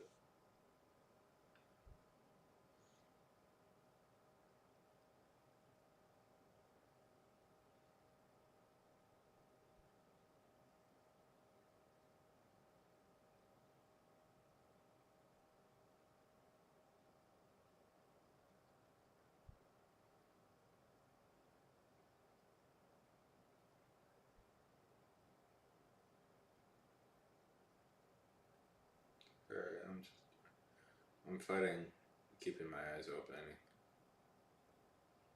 I'm fighting keep. Sorry, I'm just fighting keeping my eyes open. I'm very tired. Weirdly, this is good. This is good. I'm like seeing the sun.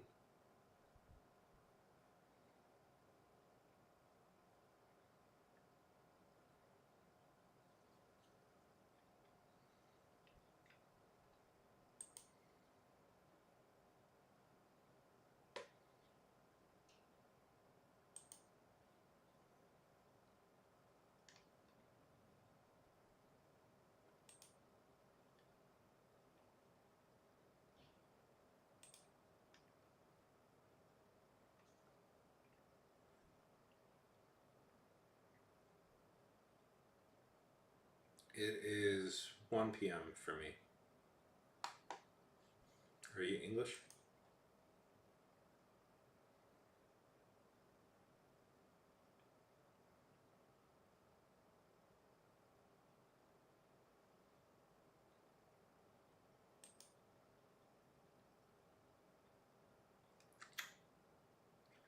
I'm good at guessing these. Also, I thought so because you mentioned Jimmy Carr, and he's more obscure here in the U.S.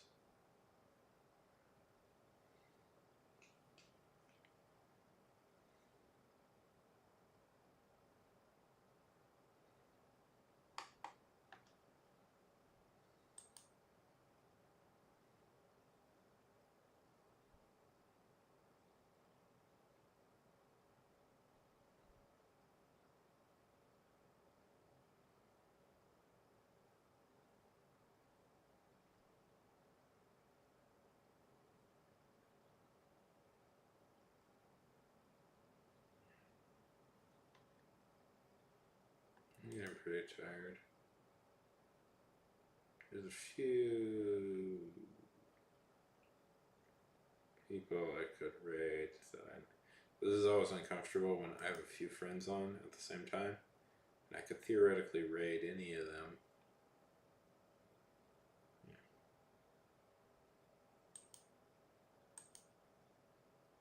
True, but 9 times out of ten,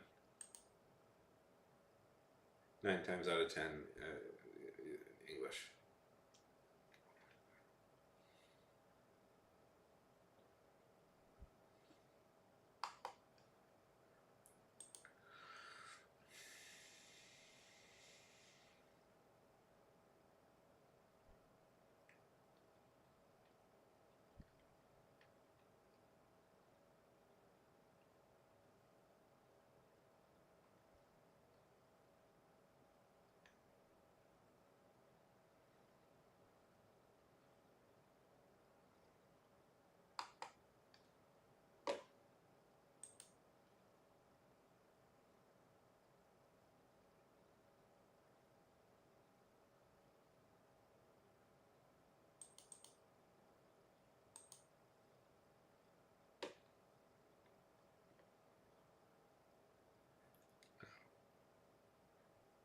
True, 9 times out of 10.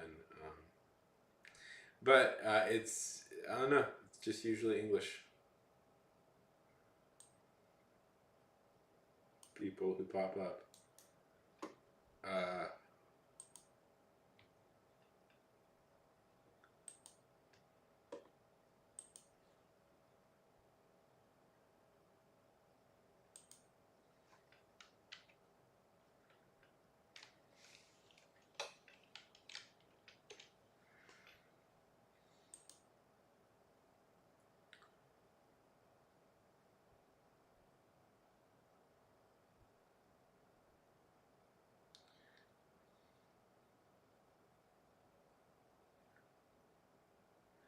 well, Sparky, it was really. I am dead. I am dead. I am dead. I am dead. I am dead tired.